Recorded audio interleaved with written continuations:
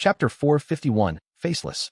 15, Minsk Street. In the dank, cold kitchen, Klein rummaged for his newly bought large iron pot, poured fresh water into it, and carefully scrubbed it several times. Then, he dropped some matches into it and snapped his fingers. The scarlet flames soared, and under his control, they quickly burned the remaining water droplets dry, without harming the surface of the pot. This time, there were no ingredients such as pure water in the potion recipe, so Klein was even more careful than the previous 2 times. He wanted to ensure that everything was in good measure to prevent any problems. Although he was able to divine whether the concoction would be successful or not, at least to not endanger his life, such a result could still involve his potion being ineffective.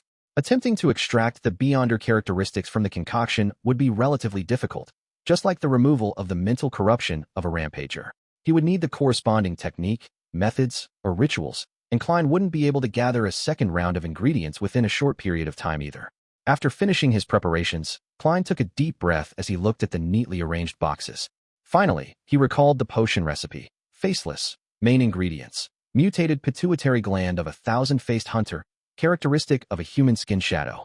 Supplementary ingredients. 80 milliliters of a 1,000-faced hunter's blood, 5 drops of black jimsonweed juice, 10 grams of dragon toothgrass powder, 3 strands of hair from a deep-sea naga. He first picked up the cardboard box which came from vampire Emlyn White. He opened the box and took out the glass bottle that contained 100 milliliters of a 1,000-faced hunter's blood. Glancing at the scale, Klein unscrewed the lid and steadily poured the sticky liquid into the pot with a stable wrist. The liquid changed its color depending on the variation in the lighting. As it was a supplementary ingredient, he didn't pursue precision and didn't use chemical experiment apparatus to separate and titrate the liquid. The 1,000-faced hunter's blood was like thin honey that slowly filled the bottom of the pot. When Klein felt that it was about time, he stopped tilting it and allowed the liquid to flow back. There's still about 20 milliliters left. My spiritual intuition is quite accurate. Klein withdrew his gaze from the glass bottle and tightened the lid. This 20 milliliters of 1,000-faced hunter's blood could still be used to make mystical items, beyonder weapons, extraordinary scrolls, or for drawing symbols or labels in some ritualistic magic. It was still very precious. After putting the glass bottle back into the cotton-filled box, Klein went down the list and added the black jimsonweed juice and the dragon toothgrass powder. He saw that the liquid in the iron pot started to bubble. Without pausing, he picked up 3 strands of dark blue hair that resembled tiny snakes with his black-gloved right hand, and he firmly placed them on the surface of the liquid. Sizzle! A faint mist rose from the iron pot, and the color of the liquid turned a deep blue. It already has such a strange effect, even without adding the main ingredients. As expected of a Sequence 6 potion, Klein reached out and grabbed the silver tin box, which vampire Emlyn White had thrown in as well. With a snapping sound, Klein opened the lid of the box, revealing a peach-like item inside. He didn't directly touch the 1,000-faced hunter's mutated pituitary gland. Instead, he placed the tin box over the top of the pot and overturned it. A yellow-brown object with the grooves and ridges of a brain fell in, crashing into the dark blue liquid. At this moment, no liquid droplets splashed up, and the pituitary gland that was constantly changing its shape silently melted. The colors of gray and yellowish-brown quickly merged with the dark blue, and the bubbling suddenly increased in size. At this point, Klein was a little nervous, but he controlled himself. He picked up the last box and overturned the huge diamond-like human skin shadow characteristic into the pot. All of a sudden, the mist converged, and even the glow of the gas lamps showed signs of being attracted and devoured as the room turned darker. When everything returned to normal, Klein finally saw what the final potion looked like.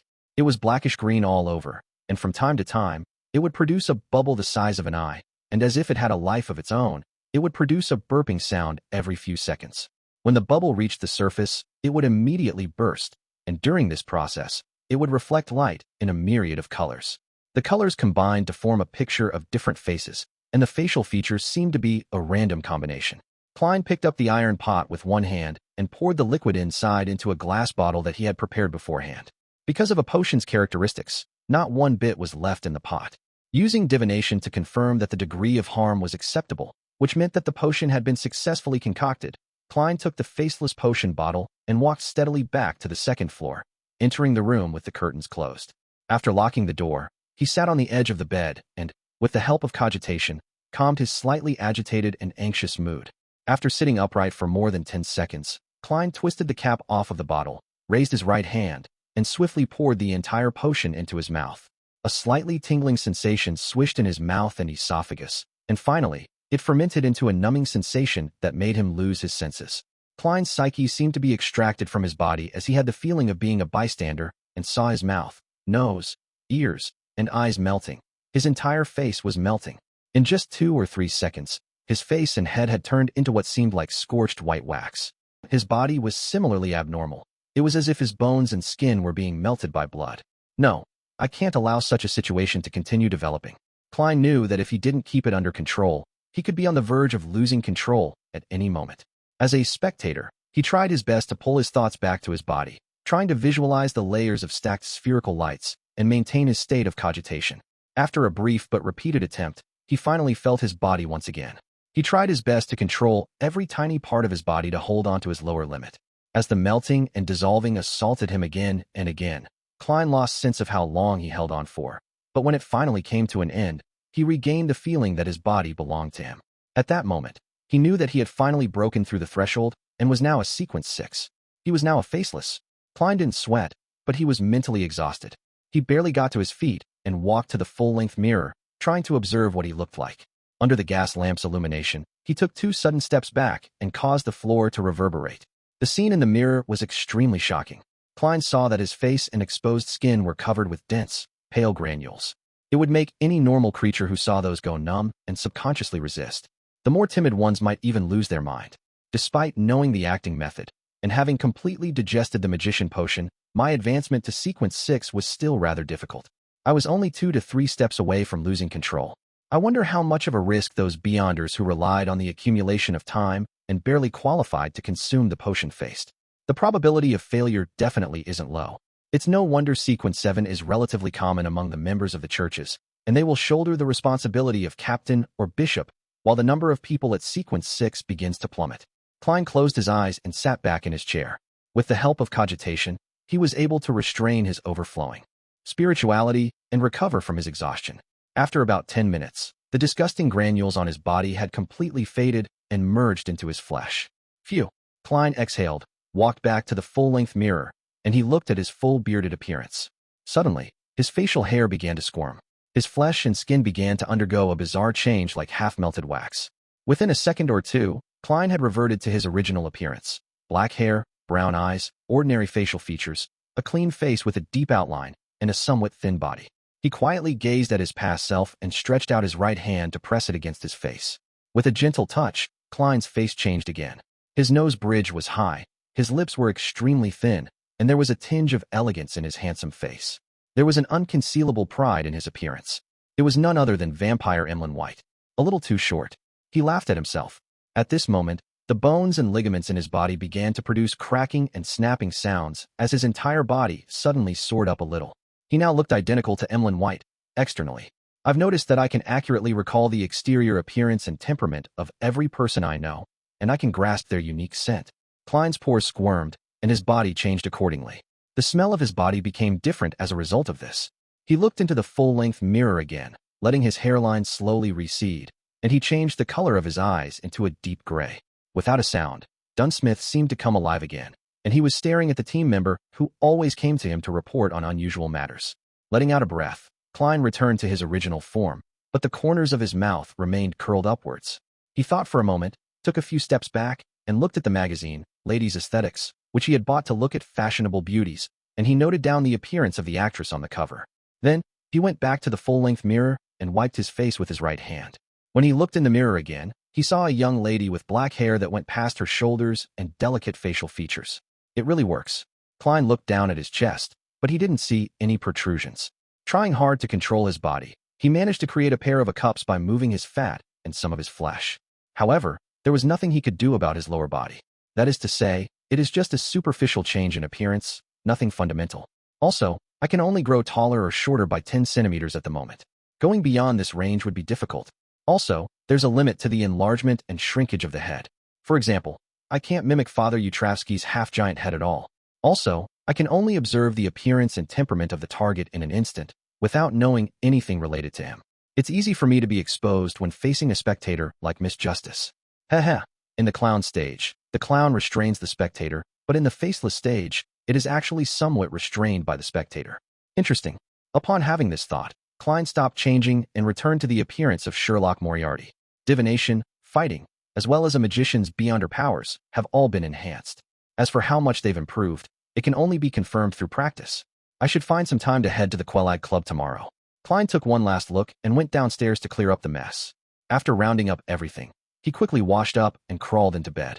Lying there, looking out the window at the crimson moonlight, he gradually calmed down. After a few minutes of this, Klein slowly closed his eyes and smiled to himself. Good night, Faceless. Chapter 452, Benson's Decision. Townsend Street, in between Empress Borough and West Borough. Zhou Mingrui was standing in a dark, secluded alley. Even without looking up, she could see the countless magnificent palaces and tall Gothic towers in the distance. It was the highest district in the whole of Backlund, and it was also where the lone royal family resided. It shared the same, or even slightly higher status as the White Maple Palace of Intis and the Ormer Palace of the Edessak Empire in the southern and northern continent, and in the entire world, but its name was neither romantic nor ancient. It was called the Sodila Palace, and in ancient Edessak, it meant balance. Zhou looked away from the famous spell of order and directed her sight to the other side of the alley. In the shadows where the street lamps didn't shine, a figure slowly walked out. The figure wore a golden mask that revealed the lower half of his face. He was none other than the mysterious person who had previously sold the sheriff formula to Zhou and had occasionally entrusted her with some tasks. When Zhou and Furs discussed in private, they both suspected that the person was from MI9. Any progress this week? The man wearing the gold mask asked as per usual. Zhou shook her head. No, I don't think anyone was keeping tabs on Capum before the incident. She paused for a moment. Then she reluctantly asked, do you still want to continue investigating this matter? The masked man was silent for a moment. There's no need, but if you hear anything related in the future, then contact me right away. Today, I'll give you a new mission. What mission? Zhou was completely in her bounty hunter state, ready to assess the risks. The masked guy laughed. This is a very simple mission, and it's one that you've been dreaming of doing. Seek to purchase the sheriff and interrogator main ingredients in all your circles, especially a special ingredient that can be directly concocted into a potion. If someone responds to it, we will pay for it. The purchased ingredients will belong to me? Zhou blurted out a response. This was her greatest concern. No. Do you believe that such a simple mission would have such a high reward? Of course, if you're able to fish out the person we're looking for, it's not impossible to negotiate and let you obtain the main ingredients, the masked man said with a chuckle. But I don't know the main ingredients of the interrogator potion, Zhou hesitantly said. I'll tell you later. This is also our advance payment. Even if we don't find the target, you'll have the main portion of a sequence 7 potion formula, worth more than 600 pounds. I think you're fully aware of our generosity, the masked man said in a bewitching tone. Generous indeed. Who's their target, and why are they willing to pay such a high price to find them? Well, if he were from MI9, taking advantage of this mission to retrieve the beyonder ingredients of the arbiter pathway on the market should also be one of his goals. There's no problem about wasting money. As quite an experienced bounty hunter, Zhou instinctively thought of a few things. After some deliberation, she nodded and said, I'll take this commission. Very good. The masked man's tone turned relaxed as he surveyed his surroundings and said, the interrogator potion's main ingredients are the horn of a flash-patterned black snake and dust of a lake spirit. After saying that, he slowly retreated and melded into the shadows, disappearing into the corner of the alley. He really told me the main ingredients of the interrogator potion. Zhou was momentarily stunned. Only at that point did she clearly realize how much importance the masked man's faction placed on this mission. I wonder who their target is. It seems to be focused on some special ingredient that can be used to directly concoct a sheriff or interrogator potion. With this in mind, Zhou suddenly froze up. She remembered one thing. When she advanced to sheriff, she had used a special ingredient she had bought through Furs, one that could be used to concoct the corresponding potion. Is that their target? Zhou instinctively decided to keep silent on this matter, to never tell the masked man anything. She rubbed her fat baby cheeks and walked towards the street outside, ready to take a public carriage back to Cherwood Borough. At that moment, she saw a brown carriage drive past. Her eyes were instantly attracted by the coat of arms on the carriage. The coat of arms consisted of a single flower and 2 rings. There was nothing special about it, but Zhou stared at it in a daze as though her gaze had frozen. It was only when the carriage was far away did she withdraw her gaze. Her mood immediately reached rock bottom. It didn't turn for the better, even when she returned to the shared rented house. Seeing that her friend was in a bad mood, Furs poured 2 glasses of red wine and brought them to her. What happened? She sat across her and pushed one of the glasses towards Zhou. Zhou looked down at the red wine. After a full 2 minutes of silence, she said in a slightly hoarse voice, on the way back, I met someone I used to know. Who? Furs asked, cooperatively. Viscount Stratford. Zio replied to any question she received without elaborating. First thought for a moment, and then she said, "This Viscount seems to be the captain of the Royal Guards?" As a best-selling novel author, she would receive invitations from noblemen who liked literature and participated in afternoon tea parties and banquets from time to time. With her professional habits of collecting material as a writer, she would certainly volunteer to understand more famous noblemen. It was at such a party that she got to know Viscount Glaint. "Yes, he used to be my father's deputy," Zio said with some difficulty. "Your father?" Furs knew that Zio came from a fallen aristocratic family and had some secrets. However, she didn't know the specifics. Zio picked up the glass of red wine and gulped it down, coughing a few times after she choked. After calming herself down, she said, "My family was once part of the aristocracy. In its heyday, it even served as an Earl Palatine." "Earl Palatine? What position is that?" Furs asked, half curious, half trying to soothe her friend's mood. "It's equivalent to being the spokesperson for the royal family, nobles that are the closest to the throne," Zio said in recollection, her face jubilant. "From that moment forth, our family had the fief a true earl would have, but it wasn't as illustrious during the time of my father. However, we still held the trust of the former king, might wielder William VI. He was the leader of the Household Guards Division and the captain of the Royal Guards."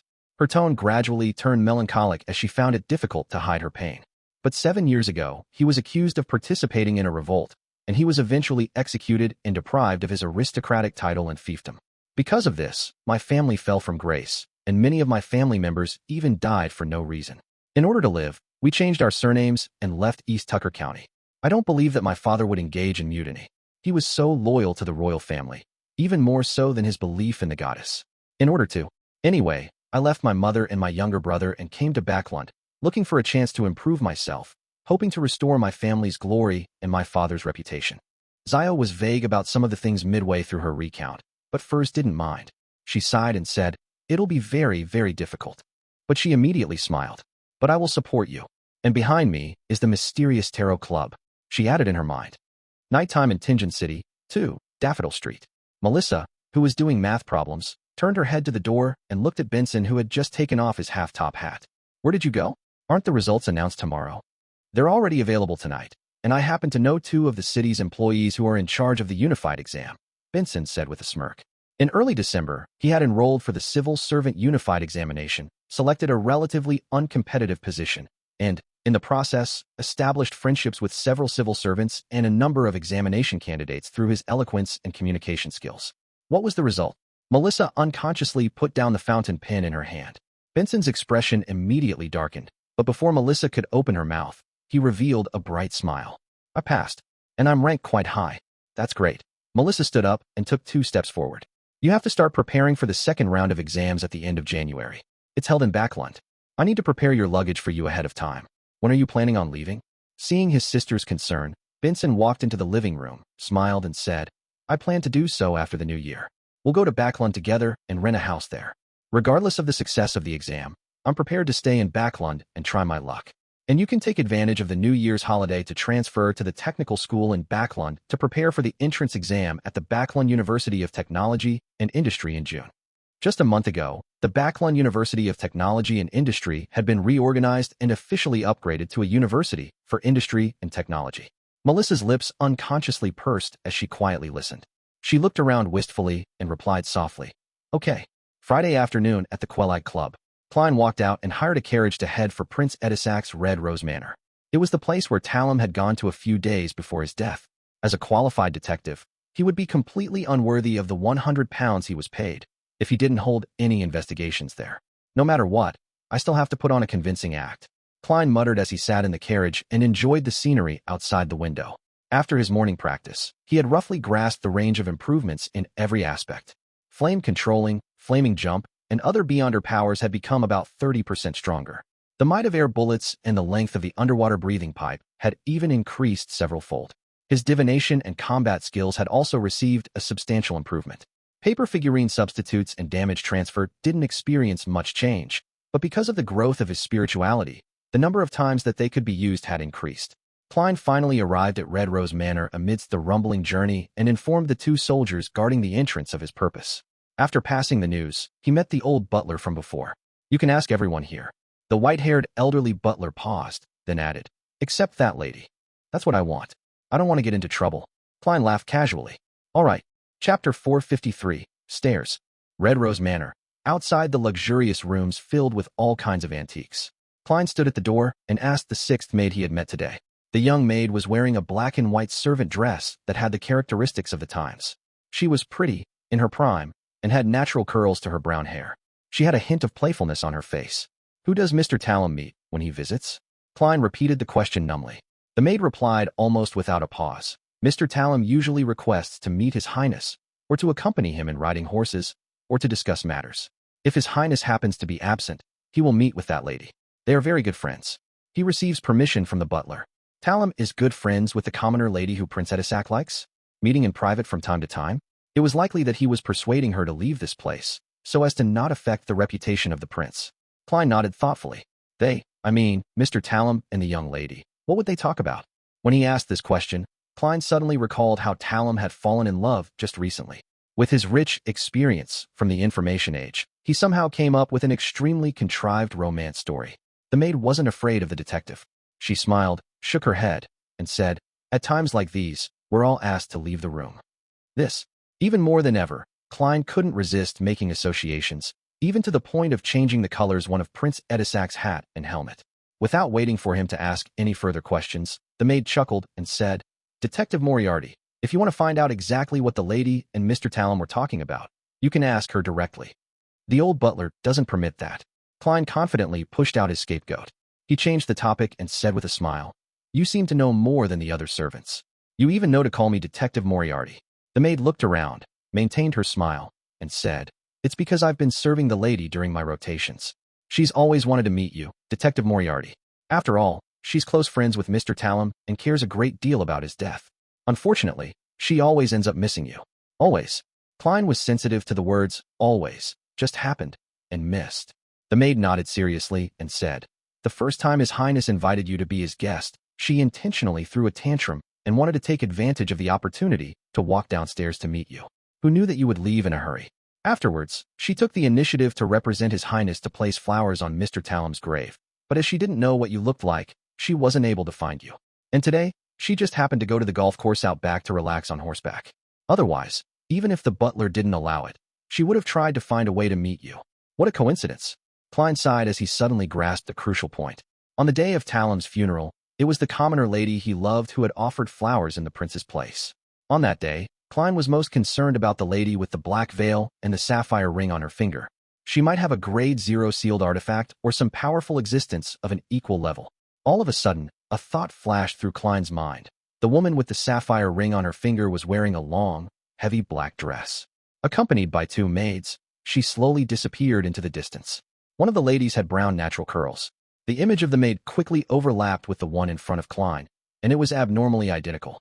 Klein's body tensed up, and sweat rolled down his back, but his expression didn't change at all. Using the abilities of a clown, he pretended like he was recalling the event, and he asked with a smile, "Were you with that lady on the day of Talum's funeral?" The maid replied without much thought, "Yes." "Damn, it's really her." Klein maintained his smile. "Very well, next question." As if nothing had happened, he began to inquire about other things. Then he switched to another servant and continued.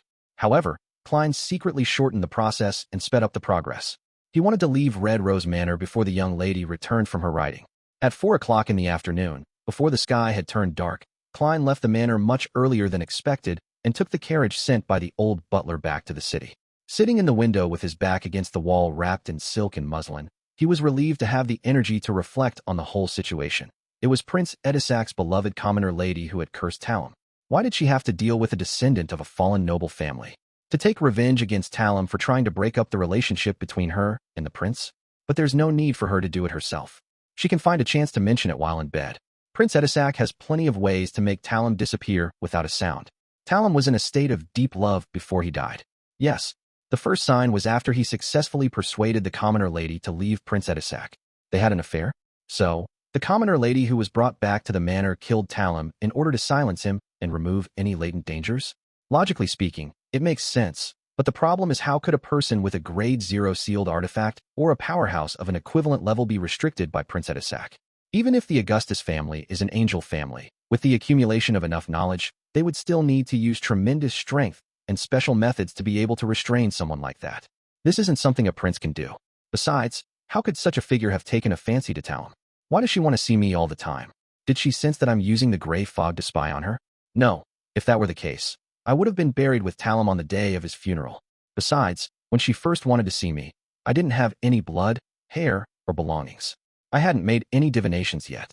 Klein was puzzled as he thought about it. In the end, he decided to bury the problem deep within his heart. He wasn't to probe or investigate. I hope that the machinery hive mind, with my earlier reminder, will pay importance to this matter of noticing the royal family's abnormality. Yes, they might regard it with great importance, not because of Prince Edessak's reputation, but for another reason. I hope the royal family continues to prevent the lady from visiting me.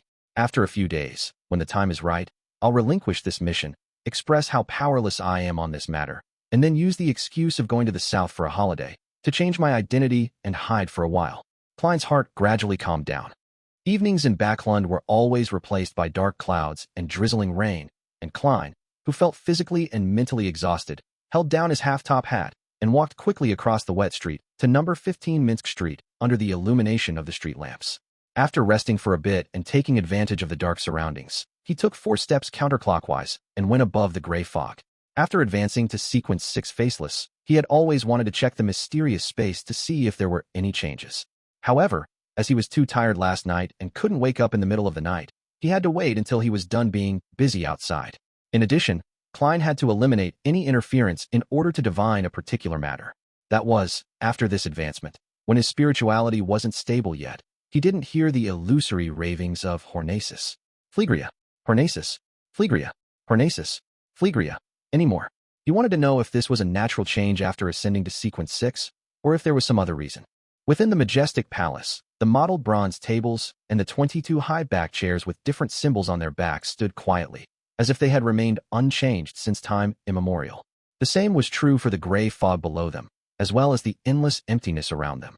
But as soon as Klein entered, his spiritual intuition was keenly aware that the mysterious space was somewhat different from before. He was in no hurry to explore or make any attempts.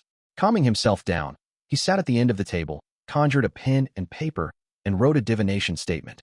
The reason why I haven't heard any ravings after my advancement. Holding the piece of paper and muttering the sentence, Klein leaned back in his chair and quickly entered the dreamland with the help of cogitation. In the dusky sky and land, images flashed, and in the end, they all came to a stop on a particular scene. It was Klein, whose face and body was still covered in pale granules. He was surrounded by an illusory, thin layer of gray fog that was undetectable. The dream shattered. Klein opened his eyes and roughly understood the reason.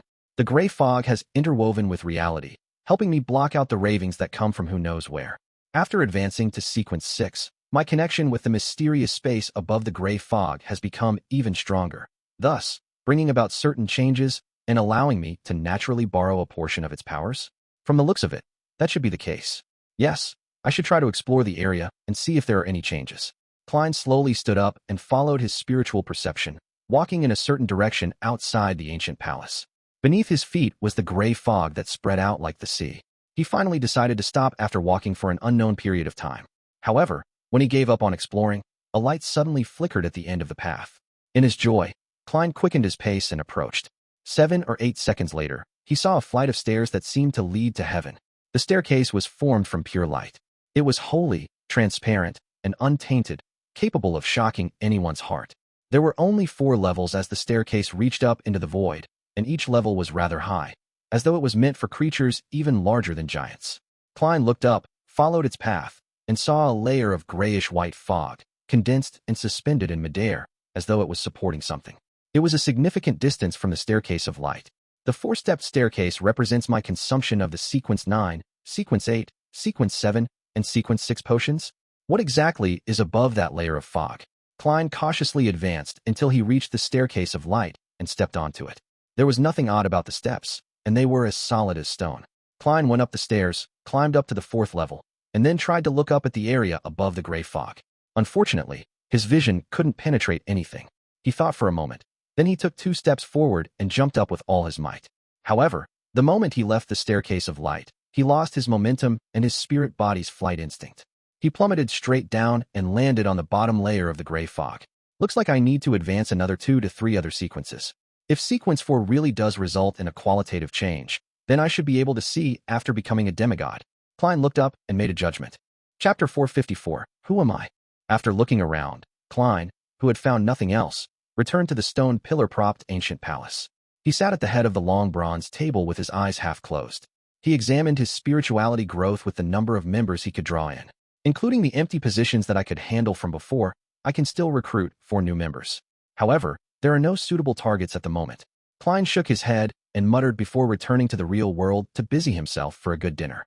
After slicing potatoes, boiling beef, adding onions, and stir-frying them for a while, as well as sprinkling seasonings like sugar and pepper, Klein poured the prepared hot water into the saucepan, covered it with a lid, and turned the fire down. I have to admit that a magician's flame controlling is a good helper in the kitchen. Ever since I got it, my culinary skills have clearly improved. If it wasn't for the loss of control, the monsters, the searches, and the evil gods, the world would be at peace and perfect if everyone was dedicated to using their abilities without causing public damage. Klein sighed and left the kitchen to enter the living room. As the light from the wall lamp spilled out, Klein, who had been planning on flipping through magazines and wait for the appropriate time to throw in the potatoes, carrots, and the proper amount of salt, he couldn't help thinking about how to act as a faceless. Just after waking up this morning, my spirituality had completely stabilized. I discovered that although there aren't any signs of digesting the faceless potion in me, I do have a certain level of harmony. This is a phenomenon that never happened after consuming the seer, clown, and magician potions. With this in mind, Klein looked up at the oriel window. As it was already dark outside, it had become like a mirror, faithfully reflecting Sherlock Moriarty with his black hair, brown eyes, beard, and gold-rimmed glasses. Klein nodded thoughtfully. Perhaps it's because I've always been acting as Klein Moretti. Yes, in a way, Sherlock Moriarty is just Klein's disguise, not someone else. Although I've received many memory fragments and gained some of the original's feelings that previously existed, in essence, I'm still a guest from an alternate world. I am Earth's keyboard warrior, Zhou Mingrui. I've been through so much in the last 5 months that sometimes I even think I'm Klein Moretti. Amidst the silence, many thoughts flashed through Klein's mind, giving him a lot of insight. However, I'm still Zhou Mingrui who's donning the skin of Klein Moretti, someone who has never given up the idea of returning. He slowly closed his eyes. When he opened them again, the figure reflected on the oriel window had already changed. It was a young man with dark brown eyes and short black hair. His facial features were unremarkable, and he appeared refined, but he had obvious eye bags with an inkling of a double chin. This was Zhou Mingrui from Earth. Long time no see. Klein sighed, raised his hands and rubbed his face. By the time he lowered his arms, he was back as Sherlock Moriarty. After this period of contemplation and adjustment, he inexplicably felt that the gap between his spirituality and the potion had reduced significantly, and there were signs of them slowly blending together. No wonder Nimblewright Master Rosego's teacher. Yes, perhaps his teacher would say that you can disguise yourself as anyone, but you are ultimately yourself. This is likely a core rule of a faceless acting method. Once one forgets this point, it would be easy to forget yourself amidst the constant changes, eventually turning into a monster. Klein felt enlightened when he recalled what he had previously obtained via spirit channeling. He crossed his right leg and leaned back, quickly coming up with a plan for the future.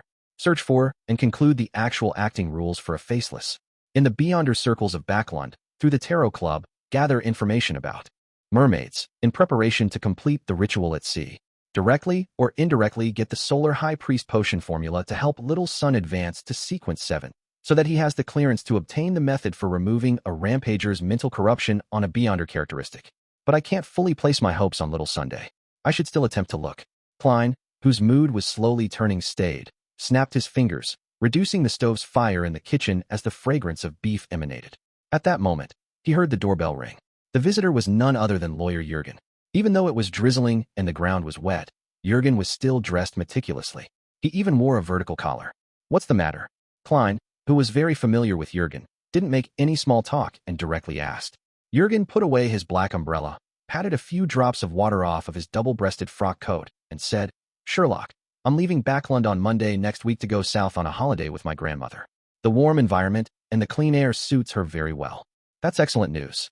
Klein took the initiative to deduce, smiling as he asked, You want me to temporarily adopt Brody?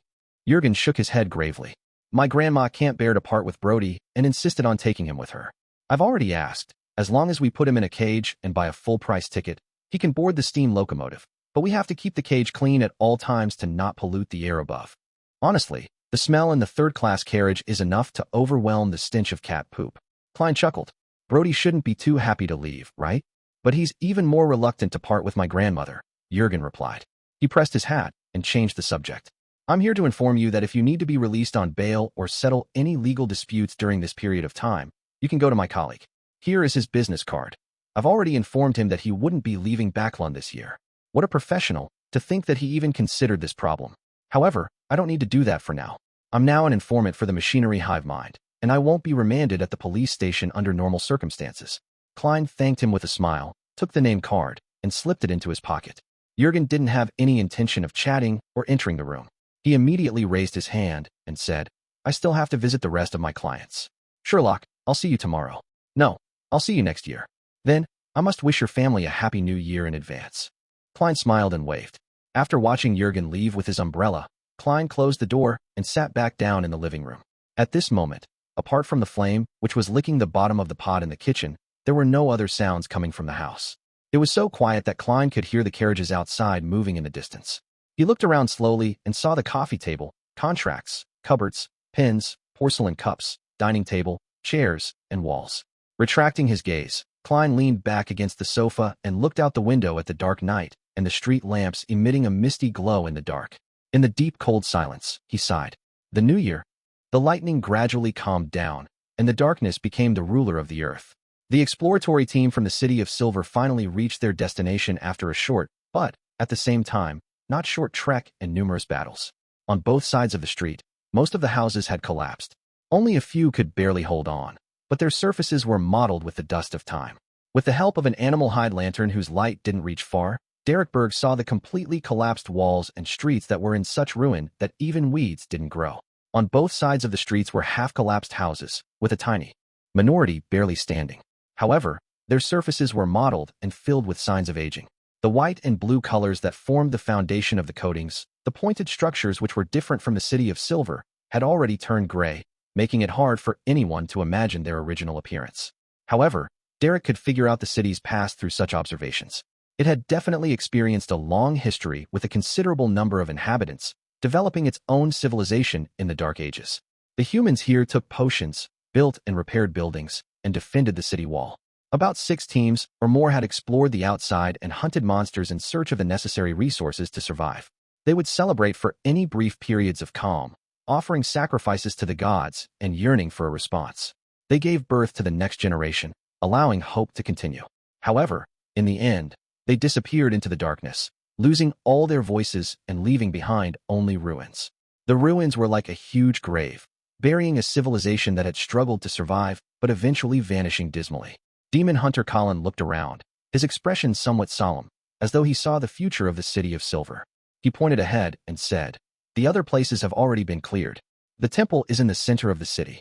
The exploratory team dispersed a bit, but they still maintained sufficient order and didn't let down their guard.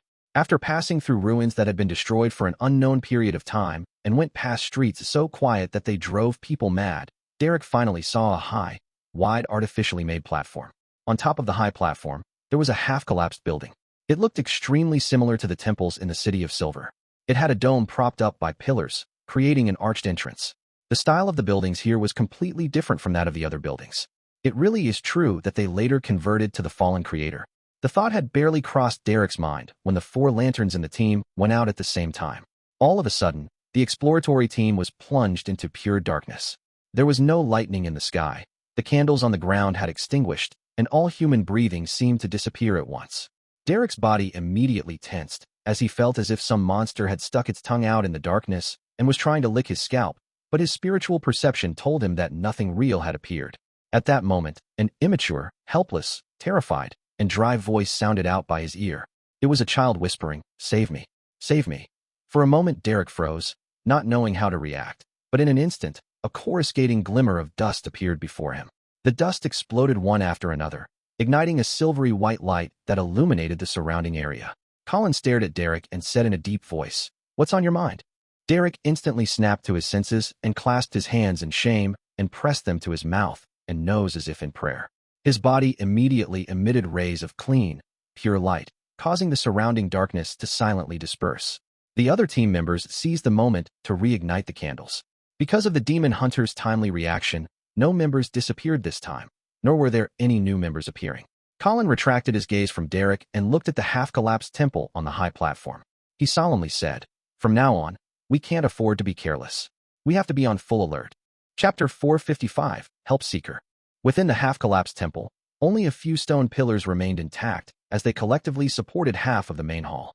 At the very front of the main hall, there was an altar covered in cracks. In the middle of the altar, there was a huge, pitch-black cross. Hanging from the cross was a naked man who was hanging upside down. Around his ankles, thighs, and torso there were obvious rusty metal spikes protruding outward that were accompanied by bright red bloodstains. Derek knew that this was the statue of the fallen creator, but he couldn't help look down to size up the statue's face. He saw the face of the statue.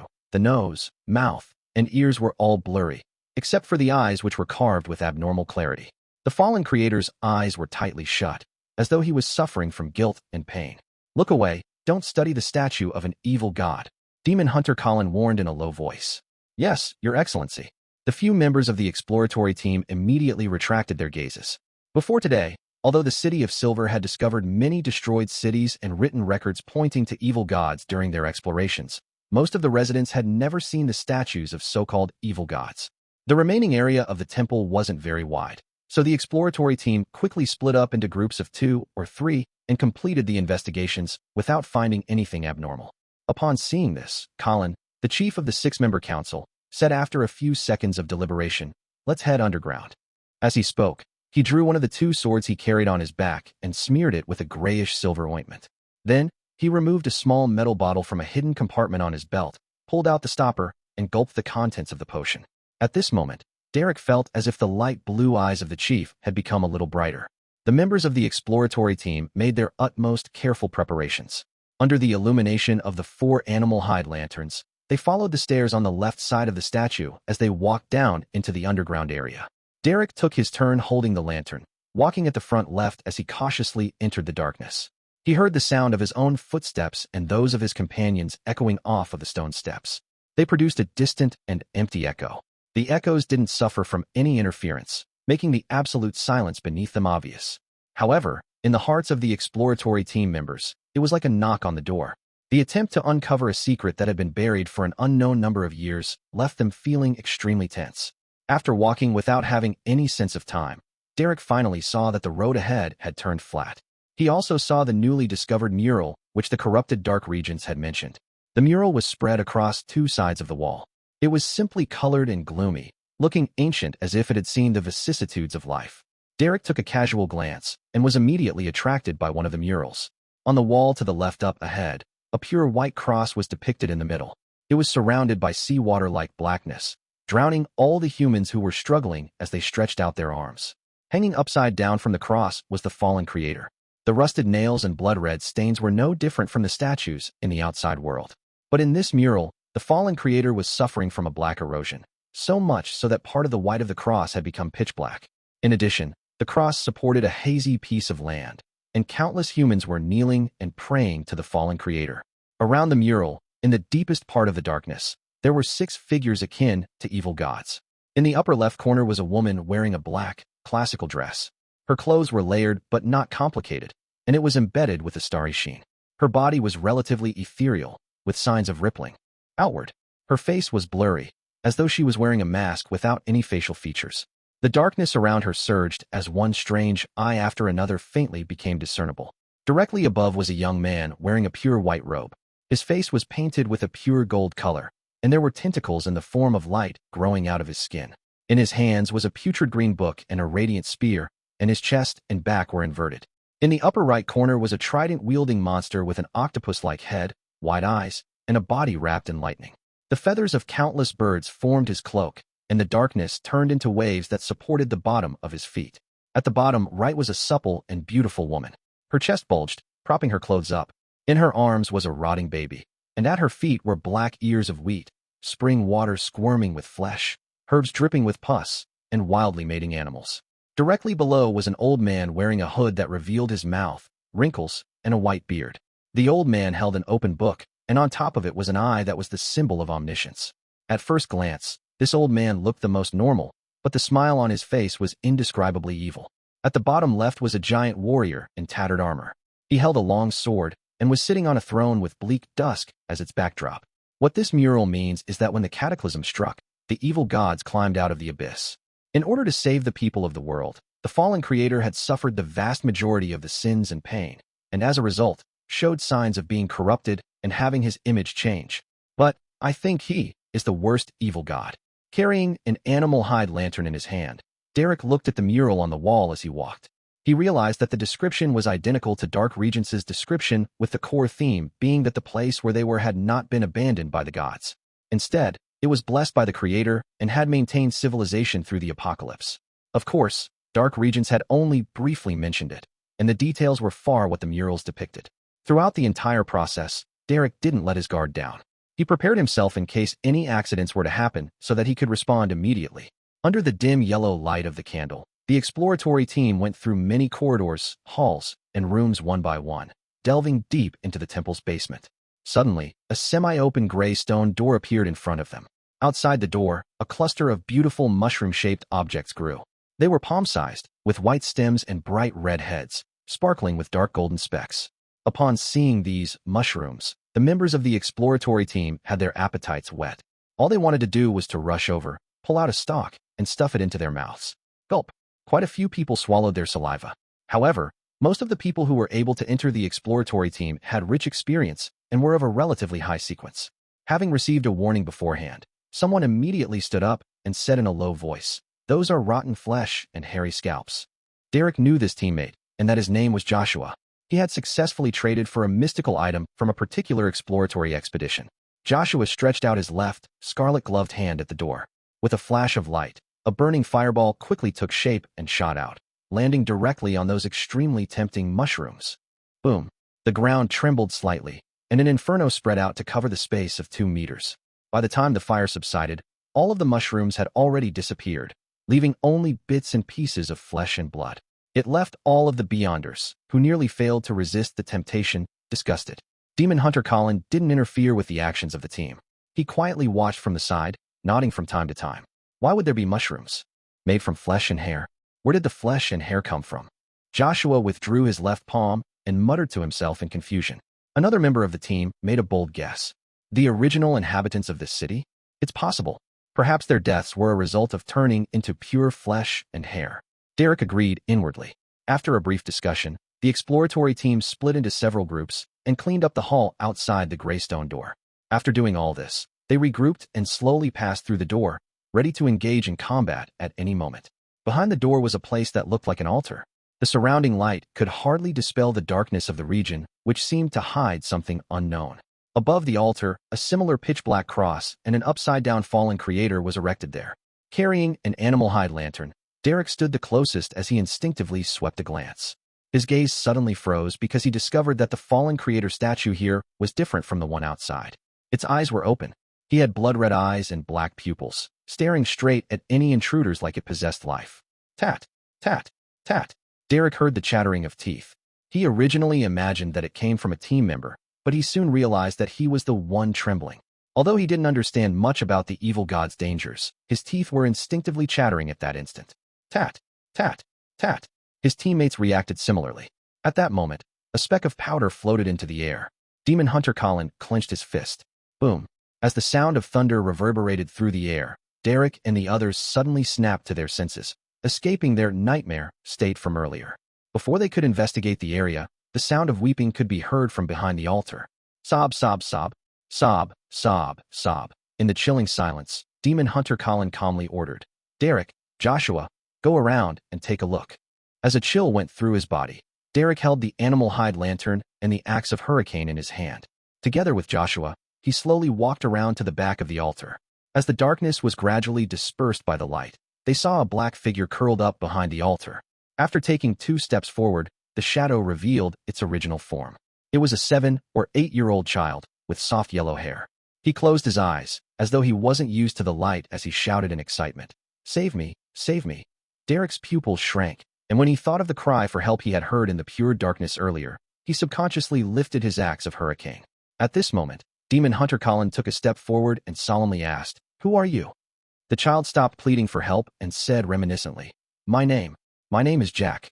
After dinner, Klein put on his coat and hat in preparation to head out. He was going to find Miss Sharon, resolve the problem of the baronet digging up a tunnel, and ask for clues about mermaids. He wanted to complete these matters before Detective Sherlock Moriarty headed south, for a vacation. Chapter 456, Plain Ghosts. Outside the Bravehearts bar, a rental carriage briskly drove by. Inside the carriage, Klein, who was wearing a half-top hat, was sitting opposite Sharon, who was still wearing her black Gothic regal dress. Looking at the expressionless and pale face of his former bodyguard, Klein was at a loss on how to exchange pleasantries. He could only go straight to the point. I'm done with my preparations. Although Sequence 6 Faceless had only given him one Beyonder ability, all the powers he had before had experienced a clear upgrade, resulting in a great improvement to his strength. This was the best form of preparation. However, a Faceless powers could be deemed a godly skill in certain situations. For example, when being pursued or trying to infiltrate. Klein couldn't help but let his imagination run wild. Sharon listened quietly and simply said, "Tonight?" She spoke with a slight rise in intonation towards the end to indicate an inquiry. "If it's fine with you, then I'm fine as well," Klein responded, prepared. "All right." Sharon nodded. After a few seconds of silence, Klein asked in deliberation, "Have you heard about anything to do with mermaids? Do you know where one can meet such a creature of legends?" Sharon's blue eyes stared unblinkingly at Klein, as though she had transformed into a real doll. After a while, she emotionlessly said, "There are no longer mermaids in places where humans can reach. Only the fishermen of the Gargas Islands would occasionally hear the mermaids singing in the midst of a storm during their long voyages to hunt white-tailed whales." Located in the depths of the Sonia Sea, the Gargas Islands was the farthest human colony in the sea, characterized by local products such as whale oil and whale meat. "I wonder if this rumor is true or fake." Klein nodded. "I understand." The bell chimes in the night rang out quietly, as though they came from a faraway place. There was an abandoned chapel in the middle of William Street. Withered vines crawled over its walls and gray stones were strewn everywhere. Inside the chapel, feces and debris intertwined amidst the rocks and dead grass. In the half-collapsed corner, a middle-aged man, wearing black tights, was moving stones that hid the entrance to a cave. He carefully and excitedly went into the tunnel, carrying his digging tools, lighting tools, and earth basket. His hair was gray at the temples, and his eyes were puffy. He was Baronet Rafter Pound, who was considered mentally ill by the outside world, but he was secretly a descendant of the Tudor family of the Fourth Epoch. This prodigy, who was always entangled with high-class call girls, had a serious expression on his face, and his eyes were bright. It was impossible to find any signs of him being addicted to drinking and sex. He pushed himself up on his elbows and rapidly crawled down the slope, as though the end of the tunnel hid the greatest and only hope of his life. Not long after, he touched the wet mud and cold stone in front of him. This didn't extinguish Rafter Pound's enthusiasm. He repeated motions that he was extremely proficient with after having recently gained the experience. As he was digging, carrying, and moving things, an empty area appeared before him. It was a dark underground palace that was in front of him. Rafter Pound's expression immediately became crazed with excitement. He quickly moved forward and grabbed the black iron badge. The badge was a hand holding a scepter. Seeing this, Rafter Pound's eyes lit up as if they were on fire. Just as he put the black iron badge on his chest, everything in front of him shattered. He was still in the narrow and irregular tunnel, with wet mud and ice-cold stones in front of him. No, there was someone else there who was quietly watching him. He had no eyes, no nose, no mouth, no eyebrows, and no ears. Rafter Pound's pupils contracted. He could only feel a numbness rising along his spine from his waist down to the back of his head.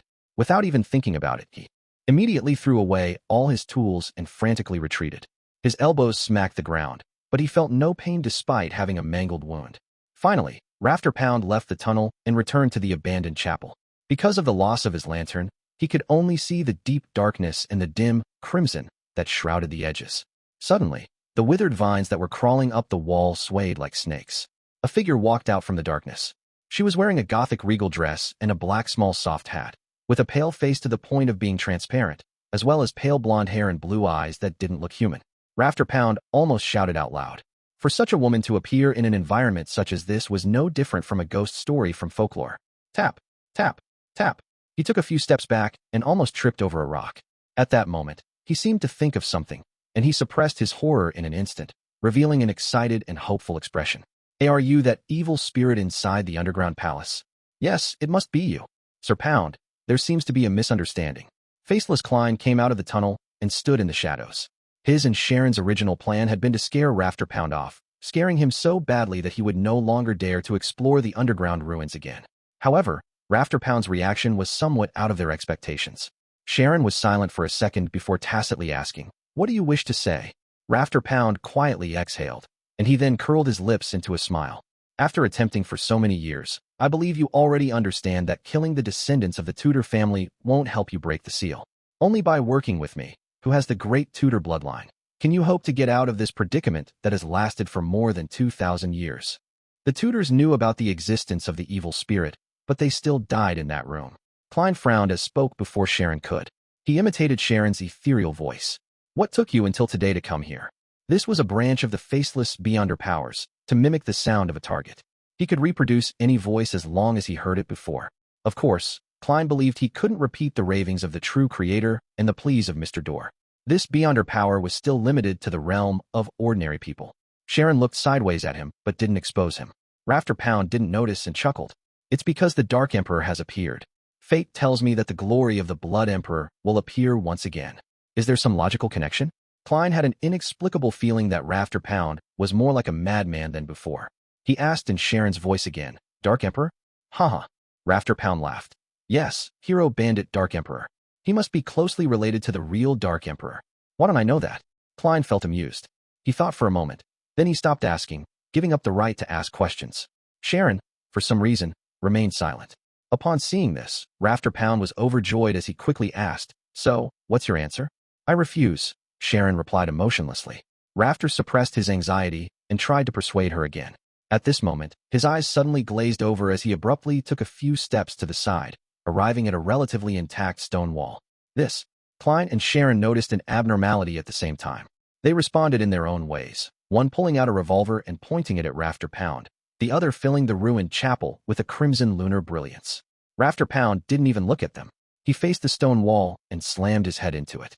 Thump, thump, thump. He slammed his head 3 times in a row and fainted with blood dripping from his forehead. Then he got up again. His eyes were bloodshot for some unknown reason. Rafter Pound raised his right hand and wiped the blood from his forehead, covering his palm with blood. He stuck out the tip of his tongue, licked the scarlet liquid, and said in an intoxicated manner, A member of the Tudor bloodline sure is delicious. It's really intoxicating.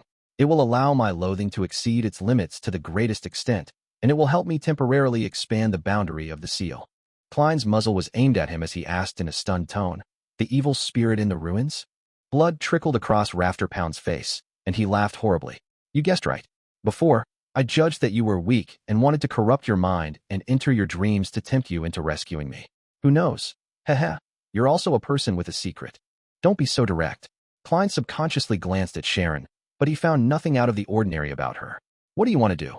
Klein asked directly. The evil spirit sighed. I'm an innocent person who was harmed because of a listitutor's ambition. Due to the constraints of my corpse, I've been trapped in that underground ruin for nearly 2,000 years. I hope that you can help me out of this predicament and allow me to become a free spirit. I swear, I won't involve innocent people. After saying that, he looked at Sharon with his bloodshot eyes. You should be a wraith from the mutant pathway. The next stop is a critical point to becoming a demigod. I'm not sure if you have the puppet potion formula, but I can help you obtain it. I can even be a part of your ritual. That is the reward I can promise you. Puppet, sequence 4 of the mutant pathway is called Puppet. What a strange name. Klein muttered inwardly. The evil spirit turned to look at him. You will similarly be rewarded. It's an object that can be considered mystical and precious, and because of some sort of attraction, its holder came to the underground palace and died by the side of the Tudor descendants. This is what it looks like. As he spoke, the evil spirit spread open the palm of his hand, causing the crimson moonlight to form a scene. Inside the picture, there was a normal-looking tarot card. The image on it was completely different from the others. Sitting inside a chariot wasn't a king, but rather a male priest wearing a dark red robe. The priest looked like Roselle Gustave. This, a card of blasphemy. Klein's eyes instantly shifted. He saw that the starlight in the upper left corner had condensed into a line of text. Sequence 0, Red Priest. Chapter 457. Information provided by the evil spirit. Sequence 0, Red Priest. Which pathway sequence 0 is this? I've learned the true name of another sequence 0. Of course, the pretext is that the evil spirit isn't lying. It said that the holder of the Red Priest card would seek out the underground ruins of the Tudor family due to some form of attraction, but they ended up dying in that room. This should be the law of convergence of beyonder characteristics within the same pathway, right? No. Emperor Roselle had apparently mentioned that after advancing to become a high-sequence beyonder, possessing a corresponding card of blasphemy would allow them to subtly sense the beyonder ingredients needed for subsequent sequences. In other words, the room where the evil spirit is sealed has a demigod-ranked characteristic of the Red Priest path of the divine hidden within. Perhaps the evil spirit was a demigod of this pathway when it was still alive, and it might even be a little stronger. The subtle sensation provided by the card of blasphemy is probably a result of the law of convergence. Klein suddenly thought of many things. He subconsciously turned his head to look at Sharon to see her reaction. By doing so, he could determine if she knew about the card of blasphemy and whether she understood the meaning of a sequence 0. However, there was no change in Sharon's nearly transparent face. It was as if the evil spirit had just shown an ordinary tarot card. However, this actually implies something. When any Beyonder first come to learn of a sequence 0, they will subconsciously think about what it represented. Perhaps only a Beyonder in the spectator pathway can read the subtle body language of Miss Sharon. Klein sighed to himself. Seeing that both of them were silent at the same time, the evil spirit gave Klein a deep glance, slowly making the projection of the card of blasphemy disappear. It once again looked at Sharon with its bloodshot eyes and said with a low and hoarse laugh, "If you are unwilling to become a demigod of the mutant pathway, then I can provide you with the sequence 4 potion formula of the abyss pathway. The temperance of desire and the flamboyance of malice has always been very congruous, isn't it?" Sharon ignored the evil spirit's question and turned unhurriedly to Klein, leaving him to respond. What the evil spirit means is that the mutant pathway and the abyss pathway are closely related pathways which are exchangeable at high sequences. How the Rose School of Thought and the Blood Sanctify sect act on the surface does seem very similar. Klein thought for 2 seconds and looked at the bloodied rafter pound. Then, how can your seal be removed? The evil spirit laughed and said, "Very simple. Find a direct descendant of the Sauron, Einhorn, and Medici family and obtain 10 milliliters of their blood, each. A little more is fine, but not less. Then mix them with holy water and pour them into my room. This way, the seal will be lifted." It's a very simple and strange method. Even in the field of mysticism, it's rare. Why must they be direct descendants of the Sauron, Einhorn, and Medici families? I have never heard of the last one. Sauron is the former royal family of Intis, and Einhorn is the royal family of the Edessak Empire. Both of them were loyal to the Trunsoist Empire, the angel family of the 4th epoch, and they were the final winners. However, Loans Augustus and Faenapotter's Castilla families also meet the same conditions. Oh right, the Sauron and Einhorn family have one more thing in common, and that is their possession of the Hunter pathway. Is this the reason for them being chosen? Taking the situation from before into context, the Hunter pathway is equal to the Red Priest pathway? As he made a guess, Klein didn't conceal his doubts. I know about the Sauron and Einhorn families, but I've never heard of the Medici family. Very normal. They often enjoy hiding in the shadows. They are corrupted angels and have established an extremely secretive organization, the evil spirit said with a contemptuous tone. That organization is known as Rose Redemption. This name is very familiar. That's right. Inside the abandoned temple of the true creator that was recently found by the City of Silver, there is something similar written on a corner of a mural. They suspect that it's the name of the city or the creator of the temple. Now, from the looks of it, this symbolizes an extremely secretive organization that was founded by corrupted angels. They believe in the true creator? What is their relationship with the Aurora Order? Klein pondered for a moment and said, "It's related to the true creator?" The evil spirit was silent for 2 seconds before asking in a low voice, "You know about Rose Redemption?" "I heard it by chance." Klein spoke the absolute truth. The evil spirit thought for a moment. Then it suddenly said with a smile, "You have more secrets than I thought. Can we not talk about such things?" Klein held himself back from watching Sharon's response as he wore an unperturbed look. The evil spirit's gaze swept across the two and laughed. Rose Redemption has a close relationship with the birth of the true creator. It's impossible for you to imagine that certain people were once members of Rose Redemption, but they have since left it. As long as you find an organization that believes in the true creator and trace it to the very end, then there will be a chance of you coming into contact with Rose Redemption. It sounds a little like the Twilight Hermit Order, with one being the front side while the other the back side. Klein made an intuitive guess. Seeing that the evil spirit had no intention of giving an in-depth introduction to Rose Redemption, he laughed and said, "Do you think we can complete something like that with our strengths?" The evil spirit was silent for a few seconds before saying, "Maybe you guys can try your luck in Beanchy Town." Beanchy Town? Where's that? Despite Klein's repeated questioning, the evil spirit refused to reveal anything else. Faced with this situation, Klein could only switch to asking, "During the 4th epoch, were the Dark Emperor, Blood Emperor, and Night Emperor fighting for the position of Sequence 0?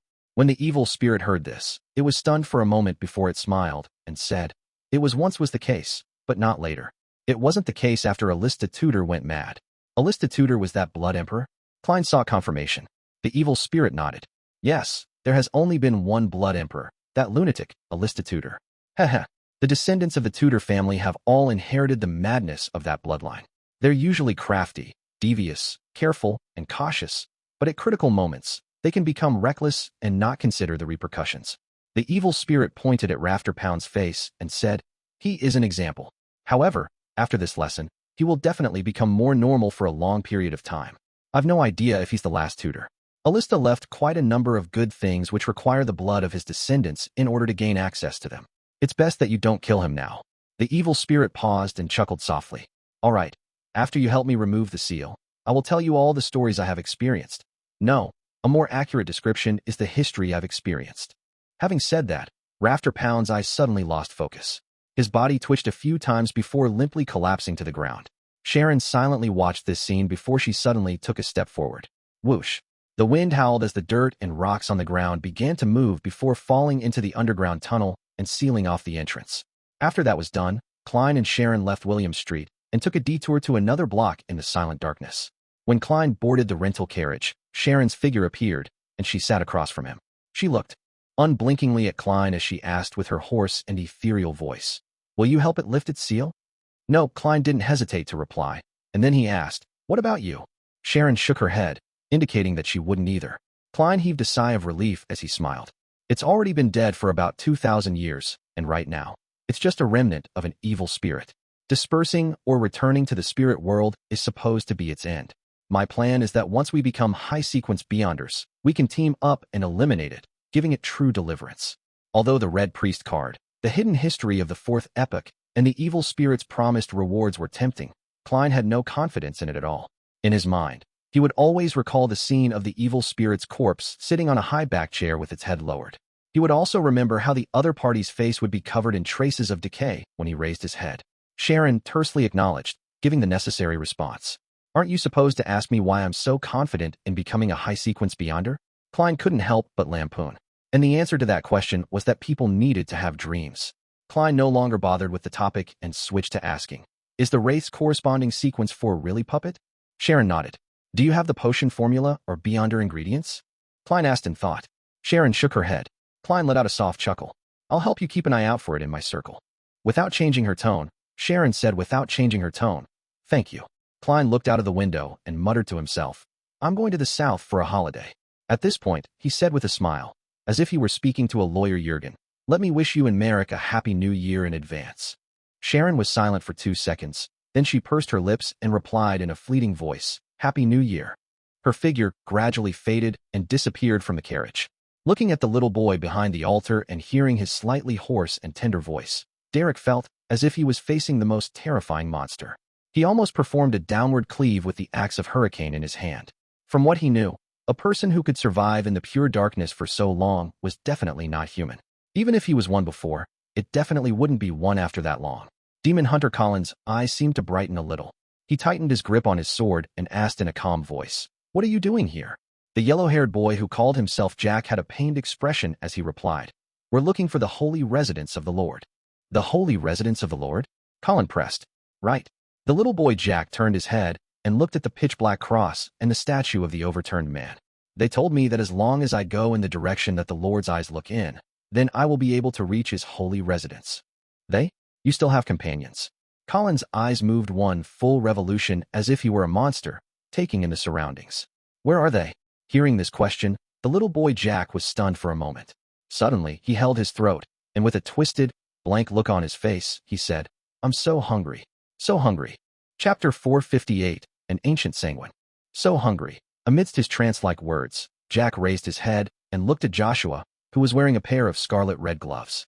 So hungry. His mouth opened in an instant, reaching straight to his ears, revealing his neat white teeth and thick saliva that was constantly gushing out of his mouth. At the same time, he threw himself forward towards Joshua. He was so fast that he left behind an afterimage on the ground. Although Joshua was on high alert, he wasn't able to react in time. Before he could even make out what was happening, the little boy, Jack, had already pounced in front of him. Thump! The yellow-haired figure seemed to slam into an invisible wall, stopping only a step away from Joshua. Jack suspended himself in midair as a reddish glow from the darkness emerged from his body and started to corrode the transparent barrier that was denying him entry. Behind Joshua and Derek, Demon Hunter Colin had already fallen to one knee at some point. He had stabbed his sword, smeared with a silver ointment, into the ground. Soon after, the area around the altar instantly brightened, as if it was the purest ray of the light of dawn. Colin suddenly drew his sword, and his figure strangely split apart, turning into a series of afterimages that spread out around the altar. Every single figure raised the sword in their hands at the same time, and, combined with the light of dawn in the vicinity, released a bright glow. So. One sword after another was thrust forward as the light of dawn converged towards Jack from all directions, encircling him in the middle. Under the brilliance of the rising sun, the black and red figures quickly evaporated, disappearing under the storm-like barrage of attacks. In the underground hall where the altar was located, the brilliance became abnormally bright, so bright that Derek Berg couldn't help but close his eyes. With a sudden jolt, he suddenly woke up from his slumber and saw a bonfire quietly burning in front of him and his teammates, who were diligently guarding the camp. Demon Hunter Colin, who was sitting cross-legged beside a stone pillar, opened his eyes and said in a deep voice, "We will set off after 50 rounds of lightning." Upon hearing this, Derek looked up at the sky and found that the frequency of lightning hadn't significantly increased. Darkness remained the ruler of this land. When he thought of the city he was about to arrive at, and the temple of the fallen creator, he couldn't help but feel slightly nervous. After spending some time calming himself down, Derek quickly ate his food and recovered his combat-ready state. I wonder what will happen in that temple. Holding the axe of Hurricane, he came to the middle of the group. Within the campsite, lanterns that were covered with a thin layer of animal hide were being lit one after another. 15. Minsk Street. Klein heated the water, adjusted the temperature, and took a comfortable bath. With the languidness after a bath, he took 4 steps counterclockwise and went above the gray fog. He intended to use divination to make a confirmation about the evil spirit's matter. In the silence of the ancient palace, Klein leaned back in his chair and began to seriously consider which divination method to choose and how to design the divination statement. It had to conform to the principles of mysticism, it shouldn't involve subdivision or elimination, and it had to contain sufficient information. After a short period of silence, Klein leaned forward and wrote down what he wanted to confirm. The evil spirit in the ruins harbors strong malice towards Sharon and me. He undid the spirit pendulum on his left wrist, gripped it with one hand, and began entering cogitation. After muttering to himself for a while, he opened his eyes and looked forward. This time, the topaz pendant was wildly rotating clockwise. This meant that the evil spirit's malice was stronger than Klein had imagined. At that time, there was nothing abnormal about the spiritual intuition we had. That evil spirit is also a powerhouse that's good at interfering with divination and prophecy. He definitely wouldn't have imagined that one of us has the temperance to resist desire, preventing her from being blinded by greed, while the other has experienced too many things to know what it means to ask a tiger for its skin. With a sigh, Klein returned to the real world and laid down on his bed. Unfortunately, the heat brought by the sun brooch is only a psychological feeling and can't warm the bed. Before he fell asleep, he closed his eyes and thought with regret. South of the bridge, Rose Street, Harvest Church. After Emlyn wiped the last chair, he straightened up and eagerly said to Father Yutravsky, "I've finished doing today's chores." "Damn, old man, don't you suddenly get ideas of getting me to copy the Holy Bible?" Emlyn prayed inwardly. The object of his prayer had unwittingly changed from the moon to Earth Mother. Father Yutravsky stood there, making the vampire look like a child. He smiled and said, "Recently, you've been able to experience the joy and relaxation of working with dedication and gratitude. Go back and quietly feel the pulse of life and the pure joy that comes from it." "I haven't," Emlyn denied on reflex. Without saying anything, Father Yutravsky looked at him with a kind smile, turned and took a seat, and then began his nightly prayer. Emlyn White's lips quivered as he wanted to refute, but in the end, he failed to say anything. He silently left the Harvest Church and habitually closed the door. When he returned to his current residence, he found that the house was empty. Both his parents had disappeared without a trace. It was only after witnessing this scene that he remembered that there was going to be a Sanguine gathering in the Backland area tonight. Those fellows are really disgraceful. As noble Sanguine, they should sleep in coffins or stay in their own rooms. Why are they mimicking humans and holding all kinds of gatherings? There's even dancing. Emlyn muttered contemptuously. As he spoke, he touched his belly and swallowed a mouthful of saliva before deciding to change into some clothes to attend the gathering. The Odora family sure is enviable. They actually have a pure human partner who runs several hospitals and has fresh blood every day. They can drink as much as they want, anytime they want. Emlyn put on his black top hat and quickly walked out of the house. Westborough, in a brightly lit villa. Emlyn picked up a glass with scarlet liquid and hungrily took a gulp of it. It really has been pre-selected. He half closed his eyes, sighing in praise from the bottom of his heart. At this moment, on the dance floor, handsome men and beautiful women were dancing, twirling, and taking slow steps with each other under the romantic music. What's the point of all of this? Emlyn stood at the edge of the railing on the second floor, looking down at his kinsman. As the largest city in the world, Backlund had many vampires living in it. They hid in all walks of life and had completely integrated into human society. As for those who were unable to control their own destructive urges and bloodlust, they were either sent to castles deep in the mountains or were dealt with in advance to prevent the Nighthawks or other official Beyonder organizations from finding clues. As he looked at his fellow kinsmen, who were growing more spirited as the night went on, Emlyn increasingly felt like there was nothing in common between him and them. At that moment, the host of the banquet tonight, Cosmiodora, walked over with a wine cup in hand. Smiling, he asked, "Do you like tonight's wine?" Of course, its owner is young enough and possesses great vitality. Emlyn straightened his back and assumed a noble posture. Based on appearances, Cosmiodora was a very gracious middle-aged gentleman, but Emlyn knew that he was over 200 years old. He had once seen Intis under the rule of Emperor Roselle, and then he moved alone because he had lived for too long and feared that his neighbors would discover something was wrong about him. Upon hearing Emlyn's praise, he smiled and said, "Yes, its owner is a young lady who was stabbed by a thief and nearly lost her life. Fortunately, she met me, and this is the price she needs to pay for her recovery. You can have a taste of the wine over there, as well as the wine over there. The owners are from Balam and Phaenopotter respectively. They have different flavors. Phaenopotter? Mother Goddess. The humans there love chili so much that their blood has a spiciness that I can't stand. Mother Goddess." As he spoke, Emlyn suddenly paused, his expression instantly turning blank. The corner of Cosmi's mouth twitched, and he pretended not to hear anything.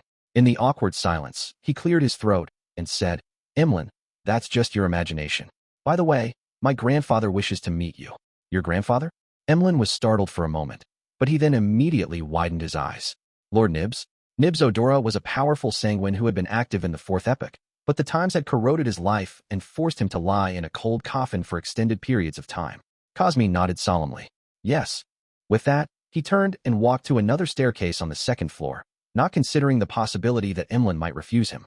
Emlyn followed, a little nervous and uneasy, thinking about the purpose of Lord Nibs's summons. Has he finally understood that the honor of the Sanguine is more important and has decided to help me get rid of Father Yutravsky's psychological cue? As he walked, Emlyn White developed a strong sense of hope. Following the stairs to the underground area, Emlyn White passed through a few secret doors and entered a large gray hall. In the center of the hall was a heavy coffin made of black iron, engraved with symbols and magic labels. After Cosmiodora reported Emlyn's arrival, a heavy and aged voice slowly came out from the coffin. "Emlyn White, do you know why I summoned you?"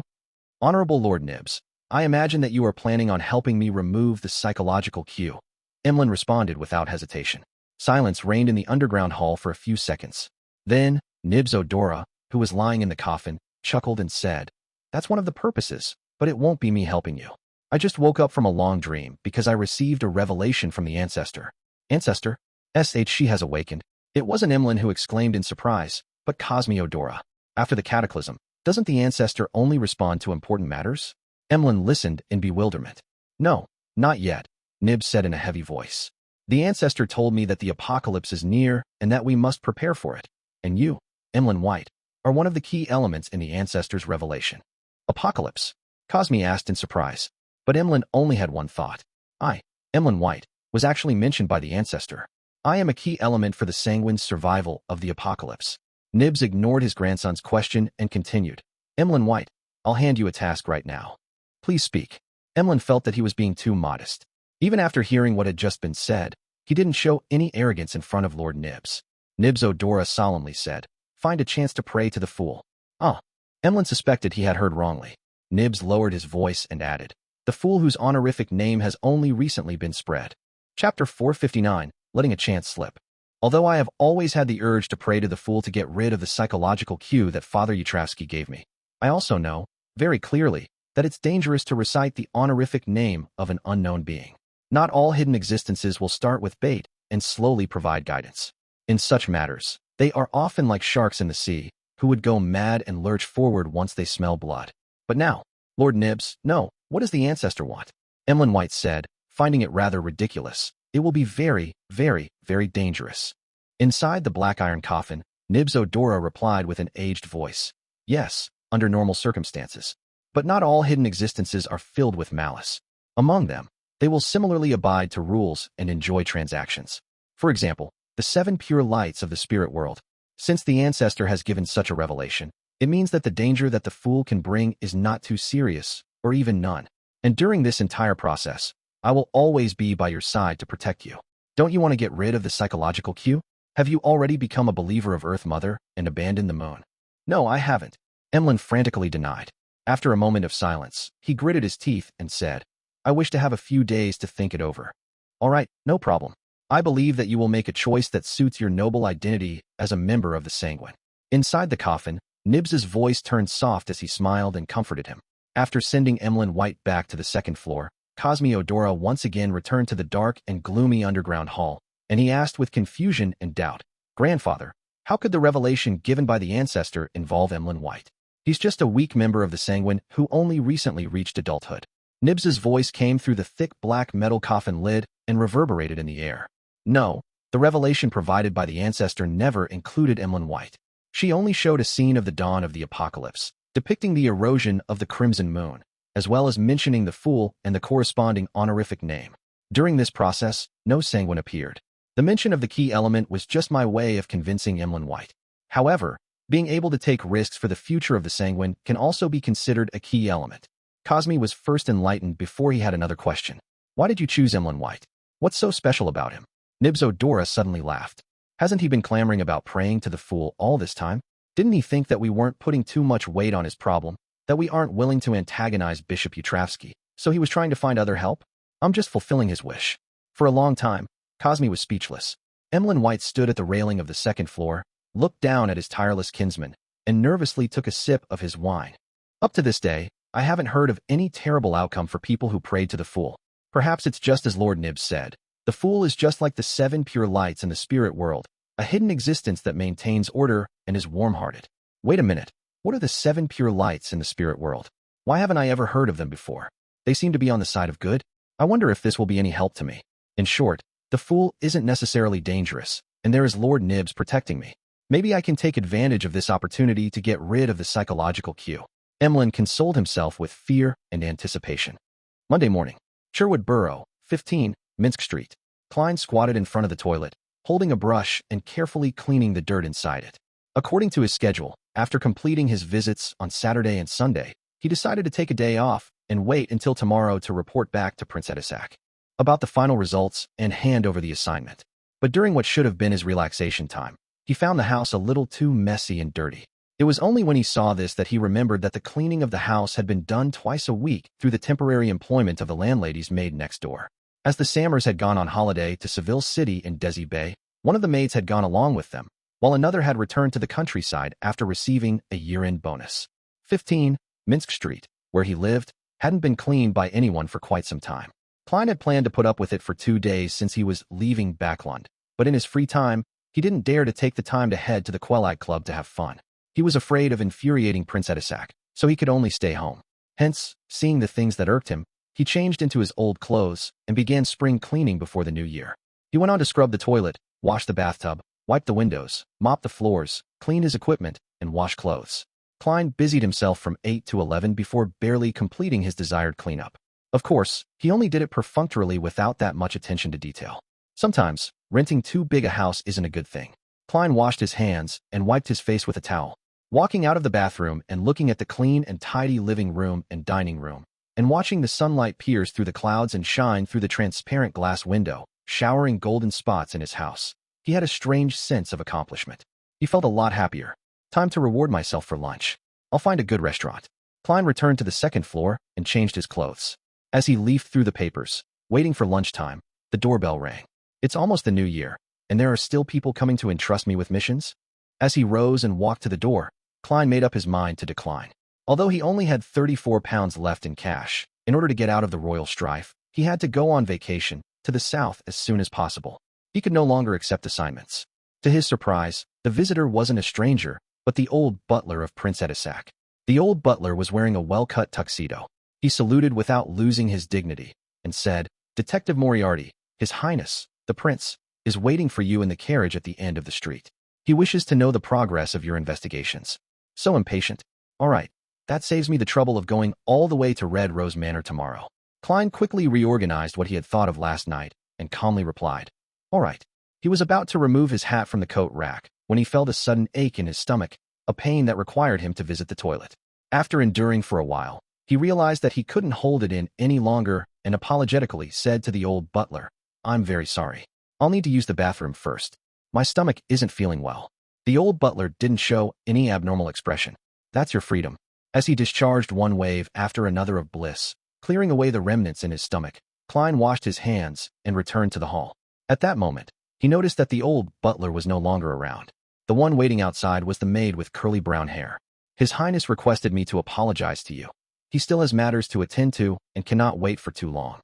Please go to Red Rose Manor tomorrow or the afternoon of the day after tomorrow." The maid bowed meticulously. "It hasn't even been 10 minutes, and I'd already done it as fast as I could. Usually, I can continue on for quite a while if I have newspapers." Klein smiled. "No problem." After receiving a response, the maid who had completed her mission immediately felt a weight off her chest. She giggled and said, "Detective Moriarty, you missed that lady again." "Huh?" Klein was at a loss. The maid lowered her voice and said, "This time, the young lady came with His Highness. She was the one who suggested taking a detour to meet you. In the end, I missed her because of my stomachache? Something isn't right." Klein frowned slightly. In a room padded with a thick and soft carpet, a quill that was being held came to a pause and stopped writing. In the open notebook beneath it, there were lines of text and marks of scribbled-out text, scribbles. Target attempted to escape control, but unfortunately, Detective Sherlock Moriarty leaves before she heads downstairs. The target influenced the surrounding maids, but Prince Edessak's butler, Funkel, chanced upon the problem and dealt with it.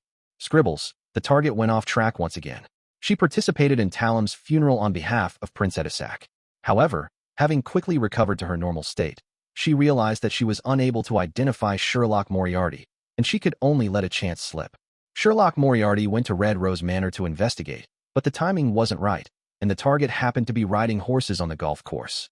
Scribbles, the target, once again, triumphed over the arrangement, encouraging Prince Edessak to visit Detective Sherlock Moriarty. Unfortunately, Sherlock Moriarty happened to have a stomachache, ended up staying in the bathroom for 7 minutes and 45 seconds, and the prince couldn't afford to wait. His facial features were like a sculpture, but the middle-aged man who was blinded in one eye put down his quill and looked at a woman. "What exactly did you put on her body? Breaking through the restrictions time and time again will create big problems." The woman laughed in a low voice and said, "It was just an accident. Don't worry, there won't be any problems." As she spoke, she pulled back her hair, revealing her long, white neck. After that, she slowly applied various things to her face, making her look even more alluring. Seeing that she was putting on her clothes and accessories, the dark golden-haired middle-aged man frowned and asked, "Where are you going?" The woman didn't directly answer and said with a smile, "Be careful of the quill in your hand. You almost exchanged bodies with someone the last time." "You don't need to remind me," the middle-aged man with deep blue eyes to the point of being black said with a straight face. The woman tightened her belt to make herself look thinner, then she lazily stretched and yawned while covering her mouth. "I'm going to pay a visit to Mr. A of the Aurora Order. I hope he's as crazy as the rumors say." As she spoke, the expression of the blind middle-aged man suddenly sank. It was because that ordinary quill had begun to write on its own, as though an invisible hand was holding on to it. Chapter 460, Cyclic Explorations. Above the gray fog, the ancient temple-like building stood quietly. After noticing some abnormalities in the series of coincidences, Klein entered the mysterious space after lunch in an attempt to confirm a guess in his mind. He picked up a fountain pen he conjured, paused for 2 seconds, and then wrote, "I am involved in a series of coincidences created by sealed artifact 0-08. Putting down the dark red pen, Klein held the silver chain in his left hand and began his divination. Finally, he opened his eyes and looked at the spirit pendulum just inches away from him. The topaz pendant stood still without any rotations. This meant that the divination had failed. Divination cannot be completed, possibly due to not fulfilling sufficient conditions, or it could be because 0-08 is resisting it. In both cases, a similar result would occur. Klein changed his statement and tried to direct it at different targets, but all of them failed. He tapped the edge of the long, mottled table with his finger, hesitating on whether he should go to Red Rose Manor the day after tomorrow. If there's no 0-08 or a similar power to arrange these matters, then my sudden escape will definitely raise Prince Edessak's suspicion. No, my escape might not be successful. Prince Edessak's men live next door. Of course, since I'm already a Faceless, it's easy for me to find a chance to escape when I'm out. But is there a need to go this far? Tomorrow afternoon, I'll be able to leave Backlund without attracting too much attention by honestly seeking an audience with Prince Edessak and normally handing over the mission. His Highness will likely not force me, an unaffiliated Beyonder, to accomplish too difficult a task. If there really is a sealed artifact or demigod like 0-08 influencing the recent events, then from my past experience, I should just be a side character who mistakenly entered the stage and haven't received enough attention. In this case, escaping is tantamount to telling the other party that I have detected your presence. I'm highly problematic. In this way, relying on my faceless powers wouldn't necessarily allow me to escape the attention that is locked onto me. The best method would be to calmly go to the Red Rose Manor and go through the normal procedures to exit the stage. After graciously bowing from the curtain call, I'll fade away from the attention of the unknown party. After combining the two elements, Klein finally decided to pretend that he hadn't discovered anything and to leave Backlund according to plan. The bonfire in the campsite was burning with flames, and there was someone standing guard inside the campsite the entire time. Derek Berg leaned against a stone pillar and slept to recover his strength. At this moment, he was dreaming of the endless grayish-white fog, an ancient chair situated at the highest point in the center, as well as the indifferent figure sitting on that chair, overlooking everything. Mr. Fool. Derek said the name in a chanting manner in his mind. Following that, he heard the fool's voice. Prepare for the gathering. Yes, Mr. Fool. Derek answered silently and began counting his heartbeats. His eyes never opened, as if everything that had just happened was just a prelude to a dream. There's still quite a bit of time before we set off. There's enough time to attend the tarot gathering, he thought with relief. He originally imagined that he, who had joined the exploratory team, would miss this gathering. After 1,000 heartbeats, Derek waited a little longer before he felt himself entering that quiet and serene divine hall. The moment he opened his eyes, scenes flashed through his mind. It was as if an external force had instantly injected all his lost memories into his head once again.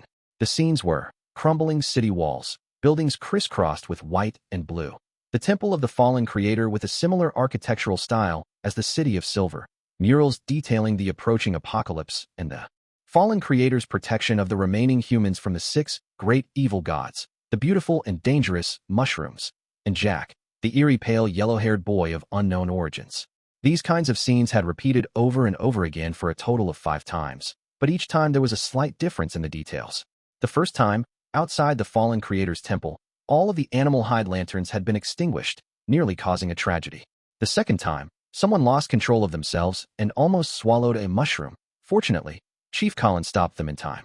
The third time, the little boy, Jack, told a story, which was that he and his father had been searching for the creator's holy residence in the endless ocean, and they ended up encountering a huge storm. The fourth time, Joshua was severely injured by Jack, who had mutated without any warning. The fifth time, the temple completely collapsed, blocking the exit of the underground area. And all of these occurrences ended with Demon Hunter Colin killing the little boy, Jack, and then started off with their rest in the camp, preparing to enter the ruined city. The beginning and end were connected as it repeated in a cycle. We've explored the temple 5 times. We have been living through this experience all this time, and there is no way to truly end it. The more Derek understood his sudden new memories, the more frightened and terrified he became. Audrey, who was sitting on the other side of the long bronze table, originally wanted to greet Mr. Fool and the others with a cheerful and light voice as usual. However, when she glanced over, she immediately noticed that little Sun's mood wasn't right. She immediately asked, "Mr. Sun, did something happen? Has the exploration of the true, fallen creator's temple not gone smoothly?" Derek seemed to have grabbed onto hope as he hurriedly described the rough situation once.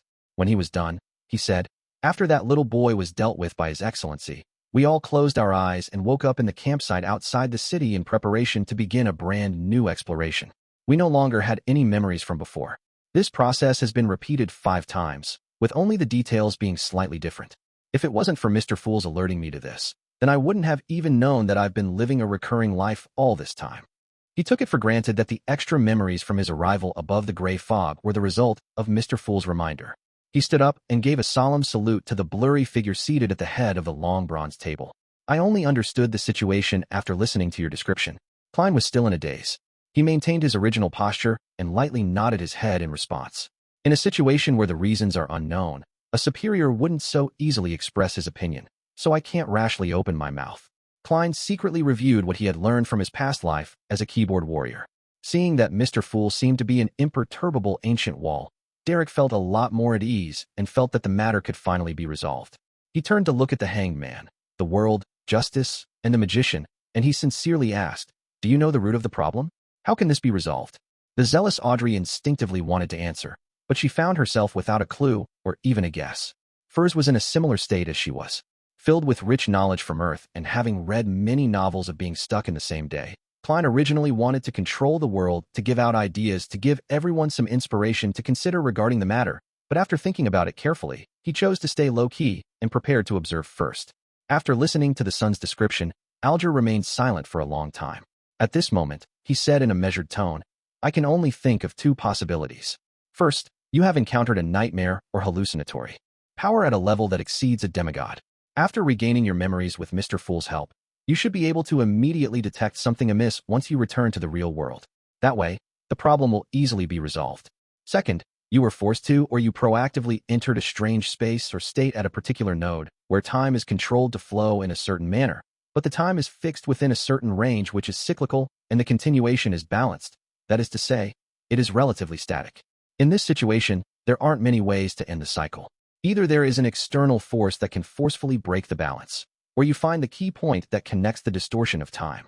An external force that can forcefully break the balance? Upon hearing this, Audrey, Furs, and Derek all subconsciously glanced at the calm and leisurely Mr. Fool sitting at the end of the long bronze table. No, I can't always seek Mr. Fool's help by not saying anything directly. He probably wishes to test my ability at dealing with such matters. After a moment of thought, he said, "Mr. Hangman, let's assume the second situation. In your opinion, what do you think is the key point that connects the distortion of time?" Without waiting for the hanged man to respond, Audrey guessed with interest, "That little boy Jack?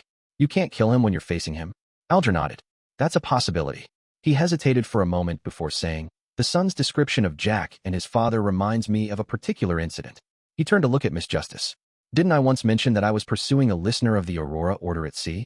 The goal for his voyage was to seek the true Creator's holy residence." Audrey carefully recalled and said without any strong confirmation, "That seems to be the case." Alger immediately said with a deep voice, "That listener also brought his son, and the son's age is very close to the son's description of Jack. Are you saying that Jack went from your world to the vicinity of the City of Silver?" Derek asked, stunned.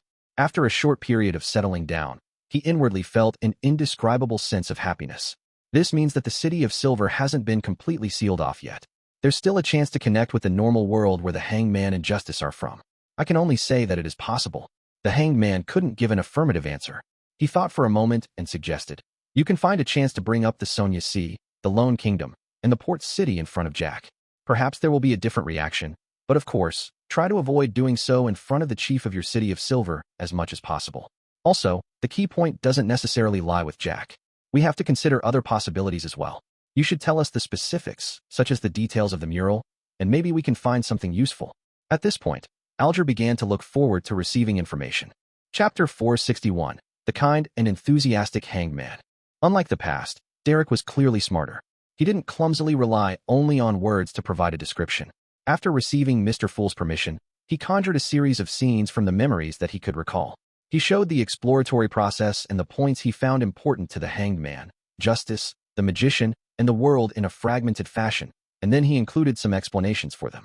The walls that had collapsed in the darkness, the streets that passed through the destroyed buildings, the stone pillar-propped white and blue ancient temple that was covered in dust under the light of the animal hide lantern, the statue that hung upside down from a pitch-black cross, the series of murals depicting the fallen creator who suffered from the sin in place of humanity, the exceptionally alluring mushrooms, the statue at the altar that had strangely opened its eyes, and the young, yellow-haired Jack who had been hiding in the back.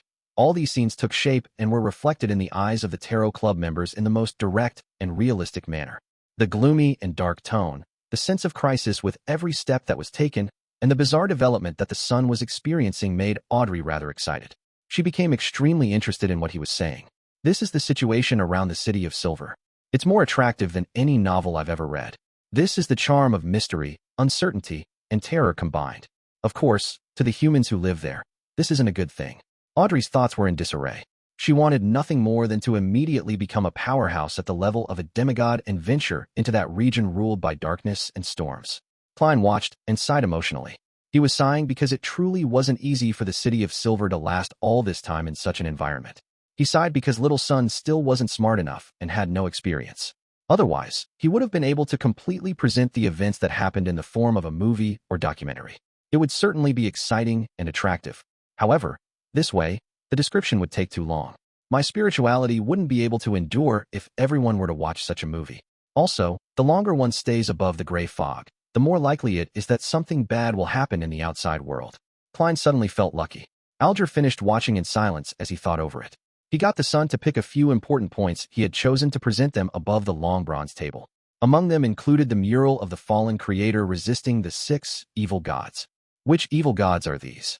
Alger looked at the octopus with lightning wrapped around its body, black waves at its feet, an avian feathered cloak on its back, and a 3-pronged trident in its hand as he began to make connections. Derek shook his head honestly. I don't know. I thought you would know them. Audrey and Furs cast their gazes over at the same time, carefully observing them several times, but they still failed to come up with any guesses. They had originally thought that these were 6 of the 8 ancient gods from the legends of the City of Silver, but they couldn't find a suitable match.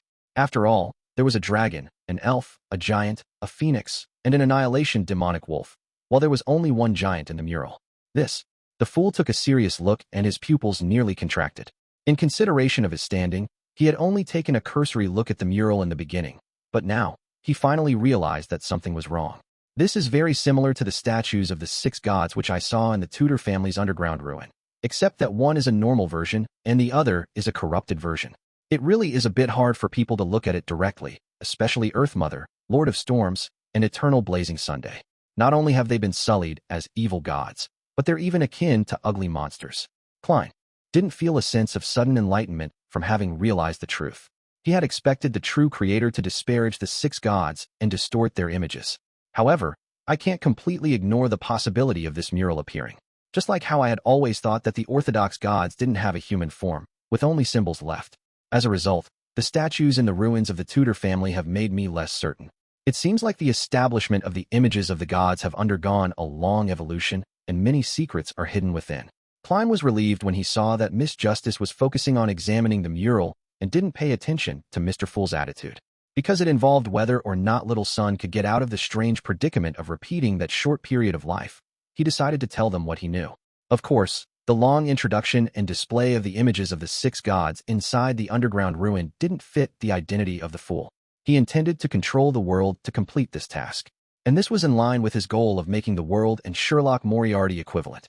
The fool should enigmatically say, Evernight, Sun, Storm, Wisdom, Earth, Giant, and then give no explanation, with superfluous descriptions.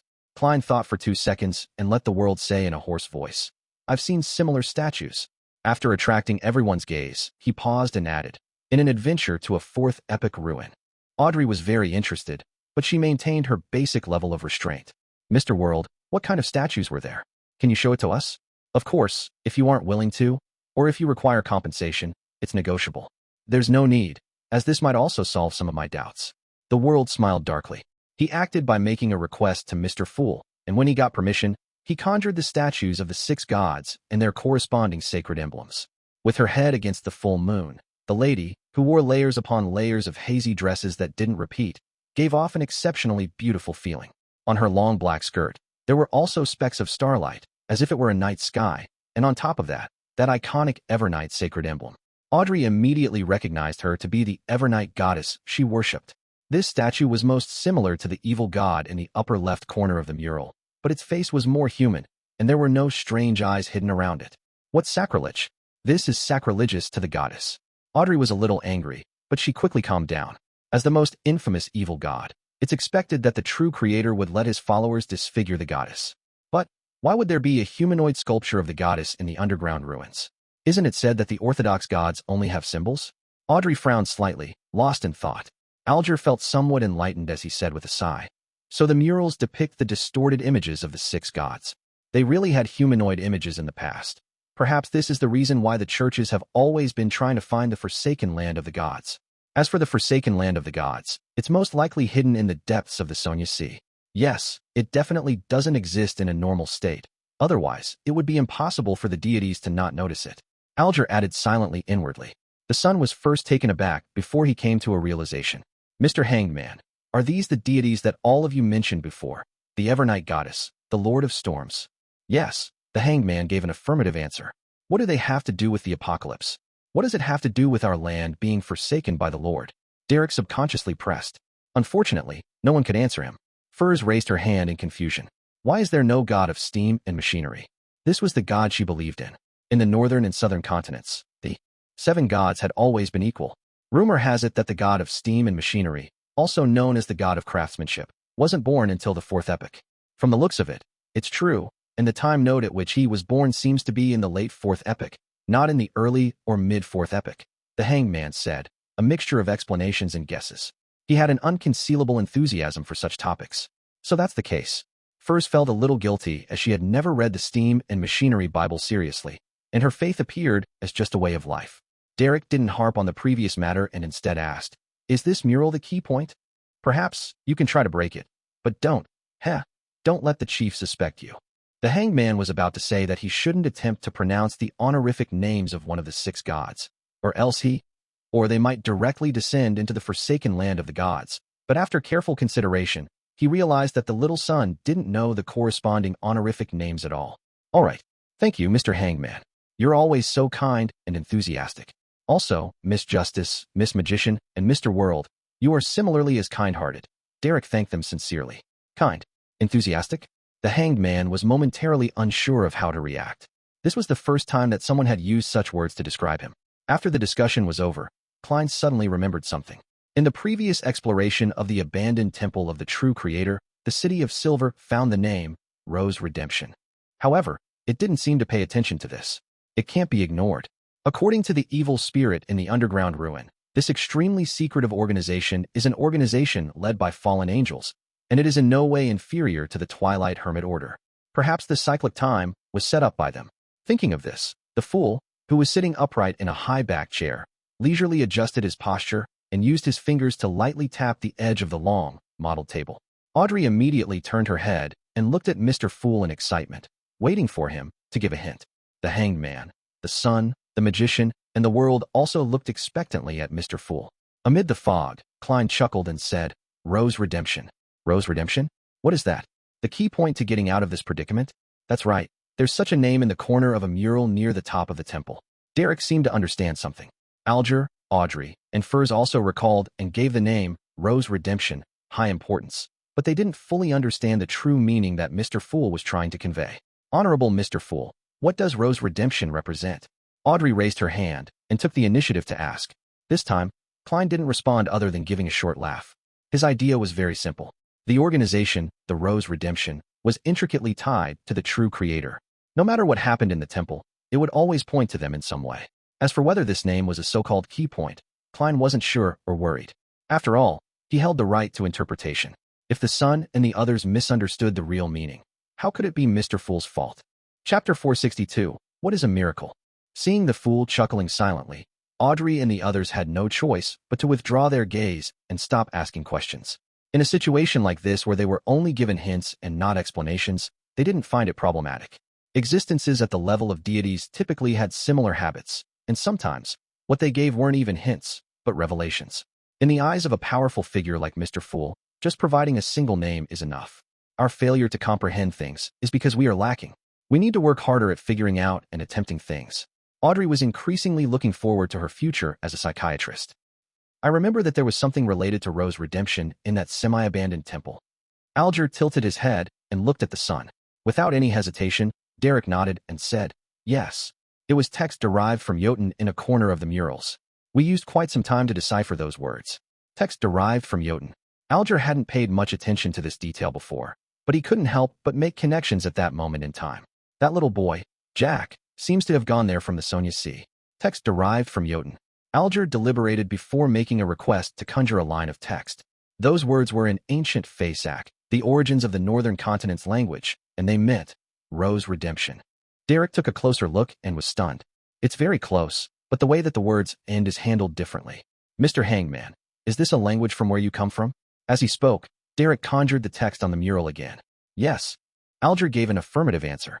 This language itself has evolved. The one you found should be of an earlier type. In the world of linguistics, this type of language, which is similar to ancient Edessak, is widely regarded as a characteristic of the Solomon Empire.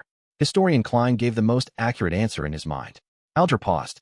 What about the content of the corresponding mural? I wasn't in charge of that area, and I didn't take a careful look before departing. Derek instantly felt ashamed. Alger nodded without a change in expression. Find a chance to clarify this. There might be a crucial point hidden within. All right. Derek was increasingly convinced that things weren't so bad after all. Seeing that he had relaxed quite a bit, Audrey was a little curious and a little puzzled as she asked, Mr. Hangman, if that young boy named Jack is the child of the listener you described, why would he be able to communicate with the son and the others? After discussing the corresponding terms for Rose Redemption, she was completely certain that the City of Silver used a different language compared to the other countries in the northern and southern continent like Lone. And above the gray fog, everyone is able to communicate fluently, without any gaps in communication. It's all thanks to Mr. Fool's powers. Audrey praised in her heart. Alger scoffed as he looked at her. Miss Justice, you haven't experienced any Beyonder events, have you? Jack has already become such a terrifying monster, so what else can't he change? Trust me, there are times when language knowledge is very easy to obtain, with it taking just a second or two. Audrey blinked, feeling that she had once again exposed that she didn't have much experience or knowledge in mysticism. After this matter came to a close, the tarot gathering resumed as per the usual schedule. Audrey looked towards the end of the long bronze table and said, Mr. Fool, this time there are 3 more Roselle diary pages. I still owe you 7. Upon hearing that, Furs hurriedly added, Mr. Fool, I also received some responses. There will be new Roselle diary pages the next time. Very well. Klein chuckled in response. By the side, Derek suddenly felt ashamed again, because he hadn't had time to visit the library last week to look through any material and memorize historical details due to his participation in the exploratory team. After a simple process, Klein picked up the 3 diary pages which were conjured, and he began to read with great anticipation. August 8th. For the first time, I was invited to the White Maple Palace to attend a ball held by His Majesty. These aristocrats are really king extravagant, with the food they eat completely being in pursuit of novelty. Things like grilled swans, sheep's testicles. I have to say, I was very surprised at the beginning. The aristocrats of this world, yes, this is limited only to aristocrats, really love cleanliness.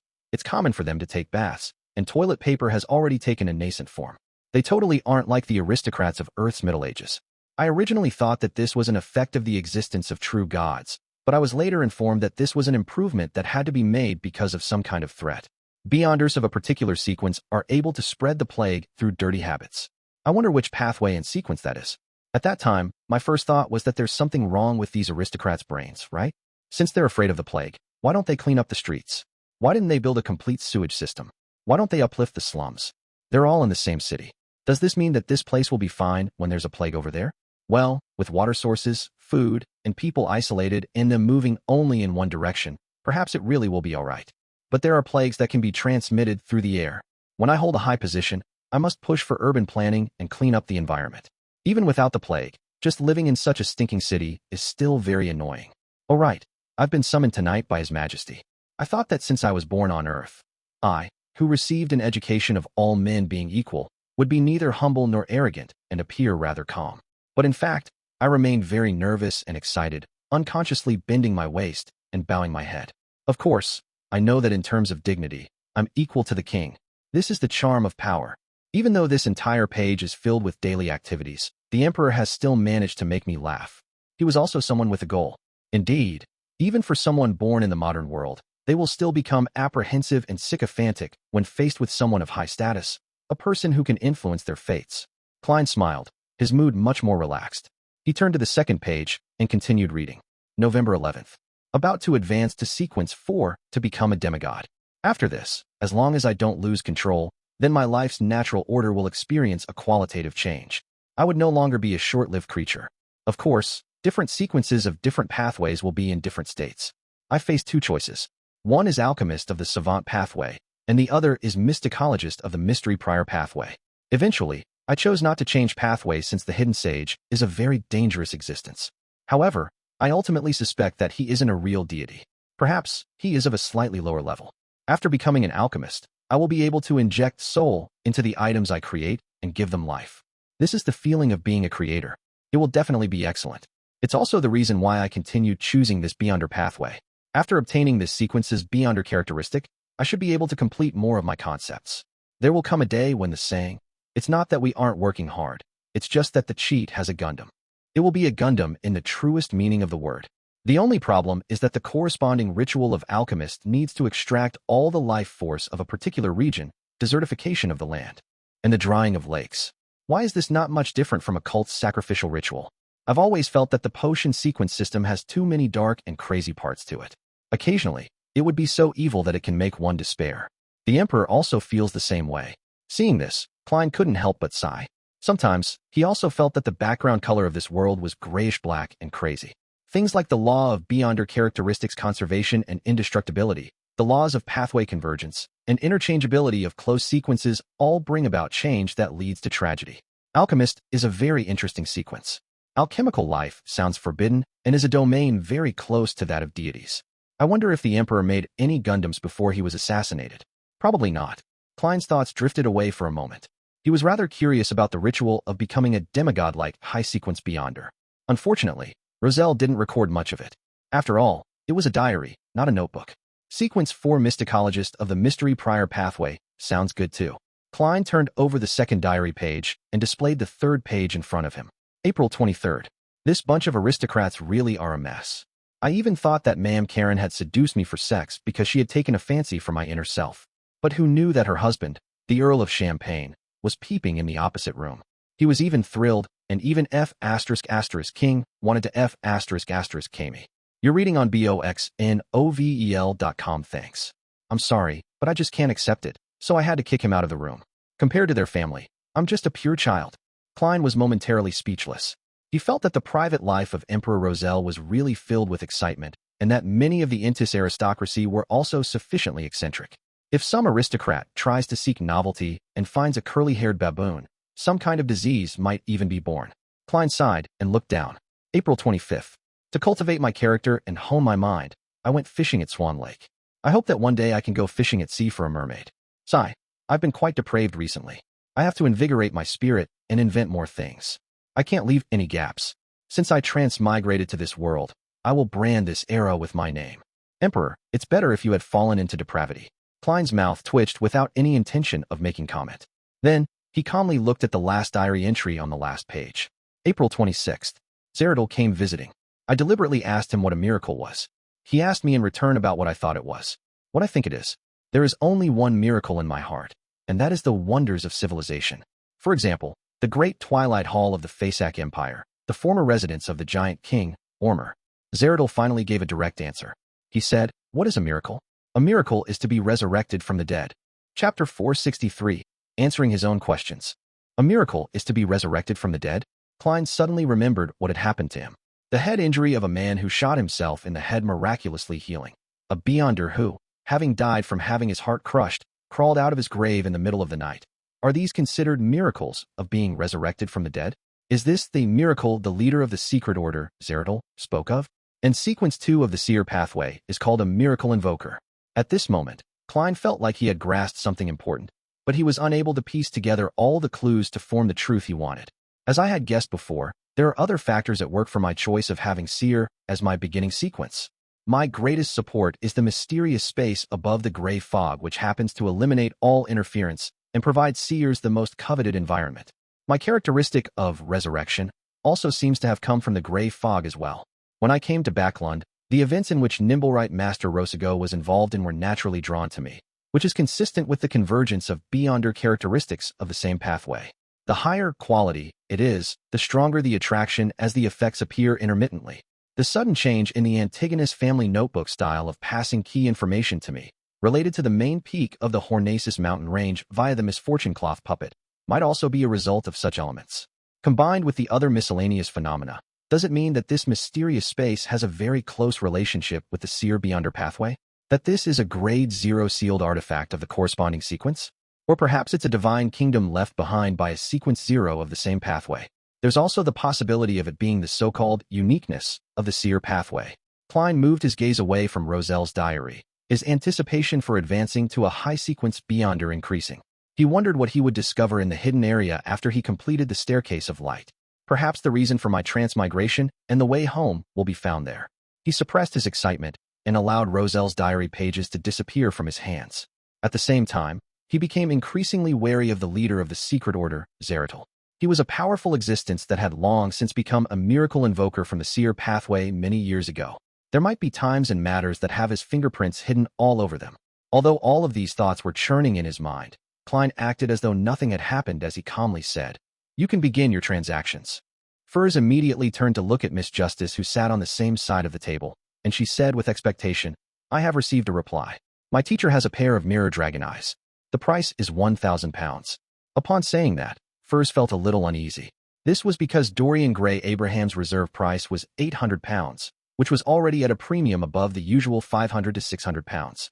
And on that foundation, she had added another £200. After attending so many tarot gatherings and all kinds of beyonder circles, I finally understand one thing. Just like Emperor Roselle said, money isn't omnipotent, but nothing can be done without money. Although I've already received the fixed payment for my new book and have savings reaching £350, there's still the Spirit Eater stomach pouch awaiting me.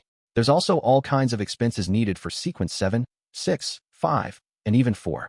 The meaning before Mr. Fool's secret hint is that I should be able to be freed from the curse of the full moon once I become a high sequence beyonder. Even if I can find some of them through teacher, I can't fully rely on him and the Abraham family. In this regard, saving up money on my own isn't enough, and efforts must be made to make money. The price of £1,000 is really expensive. If Miss Justice wishes to bargain, I'll later tell her that teacher agreed to lower the price by £100 after repeated negotiations. As Furs waited for the reply, she consoled herself. £1,000. Audrey never expected to receive news for the psychiatrist potion ingredients so quickly, so she subconsciously asked in a confirming tone. Without waiting for a reply from Furs, she happily added, "Okay, deal." Although she still owed Viscount Glaint a final installment and still owed the Fool's Adorer £2,000, she would officially be declared an adult at the New Year's ball. Not only would her control over her wealth be greater than ever before, but she would also receive many valuable gifts, such as the one promised by her father, Earl Hall, a few days earlier. He had promised to give his dear daughter a further £50,000 in Backlund Bank shares and more than £2,000 in cash. Hence, £1,000 wasn't a number that she was bothered with. Audrey had originally asked Mr. Fool to extend the payment period of the £2,000 to February or March in order, on the one hand, to pay off her debt to Viscount Glaint, and to save up money as discreetly as possible without arousing suspicion. On the other hand, she had to set aside an additional budget for the ingredients of the psychiatrist potion. Now was the time to use the budget. At most, I'll have to tighten my belt like how I did for the past few months. After March, there wouldn't be any problems. Audrey thought, not troubled at all. She agreed. She agreed. Furs was both happy and confused. Furs asked Mr. Fool to bear witness to the transaction and arrange for Miss Justice to make the payment first before she delivered the beyonder ingredient on Wednesday. As Furs decided to head for Pritz Harbor immediately upon receiving the cash, without wasting any time in the middle, she looked at the three gentlemen, the Sun, the Hanged Man, and the World. Does anyone have any information on the Spirit Eater stomach pouch? After calming down, she discovered that with her experience in the acting method, she could digest the excess beyonder characteristic much faster than she had expected. 1 week was almost equivalent to 2 weeks of the past. In about 10 days, she would be able to completely digest and resolve the problem. When she gathers the ingredients and advances to Trickmaster, she felt that she would be able to perfectly pass the first test given by her teacher, Dorian. She would gain more attention and would no longer be a mere student who was taken in out of gratitude. Derek nodded and said, "I was just about to tell you that during this exploration, we obtained some Spirit Eater stomach pouches. I can exchange it at low prices after I return to the City of Silver." That's under the premise that I'm no longer under surveillance. Okay, but it seems that you have no use for gold pounds. Furs asked directly. After the operation to save Little Sun, she had a preliminary understanding of the City of Silver. Without waiting for the Sun to say a word, Alger interjected. "You can hand me the corresponding cash or gold coins to me. £300 is a very reasonable price. I will provide the Solar High Priest potion formula to the Sun." "Mr. Hangman, you have the formula to Solar High Priest?" Derek asked in pleasant surprise. During his previous patrols and his recent explorations, he had increasingly felt that the powers of the Sun pathway were perfect for dealing with the dark.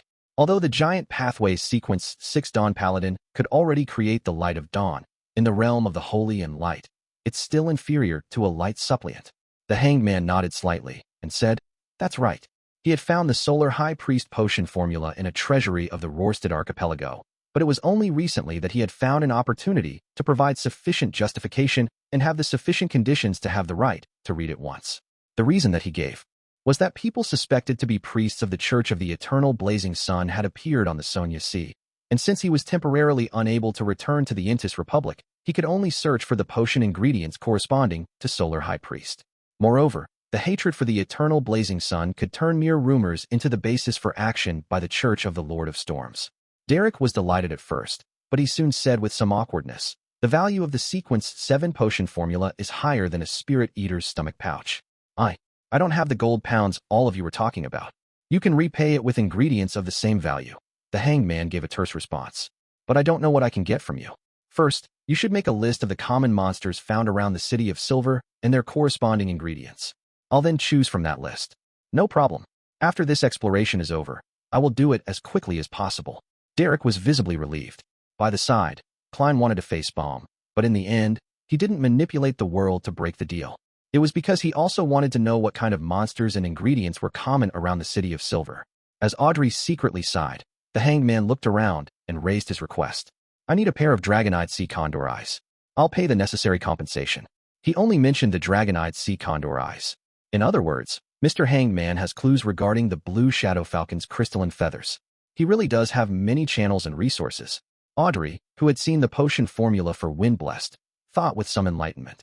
After the transactions came to an end, they began to freely exchange information about their areas, and the end of the tarot gathering quickly approached. During the process, the world inquired for clues about mermaids and obtained an answer similar to the one he had received from Sharon. When everything was over, Klein, who had been watching quietly, thought it necessary to warn Miss Justice and Miss Magician. A terrifying object that is suspected to be a Grade 0 sealed artifact has appeared around Prince Edessak. It might even involve 0-08, which would definitely not be a simple matter. Furthermore, the last time a similar situation occurred, Tinjin City had faced the threat of an evil god spawn, and it had almost disappeared from the map. Hence, now there's also a hidden danger in Backland. Klein thought for a few seconds, making the world say in a hoarse voice, "Ladies and gentlemen, I have recently received some information that a major event is brewing in Backland.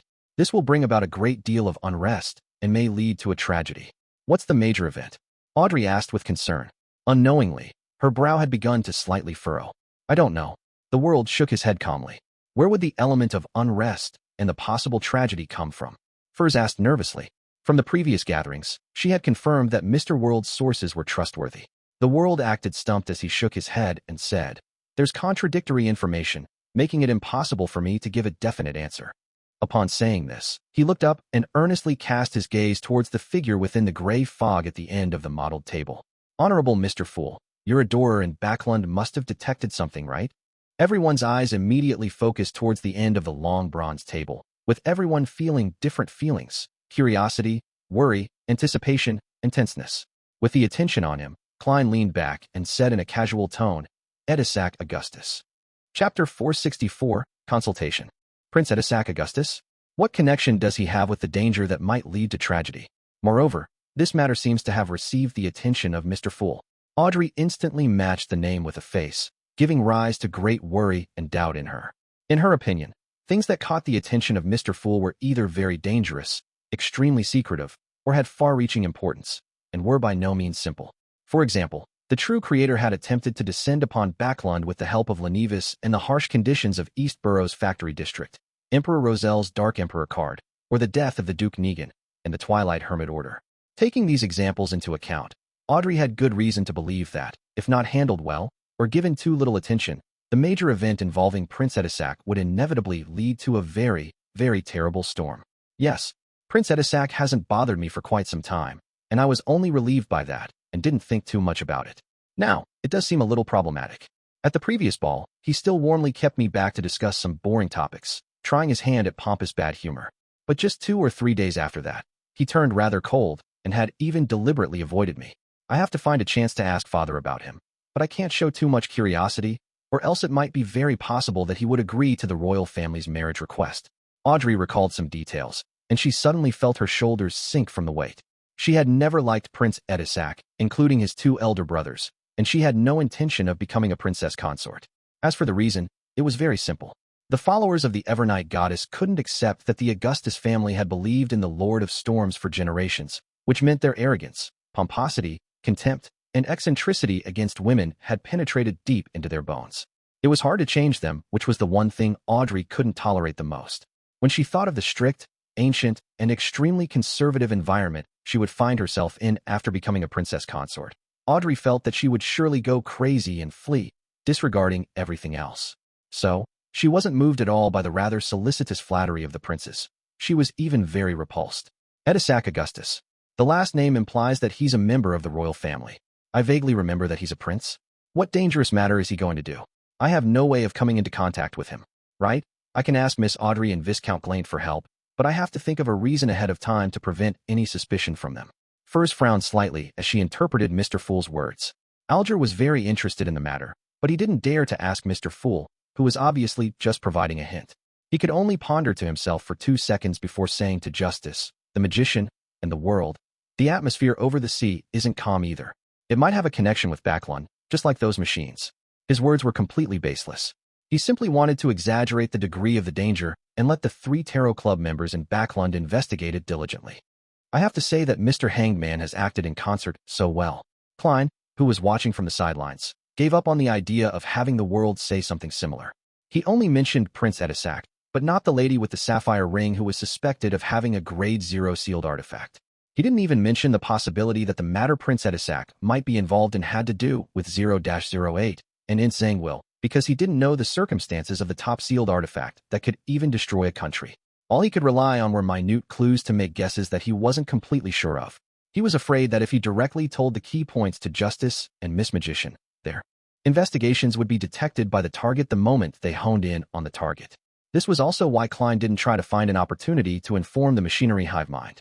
Based on his guesses about sealed artifact 0-08, he suspected that if he left Minsk Street and rode a horse carriage to the Lever Cathedral or the Steam Cathedral, he would encounter an unexpected and absolutely unstoppable attack, such as the eruption of a sealed artifact hidden underground or a fatal strike of a high-sequence beyonder. Only the screening of the gray fog allowed Klein to not worry about such problems.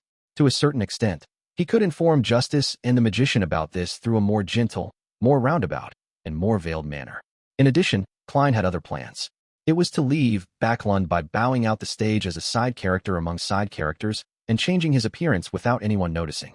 He would then secretly return and contact the machinery hive mind in a manner beyond the Grade 0 sealed artifact senses. Let's hope this will succeed. I hope there's a chance of finding in Sanguine. Yes, the premise is that he is indeed involved in this matter. Wait a minute. While Mr. Edessak was after in Sanguine, he had a conflict with MI9. He became secretly wanted, and MI9 has always been considered to be a pro-royal faction in the military. A series of coincidences revolving Prince Edessak is rather similar to the features displayed by sealed artifact 0-08 in the past. This seems to indirectly confirm in Sanguine's existence. Klein closed his eyes, and the bright boots and pale hand flashed back to him. He leaned back in his chair, his lips curving upward. Ladies and gentlemen, we shall meet next week. In Empress Borough, the opulent villa of Earl Hall, Audrey stood in front of the full-length mirror, staring blankly at her reflection. There were good news and bad news for her at this tarot gathering. The good news was that she was about to receive one of the psychiatrist potion's main ingredients. Although she was no longer the ignorant girl who had bought some basic general knowledge from the hangman for £1,000 and knew the approximate price of a lot of beyonder ingredients, she didn't mind paying a premium for the eyes of a mirror dragon. After Duke Negan's assassination, she gained the desire and motivation to raise her sequence to receive the corresponding combat strength. For this, she didn't want to wait any longer and was willing to pay a price. As long as the ingredients appeared, she would immediately accept the offer as long as the price wasn't too outrageous, in case something unexpected happened. It's like a precious piece of jewelry that many noble ladies have set their eyes on. It's also like the purebred houses with unique bloodlines that men like. The corresponding premium is inevitable and unavoidable. At times, it's not impossible to have the price double or triple. Besides, with Furs busying herself in the process of contacting her teacher, she definitely shouldn't be left wasting her time while taking on risks. Yes, she also doesn't know that I'm Justice. Audrey thought indifferently. As for the bad news, it was no doubt related to the matter of Prince Edessak. It left her concerned and worried. Fortunately, Mr. World received the news, and Mr. Fool had provided a warning. Otherwise, who knows how things would have turned out. Audrey, with such excellent conditions, you could certainly solve this problem. Come on. The girl drew the sign of the crimson moon against the reflection in the mirror and tried hard to be optimistic. Then, she restrained her emotions and headed out to the piano room, preparing to participate in her scheduled piano lesson as if nothing had happened. This was because Earl Hall and his wife, as well as Hibbert Hall, wouldn't be home until dinner, and she had no one to ask for information now. She could only tell herself to be calm, to be composed, and to be patient. Before the tutor arrived, Audrey casually played the piano, using the beautiful melody to cleanse her mind and soul. When she finished playing, she noticed that Susie had opened the door at some point and was sitting beside her. She still had a pair of gold-rimmed glasses hanging around her neck. "Audrey, what problems did you encounter? The sound of your piano tells me that you're frustrated over something," Susie said suddenly. Audrey froze, not knowing how to reply. She suddenly felt that having a mind-reading dog at home wasn't necessarily a good thing. Within the campsite that had a lit bonfire, with his eyes closed, Derek Berg thought back quietly to what had happened at the tarot gathering and made sure that he hadn't forgotten the memories of his repeated experiences.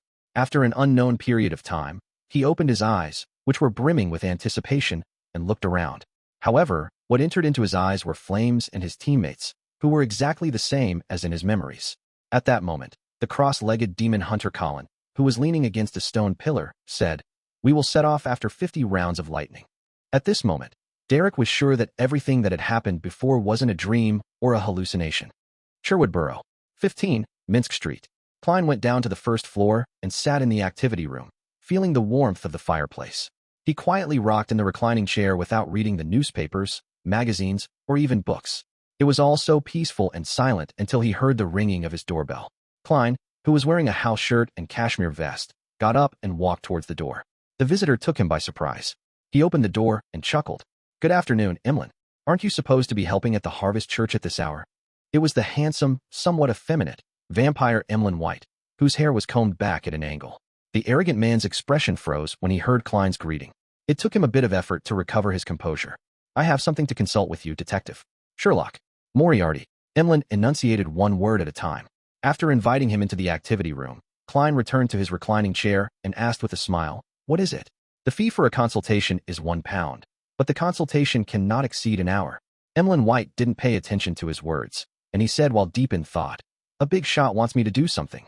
Although that matter can help me solve my problem indirectly, it also contains a great amount of risk.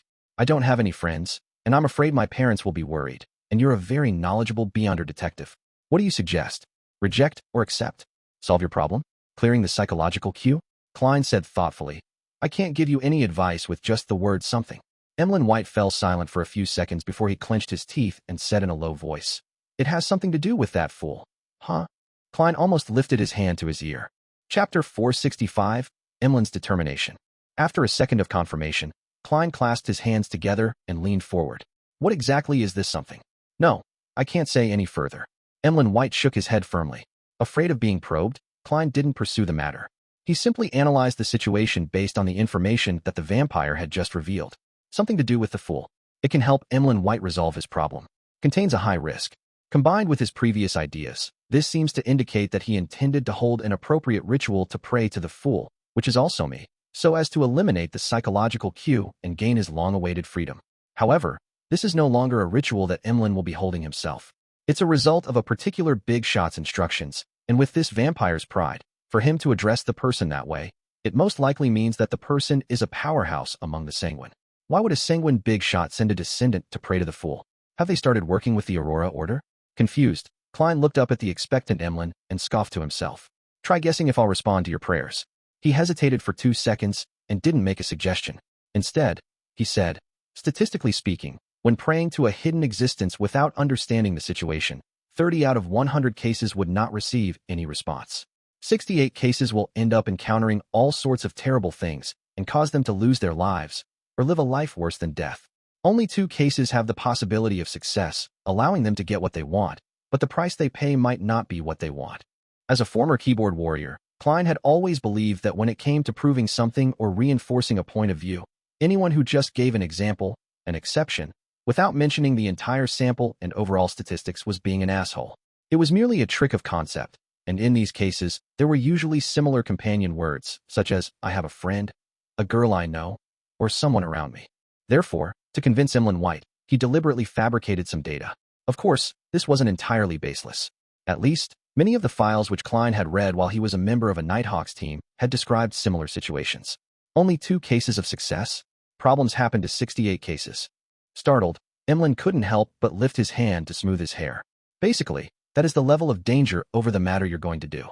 If you have malicious intentions, the risk is even higher than this, Klein replied sincerely. Emlyn shook his head subconsciously. "No, there's no malice. Besides, The big shot will protect me in the process. No malice? Even if you have malice, you might not know since you're just cannon fodder who has been pushed to the front lines. Klein raised his right palm and strengthened his tone with a gesture. This will reduce the risk by a lot, but it definitely won't reduce it to zero. Does that big shot really have the means to resist a hidden existence? Probably not, Emlyn answered haltingly. So, Klein spread his hands. He suddenly revealed a smile and said, Emlyn, there is no need for you to take this risk. Even if you completely believe in Earth Mother, it will not affect your life in any way. Look at the citizens of Fainapotter. Don't they eat, dress, and do whatever they want?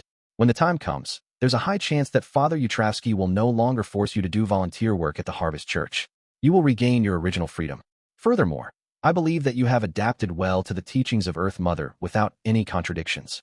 Emlyn White remained silent for a while and said, being a believer because I like her beliefs is completely different from being forcefully turned into a believer through a psychological cue. Even if I do abandon the moon one day and believe in Earth Mother, I also hope that it is a choice that I freely made. It has nothing to do with others. This is the last pride of a Sanguine. Klein looked at Emlyn with some surprise. He hadn't expected him to be so insistent. He considered for 2 seconds and didn't try to persuade him again by giving a terse acknowledgement. The problem is actually very simple. That is, do you have the courage to face a certain degree of danger because of the orders of the big shot and the temptation to get rid of the queue? If you're willing to sacrifice your life for this, then the answer is extremely simple. In short, this matter will ultimately be left to you to decide. Emlyn listened with a heavy expression, and he instinctively retorted, if I really choose to make the attempt, it's definitely not for myself, but for all Sanguine. Resolving this problem is just an additional perk. For all Sanguine? What matter of mine involves all Sanguine? That big shot was lying to you, right? Klein sneered. Do you believe that a weak vampire has the chance to save an entire race? Sanguine's sanguine, Emlyn emphasized. Moreover, my strength isn't bad either. It's equivalent to sequence 7 of you humans. By the way, it's the kind that specializes in combat. As for whether you believe it or not, you wouldn't understand. He stood up and said, although your analysis and suggestions are meaningless, I still have to thank you. The consultation fee will be deducted from the previous suitcase and tin box. Klein wasn't able to react for a moment to what he was talking about. It was only when Emlyn had left that he suddenly realized what he meant. Aren't the vessels and large transactions usually free? That petty and stingy vampire. In the darkness, in which the frequency of lightning had yet to resume, the exploratory team from the City of Silver punctually arrived at the periphery of the abandoned temple. Derek remembered that during their first operation, all the animal hide lanterns had been extinguished here. The entire team fell into pure darkness, and he had also heard the creepy cry for help coming from the depths of the temple. According to the conjectures from Mr. Hangman and Miss Justice, this might be the starting point for our repeated cycles. But why would we wake up in the campsite outside the city and not directly here? Remembering the discussion at the tarot meeting, Derek raised his arm and prayed secretly, as suggested. A pure light suddenly burst out from his body, causing Joshua and the other members of the exploratory team to quickly assume battle positions. What happened? Demon Hunter Colin drew his sword and asked in a deep voice. Derek looked left and right in horror and said, Your Excellency, I just heard a child crying, save me, save me. He wanted to test if this was a key point. And now? Colin asked warily. I don't hear it anymore. Derek listened carefully. Demon Hunter Colin glanced at Joshua and the others from the corner of his eye. Did any of you hear it? No, the exploratory team members shook their heads. After pondering for a few seconds, Colin came to a decision. He took out a dark blue metal bottle from the secret compartment in his belt and smeared the colorless, viscous liquid on his sword. Then, he stabbed upwards with his sword. Suddenly, the sky lit up. Streaks of silver, snake-like beams started to surge upwards, quickly spreading in all directions. The silver-white light instantly enveloped all the members of the exploratory team, as if illuminating the darkest corner of every single one of them. With a sizzling sound, the silver serpents drilled into the void, heading off into the unknown. Everything calmed down very quickly, leaving only the dim light of the animal hide lanterns scattered in silence. Colin narrowed his eyes. Whatever he attempted had sensed something unknown.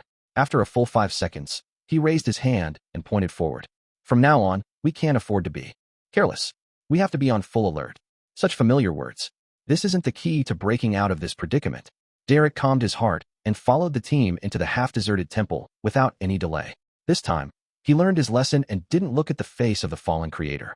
In the process of inspecting the ground, he managed to get himself to investigate the area where the mural was by being proactive. He held on to the animal hide lantern and the axe of hurricane in his hands as he and one of his teammates began to take action as a small team. He finally reached his destination after passing through a series of mottled and crumbling walls. As the light from the animal hide lantern grew closer, the mural on the wall gradually became clearer. Derek first looked towards the corner and found the strange, memorable line of words. Rose Redemption. He silently chanted the name, raised the animal hide lantern, and carefully examined the details of the mural. On the highest area of the mottled wall was a huge, blurry, pitch-black cross. A shadow that was difficult to discern was hanging upside down on it. Against such a backdrop, there was a desolate plain. In the plains, there was a long line of people. Their destination was a distant mountain, the cross on top of the mountain, and the figure hanging upside down. Within the line, some of the people were kneeling on the ground, praying devoutly. Others had already stood up and were walking forward while facing a raging wind. Their faces were simple sketches, as though it was trying to highlight their tattered clothing. Only the leader at the front was relatively clearer. It was a tall and thin man with long, silver hair reaching his back. This man had soft facial features. His head was lowered, and his eyes were tightly shut. There were layers upon layers of wings of light on his back. Angel. A legendary angel. Derek observed the situation around the leader with excitement. Soon, he discovered a meandering, rippling river beneath the feet of the seemingly angelic man. The river kept twisting and turning, and it led back into itself, becoming the source. A cycle. This creates a cycle. Derek felt that he had caught on to something important. In the cycles of experiences, there was actually a circular river in the mural on the wall. The latter was obviously hinting or revealing something. Derek looked up and saw the silver-haired angel with an uncountable number of wings. There was a touch of indifference in the gentleness of his face, as though he was looking down at a river, looking down at fate. Is this the true meaning behind Mr. Fool's hint? Derek thought for a moment and decided to give it a try. If he succeeded, he planned on blaming all his anomalies on the boy, Jack. If he failed, no one would remember what he had done. Under the stunned gaze of his teammates, Derek raised the axe of hurricane and viciously slashed at the river in the mural. The lightning that had just flashed by was triggered, and the silver light fell onto the axe. Chapter 466, Tail-devourer. Bam! Derek's axe, wrapped in streaks of silver, struck the river in the mural, causing the wall to cave in and stone chips to fly everywhere. With one strike, the river that had its source connected to its mouth completely disintegrated. Just as he was looking forward to having the cycle broken, resulting in the members of the exploratory team escaping the temple, Demon Hunter Colin's figure phased away and appeared before him, his face grim. What were you doing? The tip of the demigod's sword was still pointed downwards, but the grip on his hilt was clearly tighter than before. Thinking back to the collective wisdom of the Tarot Club members, Derek said, half doubtfully and half fearfully, "Your Excellency, a black shadow flashed past here just now." It's true. It looked like the figure of a child. Without looking away, Colin Iliad asked another team member, "Hyam, did you see it?" The exploratory team member named Hyam subconsciously moved closer to the chief, firmly shook his head, and said, "No, I didn't see anything." Colin's light blue eyes immediately glowed, revealing two complex dark green symbols. He watched Derek in this state for 4 to 5 seconds. Finally, he withdrew his gaze and said in a normal tone, "This is your first exploration mission. Hallucinations due to being nervous is normal. Subsequently, you are to stay by my side. I think you'll be calmer this way." "Yes, Your Excellency." Derek agreed without any hesitation. Having just made an attempt, he confirmed that the mural wasn't critical. The rose redemption that Mr. Fool suggested likely hides a deeper meaning. It's not that simple. Derek walked silently beside Chief Colin with the axe of hurricane in hand. What happened afterward wasn't much different from the explorations he remembered from his previous explorations. Everyone repeated the events in the past and arrived at the final hall with an altar for the 6th time. There, they found the yellow-haired boy, Jack, curled up in the shadows. Upon hearing, save me," and seeing the silhouette of the child, Demon Hunter Colin nodded his head indiscernibly and retracted most of the attention he had placed on Derek Berg. Just as he was deliberating his words, Derek suddenly asked, "How can we save you?" Jack revealed an excited expression. Save me, send me home, send me home." "Where is your home?" Derek asked, curious and frightened. Seeing this, Colin shut his mouth and tightened his grip. Jack raised his hand weakly and said, My home is at Enmat Harbor." Enmat Harbor. Although Mr. Hangman never mentioned it, from the word harbor, Jack really doesn't belong to this place of ours. It's very likely that he comes from the outside world, from the Lone Kingdom where Miss Justice and the others are located. Derek was overjoyed, unable to hide his excitement. His reaction didn't arouse any suspicion from Demon Hunter Colin. because this powerful chief of the six-member council had also never seen the sea. He could only read from the preserved books that this body of water was many times larger than a lake, as well as the term harbor. The words that came out of the strange boy's mouth presented itself like a painting of a new world in front of Colin. This made him, who was desperately searching for the future of the City of Silver, forget about anything else as he blurted out, "How did you, or you and your companions, get here?" Jack showed a reminiscing expression. "My father and I first traveled by boat. Then we met up with his companions and continued on the voyage. After a huge storm, the rest of us touched ground and followed the direction of the Lord's gaze and came all the way here." Followed the direction of the Lord's gaze? Demon Hunter Colin and the others looked at the deity statue in unison, trying to determine where he was staring at. Soon, Colin was able to determine some general information. They had proceeded in the direction of where the statue was looking at. That is to say, as soon as we reverse the process, we can find the shore and the place where they landed. The opposite direction of his gaze is the map around the City of Silver, which was gradually being perfected through continuous explorations, appeared in Colin's mind, allowing him to come up with a preliminary sketch of the route of the boy's journey. If there are no other temples in the middle and no corresponding statues, extrapolating it all the way would pass through the ruins of the giant king's court. Colin's pupils suddenly contracted. That was the palace that once housed the ancient god, giant King Ormer. It wasn't too far away from the City of Silver. The descendants of the Kingdom of Silver, who had been ruled by the giants for generations, knew exactly where the ruins were located, but they were still unable to complete their exploration of the area because it was extremely dangerous, even more dangerous than the pure darkness.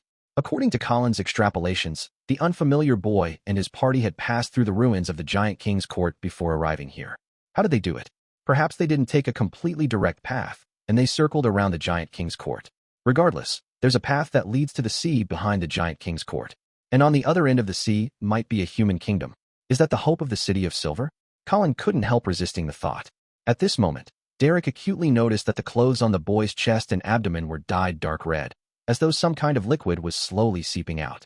"Are you hurt?" he cautiously asked. Jack lowered his head and replied in an erratic tone, "Something ugly is growing there." As he spoke, he took off his clothes, revealing his bare chest. It was inlaid with 2 eyes, a nose, and a mouth. It wasn't painted, nor was it made of gems. They were real eyes, a real nose, and a real mouth in the purest sense of the word. Furthermore, they didn't seem to belong to one particular face, but that of 3 people. All of a sudden, Derek imagined a scene in which Jack had used the remnants of his companions after eating them, their eyes, nose, and mouth, to form a strange face on his chest. The face was gentle and indifferent, giving Derek an inexplicable feeling of familiarity. It took only a second or two for Derek to figure out the reason for the familiarity. The face was very much like the angel in the mural above them, the silver-haired angel with his feet over the circular river. Sure enough, the reason we keep repeating the exploration is because of him. A thought struck Derek, and he blurted out a single word, as though he was going to blurt the incantation to extricate himself from the predicament. "Rose Redemption," he solemnly shouted. Jack raised his head and stared at him, his mouth slowly grinning wide before reaching his ears. "I'm so hungry. So hungry." Derek froze as he saw a fierce battle ensue. When he regained consciousness, he found himself sitting by the bonfire in the campsite again. Rose Redemption isn't the incantation. He began to reflect deeply. The 7th exploration soon began. Derek, who had made an attempt, no longer behaved strangely, but he proactively sought to investigate the Rose Redemption mural. As usual, the exploratory team entered the underground hall with the altar and the deity statue. They found the obviously strange little boy Jack. After a similar conversation, Derek once again saw the human face that had been pieced together with the facial features of other people. Now experienced, he didn't take any actions which could agitate the boy. He lowered his voice and said to Demon Hunter Colin, "Your Excellency, the face on his chest is very similar to the angel in the mural above us. It's the angel with silver hair whose feet are above a river that is connected from mouth to source. Yes, the mural which is labeled Rose Redemption at the corner." Colin was taken aback at first before he frowned. As he paid attention and consoled Jack, he sized up Derek from the corner of his eye. After a few seconds of silence, he said with a suppressed voice, "Due to you mentioning this matter, you made me think of certain things."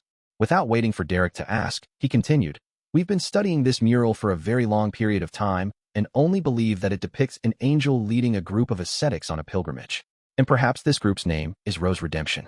The river, that runs from source to mouth, represents a cycle, and our interpretation of it is that this pilgrimage takes place over and over again. And now it may be that it is used to identify the angel. That's the idea you gave me, as Amon used to hide in your body. Why? Derek was at a loss. Demon Hunter Colin stared at Jack and said, the worm left behind by Amon had the symbol of time, and a circular river is often related to fate. Putting the two together, it reminded me of a few books that mention something that I'm unsure of their credibility. When the Lord that created everything, the omnipotent and omniscient God, cast his attention on this world, he had many angels around him. Among them were leaders of the angels, kings of angels that were closest to being a god. There were a total of 8 of them, and some of their names have already been lost to history. There are still records of others, perhaps simple or detailed. Legend has it that the sons of God were among these 8 kings of angels. Among them, 2 kings of angels had the titles Angel of Time and Angel of Fate. Derek was immediately enlightened as he asked for confirmation. You believe that Amon is the Angel of Time and that the mural is depicting the Angel of Fate? I can't be sure for now. Only the title Angel of Time has been passed down. As for the Angel of Fate, the records are relatively detailed. Colin suddenly took a deep breath. Immediately, he solemnly said, Angel of Fate, Tail-devourer Ouroboros. In the evening, within the Odora family's underground structure, Emlyn White looked at the iron-black coffin and said to the ancient Sanguine inside, Lord Nibs, I accept the ancestors' mission. Nibs replied in his aged voice, Very good. When do you want to begin? Do you have any wishes that remain unfulfilled? Upon hearing Lord Nibs asking about his last wishes, Emlyn White's calves went limp, and he almost regretted it. He stiffened his neck and said, There's no need. We can begin now. Chapter 467, The Delayed Response. The iron-black coffin with its strange patterns lay quietly in the center, and there seemed to be hidden shockwaves in the air that seemed to be silently colliding. Emlyn White stood in the corner and lit the candles according to the normal ritual procedures, burning the essential oils and corresponding herbal powders. A dense and unsteady atmosphere emanated, and after recalling the requirements of artificial sleepwalking, Emlyn lowered his head, began to enter cogitation, and repeated the honorific name of the fool. The fool that doesn't belong to this era. The mysterious ruler above the gray fog. The king of yellow and black who wields good luck. Amidst his monotone voice, Emlyn gradually entered a magical state. His body felt relaxed and reserved. It felt like he was in deep sleep, but his spirituality was light and energetic as it constantly spread outwards. At this moment, he had a feeling that he was continuously drifting upwards. In the ancient palace above the gray fog, Klein was sitting at the end of the long bronze table, tapping his fingers on the rippling light screen to his side. He was expressionlessly watching the praying figure in amusement. Although it was vague, Klein could tell at a glance that it was vampire Emlyn White. Very courageous, having the drive akin to buying a doll. Klein sighed and didn't respond. He had previously tried to divine the purpose of the Sanguines, but he was unable to obtain any effective revelations. The only thing he was sure of was that it had nothing to do with the Aurora Order. This piqued Klein's curiosity, but he wouldn't take the risk of responding to Emlyn White when a lofty Sanguine was beside Emlyn. He didn't know if he could grasp traces of the mysterious space above the gray fog and threaten it, like blasphemer Amon. He had no intention to confirm it since he was dealing with an avatar of Amon back then. Yet, he was now facing a powerful Sanguine's true body. There's no need to take risks on matters of no importance, even if I want to know the real purpose of the Sanguines. And it's not like there's no other way. Klein looked at Emlyn White in his state of artificial sleepwalking. He said to himself with a smile, I can delay my response. He planned to wait until tomorrow or the day after. He would suddenly respond when Emlyn White was without protection and when the Sanguine had given up. However, there was a premise, which was to first use divination to confirm the degree of danger. Tail-devourer. Just like that river. Derek Berg suddenly thought of something. Demon Hunter Collins solemnly nodded. Yes, it means that we may have stepped into a river that runs from its mouth to source, preventing our departure. Fortunately, this should only be remnants of that Angel of Fate's power. He isn't hiding here. No, it's definitely certain, and it has long since been the case. Derek silently said to himself. At this moment, Colin took out a dark red metal tube. He unscrewed the cap and gulped it down. His light blue eyes quickly turned lighter, tinged with silver. In the end, his pupils seemed to turn vertical, reflecting Jack's figure. A few sparks of silver light lit up in his eyes. They circled or collided at random in an extremely intense manner. Ding! Demon Hunter Colin first stabbed his sword into the ground, and with a flip of his hand, he pulled out his other sword, smearing it with golden, sun-like oil. Noticing this action, Jack's expression immediately changed, as if he was shrouded in a thick shadow. Before he could open his mouth, Demon Hunter Colin moved. He pulled out his sword from the ground, leaving behind a blurry figure. The golden and silver light shone brightly, illuminating the entire underground hall. The light before the little boy was the most intense. After a mournful scream, the darkness once again shrouded the altar. Jack stood in his original spot, without taking even a step. However, the face on his chest had disappeared, leaving behind only a hole where his pulsating internal organs could be seen. A few meters to Jack's side, demon hunter Colin genuflected, his two swords hanging down at an angle. In front of him, the face was torn apart, reduced to scattered eyes, a nose, and a mouth. These organs spasmed and bounced like electric shocks, and soon they were still, rotting rapidly like they were supposed to. In an instant, Derek felt an invisible, aqueous barrier around him silently shatter. Almost at the same time, he seemed to have left the swift river and returned to the bank. Looking at the gloomy underground hall and the upside-down deity statue, and at Jack, who had a distorted expression and had fainted due to the pain, Derek felt a sense of joy and relief. He knew that he and the others had finally escaped the cycle of repeating their lives. Derek was well aware that although the final solution didn't seem complicated, it might have taken dozens or hundreds of repeated attempts to find the clues and solution, without knowing any clues or the problem beforehand. In the process, the slightest carelessness could lead to death, and Derek had no way of knowing if a life that was lost could experience a redo, or if they would still revive by the bonfire but would end up dead after escaping this predicament. What's even more serious is that people would always repeat the same choice, which was to say that they wouldn't be able to discover the problem in the first place. Without the corresponding memories and experience, they wouldn't detect any abnormalities even if it was the 1000th time, and they would completely lose themselves in the circular river until they reached the end of their lives due to the normal flow of time in the outside world. At the thought of such a possibility, Derek thanked Mr. Fool wholeheartedly for restoring his memory and giving him a hint. Turning his head to the side, he saw that Joshua and the other members of the exploratory team didn't show any abnormal reactions as they checked the surrounding area in a way that was similar to the 6th exploration. Perhaps it will only be after returning to the City of Silver that they would realize that they've lost a part of their lives from the difference in dates. Derek thought silently. At this moment, Demon Hunter Colin stood up, walked back to the boy's side, and took out another small metal bottle. He then poured the thick black liquid inside onto the boy's empty chest.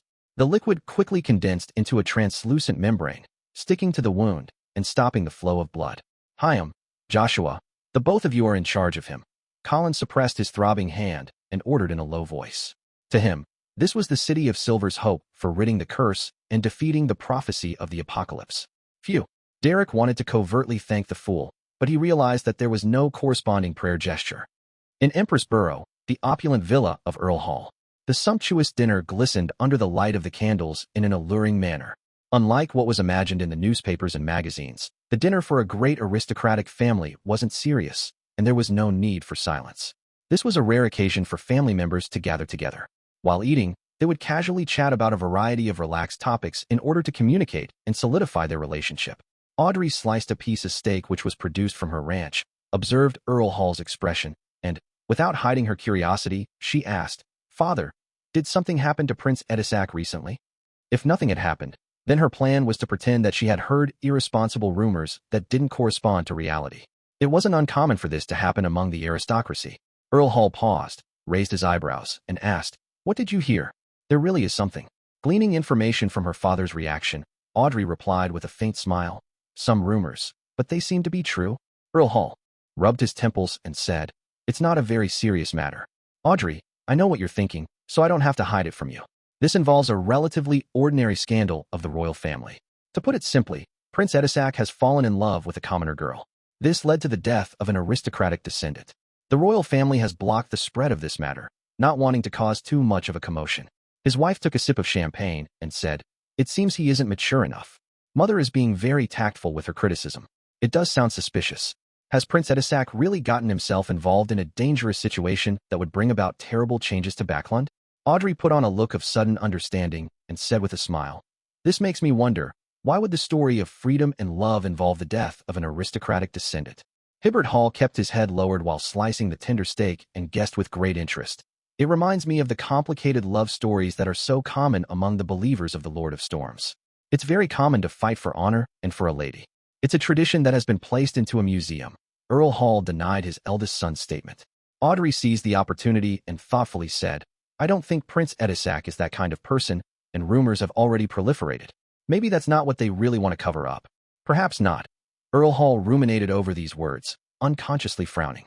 Knowing when to stop, Audrey didn't say anything else, and she naturally led the conversation in a different direction. She planned on probing her other noble friends about the matter. As a girl that Prince Edessak had once courted, it was absolutely normal for her to want to know the details of the matter. Whether it was curiosity or indignation, they were enough to motivate people to make such an attempt. Being unable to maintain a state of artificial sleepwalking for long, Emlyn White returned to reality in exhaustion. Opening his eyes, he stared at the iron-black coffin. Then he said with a mixture of relief and disappointment, "Lord Nibs, there's no response." After a long moment of silence, Nibs finally said in a rather hoarse voice, "Okay, stay here tonight to prevent any accidents from happening."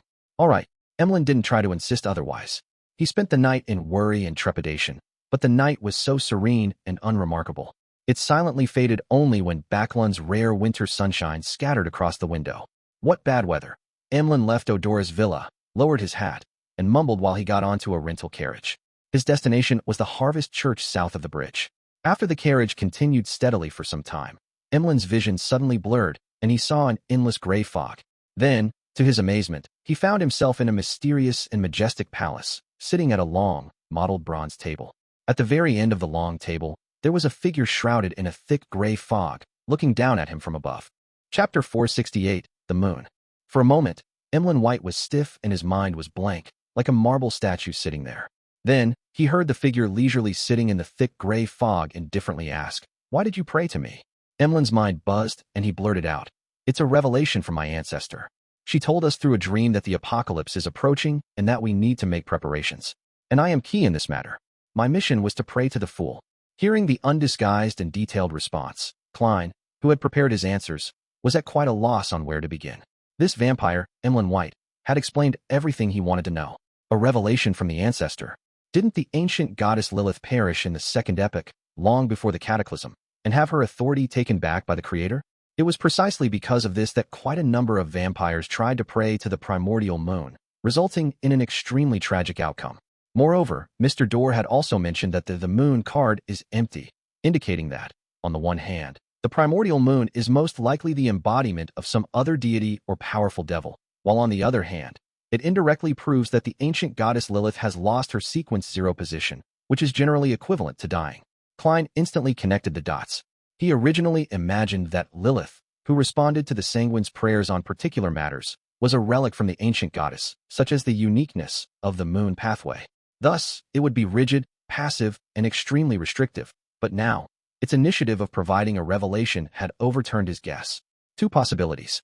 One is that Lilith is being impersonated by another deity who has occupied a key point ahead of time, preventing any opponents from reaching sequence 0 of the moon's pathway.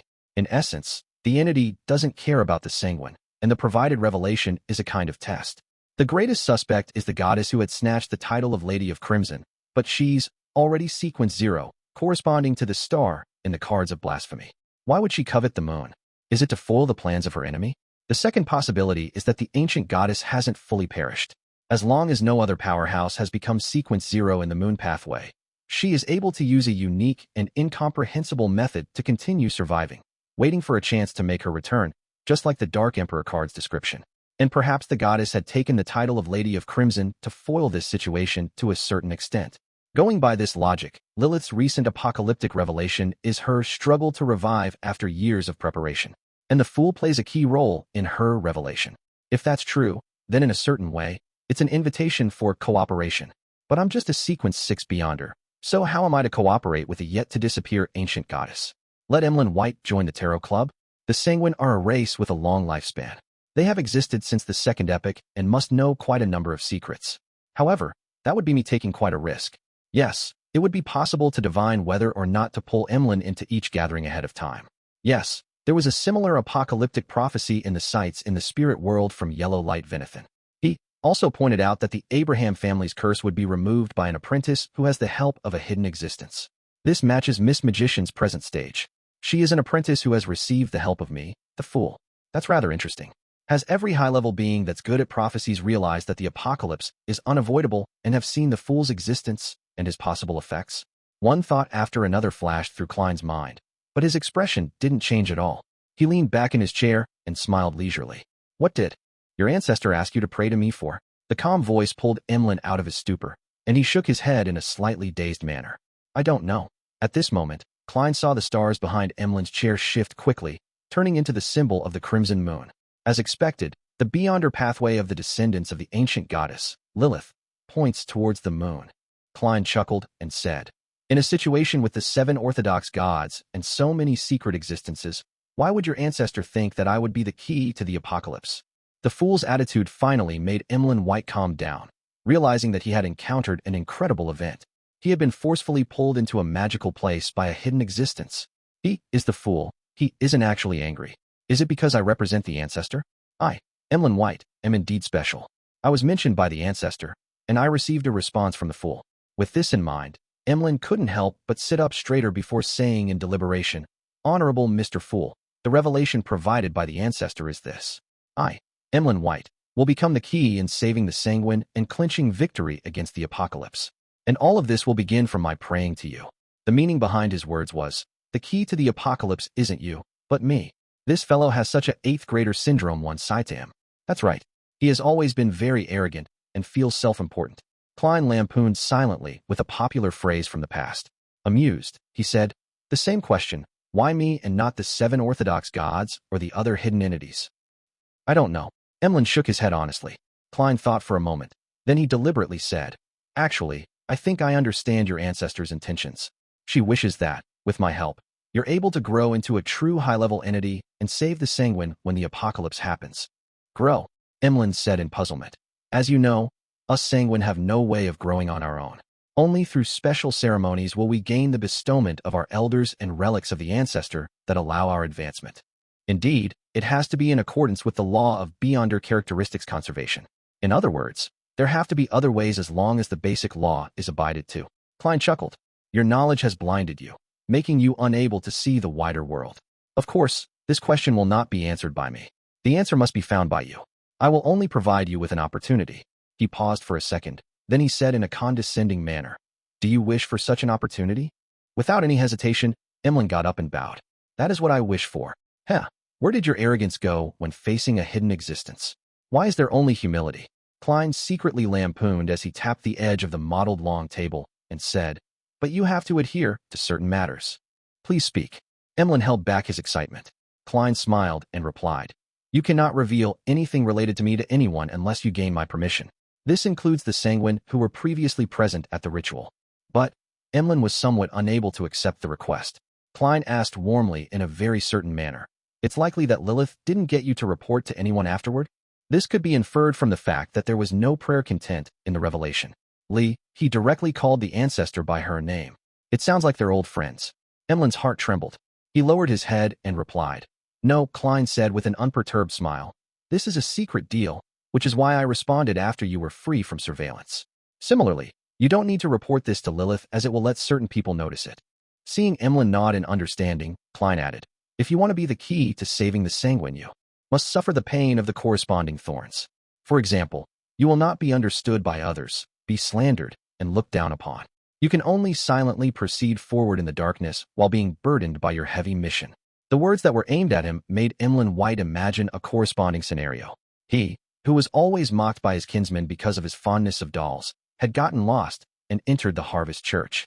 Stained with traces of shame, he, who had never been valued and thought highly of by his elders, would silently guard his race from the corner, protecting everyone without anyone knowing. Very soon, Emlyn, who had moved himself, respectfully replied, "Your will pass through the earth." Klein leaned back and said very lightly, "I tacitly consented to the establishment of a secret gathering, and it is held right here. Are you willing to join this gathering and search for the method to become powerful to save the Sanguine?" "I am," Emlyn replied without any hesitation. Klein nodded in satisfaction. "Do you have any other requests?" Emlyn was overjoyed. He said in a hurry, "Honorable Mr. Fool, I would like you to help me dispel the psychological cue in me. A bishop of the Church of Earth Mother." "I know." Klein calmly interrupted him.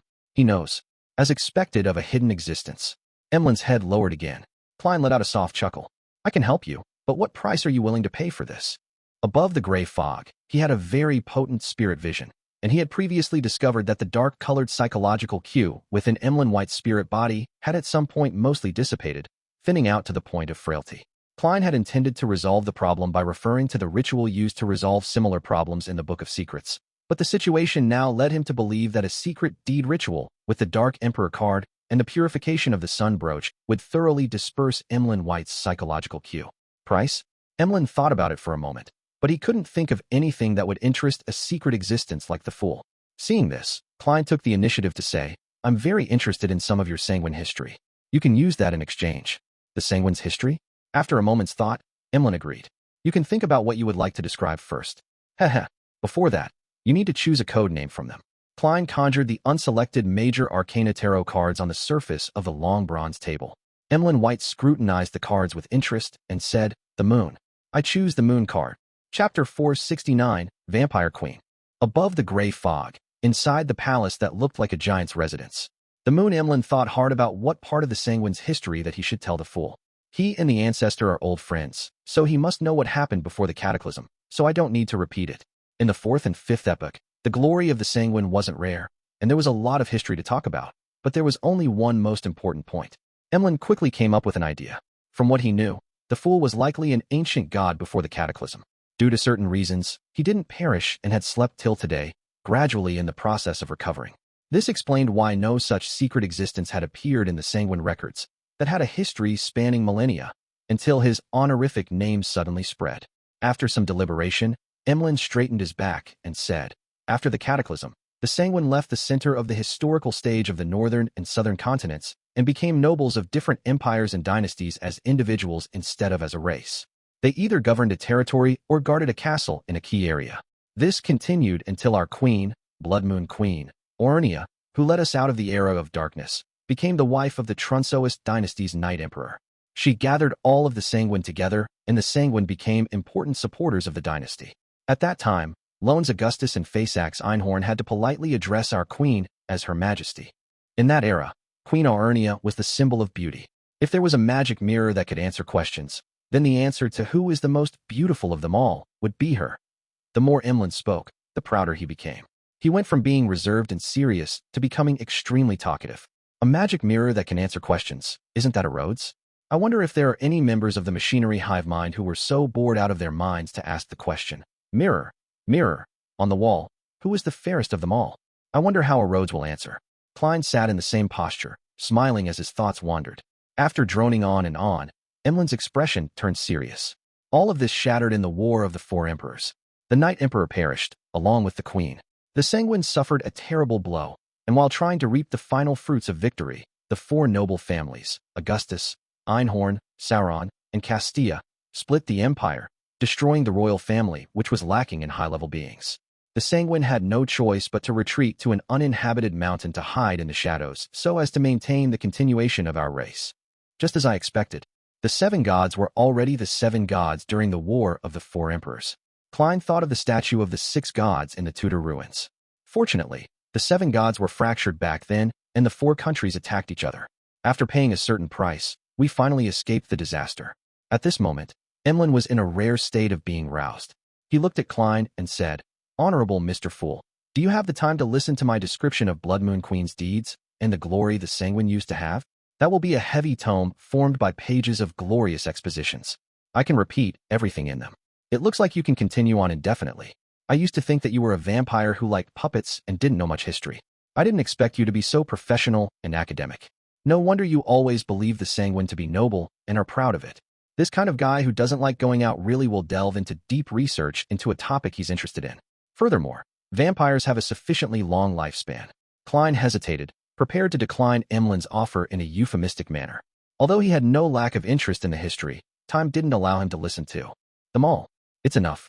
Klein smiled and said, I like a fair and equal exchange, so I won't let you say anything without reaping rewards. In the future, when you have the chance, you can use your relevant history to trade for what you want from me. All right. Emlyn felt lost for a moment. This was the first time he had the opportunity to tell someone else about the glory of the Sanguine. Normally, in order to hide his identity, he wouldn't be able to show off to the humans.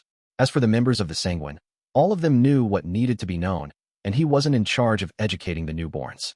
Klein didn't say anything else and resumed his supercilious attitude. All right, you can go back now. A dark red light immediately lit up in front of Emlyn White's eyes, quickly devouring him. After a short period of dizziness, he found that he was still sitting in the rental carriage. Soon after, he saw an illusory goatskin parchment and gain the knowledge of how to request help from the Fool via a secret deed ritual. When I'm free in the afternoon, I'll immediately hold the ritual at home and ask Mr. Fool to dispel my psychological cue. Emlyn was suddenly excited. He waited until the carriage arrived at the Harvest Church before calming down and paying for the ride. After entering the cathedral, he was relieved to see that Bishop Utravsky was there preaching to the few believers of the church. He no longer felt as vexed as he usually felt and felt rather relaxed. In this state, he suddenly thought of something. Father Utravsky has never seemed to stop me from finding a way to dispel the psychological cues. What exactly is on his mind? Eastborough, in a greasy coffee shop. Klein, who arrived at the scheduled time, was enjoying wheat bread with fresh pea lamb stew while he listened to old Kohler's report of the information he had gathered over the past week. It was a pity that there was no valuable information inside. When old Kohler was done, Klein thought for a moment. Then he pulled out £2 worth of bills and pushed them over. You already paid me just now. Old Kohler jumped in shock and waved his hands in front of him. Klein chuckled and said, within this week, I'll be heading south for a holiday. After a year of hard work, it's time to rest for a while. I might take 2 to 3 weeks before I return, so I'll pay you in advance. Haha, don't forget to help me gather information. Okay. Old Kohler accepted the notes with a mixture of joy and gratitude. At this moment, he had already thought of how to spend the new year. He planned to buy the cured ham he had been reluctant to buy and match it with his bread. I really can't stand the wait. Thank you, Detective Moriarty. He swallowed his saliva without realizing it. Klein picked up his hat, hesitated for a moment, and said, you should have noticed that Eastborough has been a bit chaotic recently. Don't take risks just to find out more information. If you notice anything wrong, immediately hide and avoid getting yourself involved. He was rather worried about the matter surrounding Prince Edessak, so he wanted to give old Kohler a reminder. I understand. Old Kohler patted his chest and said, I'm very timid. I won't take the risk. Very good, Klein praised. Then he remembered the laundry maid, Liv, and her 2 daughters, Freja and Daisy, who loved to read, and wanted to change their fates before he said whilst in thought, watch out for Liv's family. Don't let them be bullied. If there are any outbreaks in Eastborough, take them to a safe place. Outbreaks? You mean the workers' resistance? Old Kohler asked, puzzled. More or less, Klein answered vaguely. This was the limit of what he could reveal. Otherwise, it would be very easy for him to be suspected by others or the sealed artifact itself. In a room with large and small dolls, Emlyn White came home at noon and sat in his chair, enjoying the gloom created by the curtains. He looked around and clenched his fists. I'll cheer for myself. With that, he rummaged for materials with spirituality and began to write the honorific name of the Fool, as well as the corresponding symbols and magic labels. After some hustling and bustling, he tried the secret deed ritual. His spirituality gradually dissipated, as if he had arrived at an immeasurably high place. Vaguely, he saw countless shadows of ineffable shapes, 7 colors of light that seemed to contain immense knowledge, and the grayish-white fog that stood above everything. Above the boundless gray fog, there was an ancient palace that was impossible to see clearly. Seated inside the palace was a person shrouded in gray fog. Then, Emlyn saw a figure of golden majesty and holiness, as well as black wings that blotted out the sky behind it. He didn't even have time to count the number of pairs of mysterious wings before he felt himself quickly floating upwards, making contact with that golden figure. Ah! He screamed miserably as he held his head and rolled on the ground, emitting green smoke from his body. It took a while for Emlyn to calm down, and then he heard the deep voice of the Fool echo in his ears. Your psychological cue has been lifted. Is this what it feels like to dispel a psychological cue? It's really painful. Emlyn sat on the floor, panting, his neatly combed hair falling in disarray. Atop the gray fog, Klein thoughtfully nodded and said to himself, indeed, the sun brooch's purifying and dispelling effects can also harm vampires. He had calculated in advance that the sunlight needed to remove the weakened psychological cue wouldn't severely damage Emlyn, so he couldn't be bothered switching to a more complicated approach. And now, the result was indeed consistent with his expectations.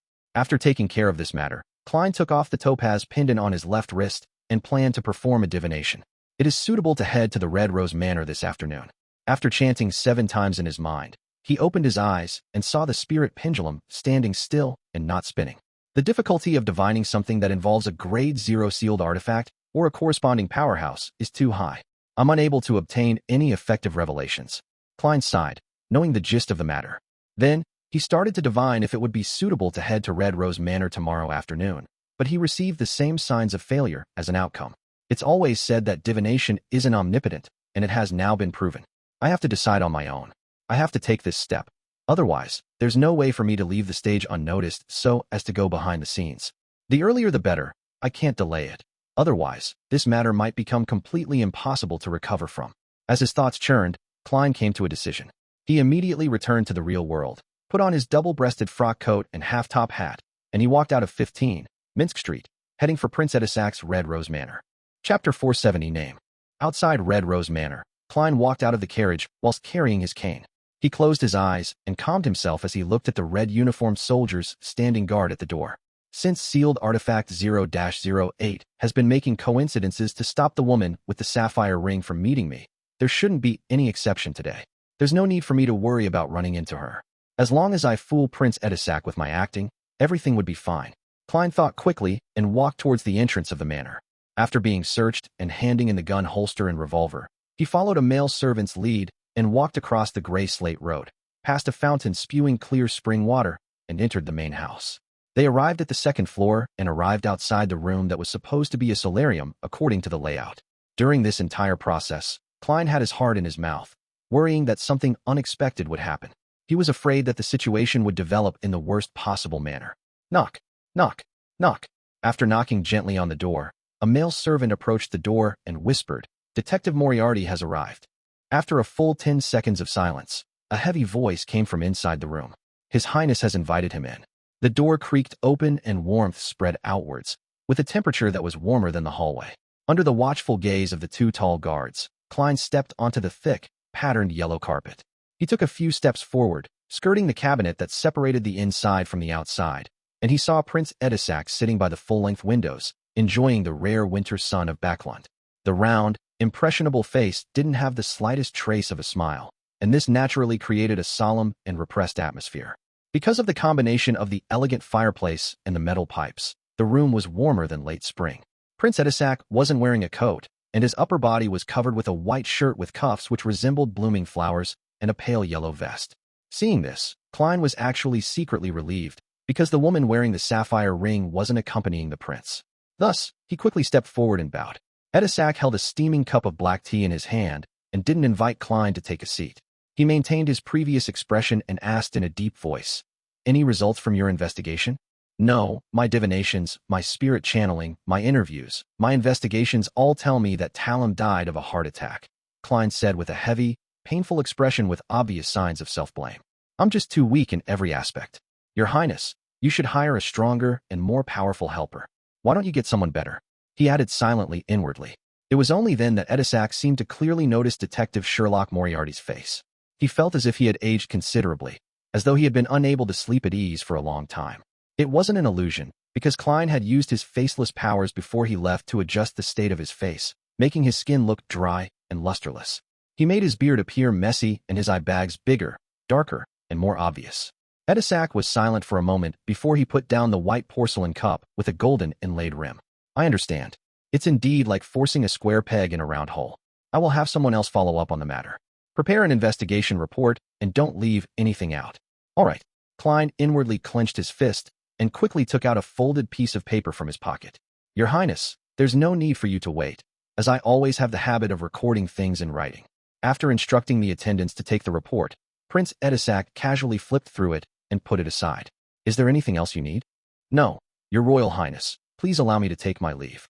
"Ah, right, I will be heading south for some time. I want to use the warm sunlight there to melt the pain in my heart." Klein sighed in response. "It's a New Year's custom of many and loan." Prince Edessak nodded slightly and turned to Funkel, the old butler. "Send Detective Moriarty out and get him a carriage. The nearest town to Red Rose Manor is a 15 to 20 minutes walk. I'll have to hire a carriage when I get there." "Yes, Your Highness." The old butler bowed and said politely.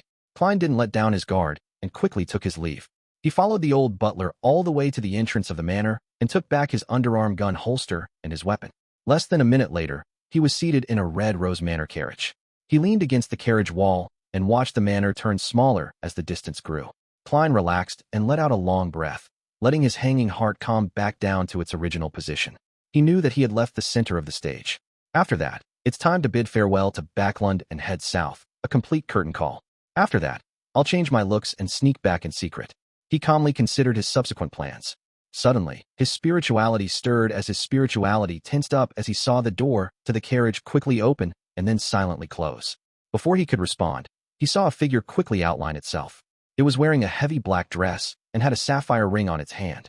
Sapphire ring. Upon seeing this scene, Klein, who was at the juncture of a flight or fight response, narrowed his eyes and sat back down, not daring to act rashly. This was a terrifying person who possessed a Grade 0 sealed artifact or was a demigod of a similar level. It's really true that the more afraid you are of something happening, the higher the chances are of it happening. 0-08 or something else. What happened to the coincidences you create? Klein's spirit and body instantly tensed up as he could only watch helplessly as the figure appeared in front of him. The lady's age was completely different from her dressing style. She looked about 18 or 19, had a round face, slender eyes, and a gentle and refined temperament. Deep down, she was sweet and was an outstandingly gorgeous beauty. Klein was surprised for a moment, before immediately recognizing her as he blurted out, "Trissy, isn't this the fellow who had gone from being instigator Triss, to which Trissy? How did she go from being wanted to becoming Prince Edessak's woman? How did she, a member of the demonist sect, end up by Prince Edessak's side? And she even has a Grade 0 sealed artifact, or a mystical item of a similar level." When he looked again carefully, he saw that there was something different about Trissy. Her facial features, which weren't outstanding alone, were softer and more delicate, but when placed together, they were stunning. Hearing his surprise, Trissy became happy instead of being alarmed. She revealed a sweet smile and said, "You know me. I knew you know me." A detective with beyonder powers definitely pays special attention to the wanted posters. She looks very happy. Klein cautiously asked with doubt and caution, "What do you want?" He clearly remembered that the person before him wasn't a good person. Triss had single-handedly created the tragedy of Alfalfa via instigation, while Trissy had caused the deaths of many innocent civilians in Tingent City. Trissy pursed her lips into a smile and said, "Very simple. Quickly report me to the Nighthawks, the mandated punishers, or the machinery hive mind. Get them to come here and capture me. Calling the cops on yourself? This transvestite. This woman must be insane." Klein was a bit at a loss. He soon figured out the meaning behind her message. Trissy would rather be locked up behind Cheney's Gate than stay at Red Rose Manor. She's trying her hardest to get out of here. Simply put, she believes that this place is more dangerous and more despair-inducing than being caught by the Nighthawks and mandated punishers. Klein tried his best to control his expression and asked in a deep voice, "What are you afraid of?" Trissy stood dazed for a second before she widened her eyes and said with her unfocused eyes, "There's someone manipulating my life. There are always coincidences that horrify me after they happen, and I'm becoming less and less like myself." Saying this, the corners of her mouth curled up as she said, "Can you imagine? Being someone who loves those shy and cute maids. Can you imagine the pain when I wake up in the morning in the arms of a naked man? I can. That's why it's best to stay away from being an assassin or witch." Klein couldn't help but imagine such a scene, and his heart palpitated for a moment. Trissy continued with a self-deprecating smile. "I thought that by working hard to advance, to become pleasure, that I would be able to free myself from that weird state. Hence, I sought people to help me search for the corresponding beyonder ingredients, but the outcome only turned worse. Sometimes, I forget a lot of things, but they end up really happening. I endured the disgust, seduced Talum, and tried to get him to help me escape. Who knew that I ended up killing him with a curse without me even realizing it? Do you believe that? Haha, they even changed my name. They wanted me to completely abandon my past self. No, absolutely not. They thought I could only overcome the coincidences for a short period of time and that I would soon get back on track.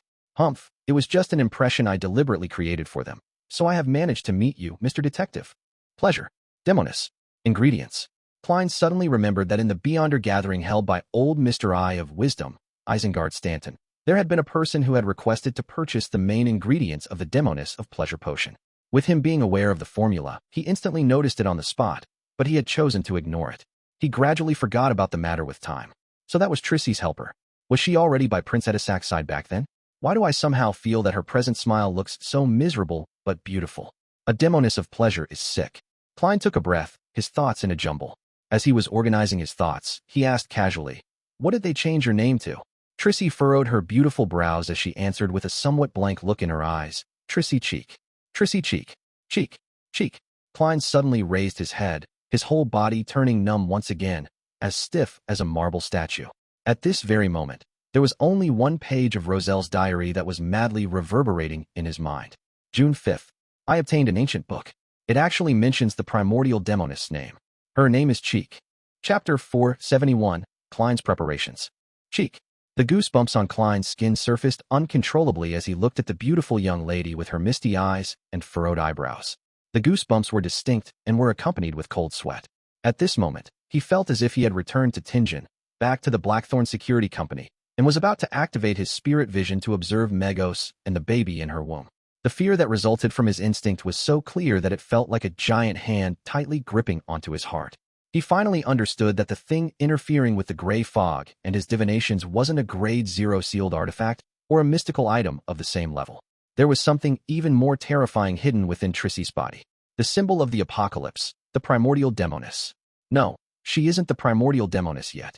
Otherwise, I would have already lost control just by being together with her, turning into a pile of squirming rotten meat. She's in a very strange state. Trissy's brows eased as her eyes regained their focus. As she looked at Klein, who didn't dare to move at all, she gently lifted her right hand, allowing her slender white finger to slowly slide down from the side of her body. With a bit of grievance, seduction, and malice, she laughed and said, "If you can inform the Nighthawks, the mandated punishers, and the machinery hive mind about this matter, and I happen to meet you before they arrest me, I don't mind letting you know what true pleasure is." Klein's gaze subconsciously followed the movement of her fingers, and all sorts of mind-blowing details surfaced in his mind. They aren't considered big, but they are very firm. What am I thinking? What am I looking at? Is this the seductive powers of a demoness of pleasure? Ignoring the fact that you were once a man, even if you were a true lady, without having committed many heinous crimes in the past to lessen the psychological rejection I have, I wouldn't dare to. If you were to suddenly awaken as the primordial demoness, even the fool can't handle that. Klein silently sighed, raised his head, looked at the carriage's wooden roof, and said, "Do you think that I, an ordinary low or mid-sequence beyonder, would have the ability to escape the pursuit of the royal family? I think they've already discovered that something is wrong, and they're about to take action." Trissy felt somewhat smug that Klein didn't dare to look straight at her. She chuckled softly and said, "I'll try to escape and divert the main pursuing force. Although the remaining ones are still very powerful, it's not impossible to deal with them. I believe that you will fight with all your might for the sake of your own life. You have great hope." With that, her figure quickly disappeared, as if someone had wiped it away with a rag. This was different from Sharon, as it wasn't a return to a normal wraith state, but a direct form of invisibility. Bam! The carriage door opened and then closed. The sweet fragrance that remained drilled into his nose, and Klein retracted his gaze, his face sinking. Even now, his arms were still trembling slightly, as if he had contracted some disease. If it wasn't for his rich experience, even though he had faced the son of an evil god in the real world with a belly in between them, he, who knew what the name Trissy Cheek meant, wouldn't have been able to bear the terrifying pressure and would have collapsed on the spot. It was akin to having a rubber band stretched too tightly to the point of tearing. It seems like Trissy still doesn't know what's happening to her body. She also doesn't know the meaning behind the name Cheek. Klein quickly calmed his thoughts, looked out the window, estimated the distance, and counted the time. His spiritual intuition and corresponding experience told him that doing anything in such a situation was better than nothing. Therefore, with the danger of being silenced at hand, he was prepared to try his best to save himself. 3, 2, 1. Klein suddenly opened his eyes and snapped his fingers. At the edge of the road, a small fire ignited on a tree with only withered branches left. The flames quickly soared into the sky. Several matches inside his pocket, that Klein had intentionally divided up, burst into flames, and a crimson color engulfed his black attire. His figure disappeared from the interior of the carriage, and he walked out from the flames by the roadside. Pa, pa, pa. He kept snapping the fingers on his left hand repeatedly, his figure constantly flashing through the sparse, withered forest. He rode the flames and rapidly arrived deep in the forest which couldn't be seen from the outside. Then, he paused and pulled out the accessory hanging around his neck. He always knew very clearly that there were hidden elements behind this matter. Therefore, for his visit to Red Rose Manor, he abided by the rules of a magician. He had made some preparations beforehand, such as separating his matches and carrying a number of his mystical items on him. Among the mystical items, the biological poison bottle and the sun brooch were involved in the Capim and Wraith incidents. Therefore, out of caution, he left them above the gray fog. As for the all-black eye which was left behind by Nimblewright Master Rosigo, it was difficult to get past the manor guards. Hence, it was met with the same treatment. Finally, other than the 3 kinds of bullets, purifying bullets, demon-hunting bullets, and exorcism bullets of purification, he only brought along 2 mystical items. The first was the master key that allowed him to pass through obstacles. The side effects of getting lost could be offset by dowsing. Furthermore, it looked like an ordinary key, so it wasn't easily discovered. The other item was a key element of Klein's preparations, Eddesakk's copper whistle. Simply put, when he faced a danger he couldn't handle himself, he could ask for the help of a powerhouse. After that encounter, whether I recognize Trissy or not, I am definitely on a kill list. There's a high chance that I've been targeted by 0-08. There won't be any negative effects getting Mr. Eddesakk's help. Well, that's if 0-08 has been behind all the coincidences. Klein raised the cold, ancient copper whistle and put it in his mouth, blowing on it. Without a sound, he activated his spirit vision and saw the white bones that gushed out from the ground like a fountain. He saw the nearly 4-meter-tall, giant messenger taking form. It lowered its head and looked at him with his eye sockets burning with black flames. That huge body gave Klein a sense of security. He took out the pen and paper he carried with him and wrote a word. Help. Next, he folded the paper and stuffed it into the messenger's hanging palm. After the messenger had disappeared, he put away the copper whistle, deliberately put on a prayer posture, and quickly chanted the honorific name of the fool. Honorable Mr. Fool, my investigations have borne fruit. The woman Prince Edessak fell in love with is witch Trissy from the Demonist sect. She has already advanced to Demoness of Pleasure, and the upper echelons have changed her name to Trissy Cheek. After quickly making the report, Klein didn't bother to hide his identity and immediately took 4 steps counterclockwise to head above the gray fog. Then, he retrieved the scenes of him praying, and he threw it into the crimson star, symbolizing misjustice. He tried his best to feign a mocking tone and added in a supercilious manner that was congruent with the style of the fool. Cheek, hee, that's the true name of the primordial Demoness. After doing all this, Klein immediately returned to the real world, ready to run for his life. He had only taken a few steps when his eyes suddenly lit up. He subconsciously raised his head and saw several meteors burning with raging flames falling from the sky, tearing through the sky and enveloping the entire forest.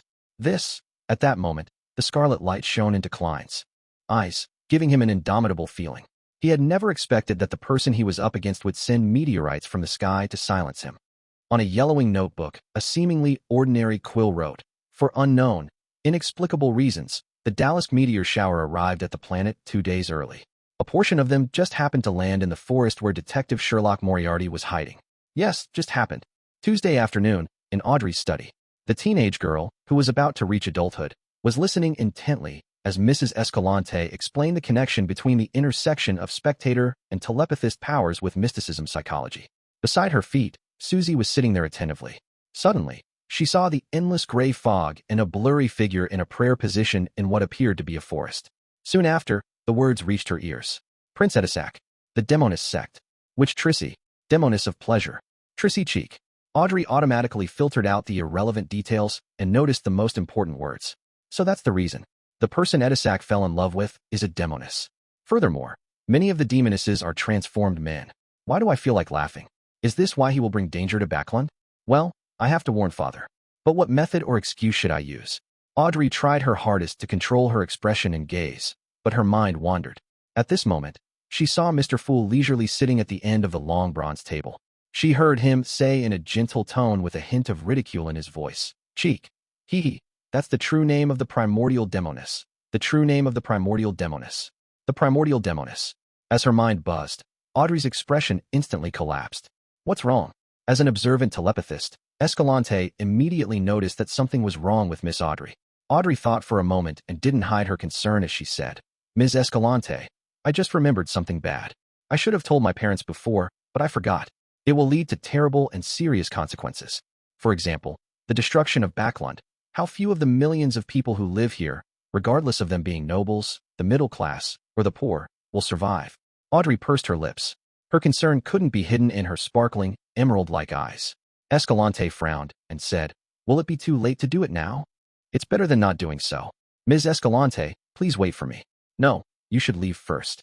Audrey entered her spectator state and calmly made her decision. Then she got up and left the study and went into the hallway. Father has gone to the House of Lords. Only Mother is at home. But what should I say? Audrey frowned slightly. She didn't slow down, nor did she increase her pace. Next to her were her personal maid and her huge dog, Susie. Gradually, she had an idea. When she arrived at the living room where her mother was, she had already made up her mind. Taking a light breath, Audrey felt an unusual sinking sensation on her shoulders. Then, without hesitation, she knocked on the door. Chapter 472, Latent Danger. Lady Caitlin was sitting on a sofa in the activity room, with the deputy butler, butler's assistant, and the attendant of the corresponding services seated opposite her. She was meticulous as she gave instructions on various things to take note of for the dinner banquet that night. This continued until her daughter, Audrey, came to her side. "Mother, I have something to tell you." Audrey swept her gaze across the other people in the room. On the way to the activity room, she had felt a slight tremor, but she didn't discover anything unusual. Lady Caitlin looked around and nodded. "All of you can return later." The activity room turned silent very quickly, and even Susie was signaled by Audrey to leave. "You should stay by my side more often and learn how to handle matters. Although you don't lack such content in your family lessons, it's still profound knowledge on how to effectively combine theory with practice." Lady Caitlin, who looked to be in her early 30s despite being in her 50s, smiled and educated her daughter. "All right, my little angel, what is it?" Audrey tried to produce the elegant smile she'd practiced in etiquette class, but she found herself with a heavy, nervous smile. She pursed her dry lips and directly said, "Mother, I've been hiding something from you and Father." "Oh." Lady Caitlin tilted her head, waiting for a further explanation. Audrey's words were a little staccato at first, but then they immediately became smooth and fluent. I'm already a beyonder, the kind of person who possesses miraculous powers by consuming a potion." The blonde Lady Caitlin raised her eyebrows lightly and answered without any hint of surprise, "I know. Both your father and I know about it." "Huh." Audrey was momentarily at a loss as to how to continue. Lady Caitlin covered her mouth and laughed. "You took so many mystical ingredients from the vault, and you are so naive to think that your father and I didn't notice? By your father's side, in this villa, and in the fief of our family, there's no lack of beyonders. They may be a result of a simple employment relationship, or they may have been assigned by the Church of the Goddess, or they may have been members of the Hall family. His Majesty has tacitly agreed to such matters, and we have also tacitly consented to your little adventures. Sigh, you will eventually grow up and mature. Your father and I will never be able to protect you under our wings forever. You will have to face certain matters alone, so having additional powers to aid you as a trump card is good too. Yes, according to the general knowledge that I'm aware of, the initial stages shouldn't be that dangerous, and advancing will require 1 to 2 years, or maybe even 3 years. So, your father and I aren't too anxious, and we intended to wait until you become an adult to give you a word of warning so that you can stop at your present state." "No, Mother, your general knowledge is wrong. You don't know the acting method.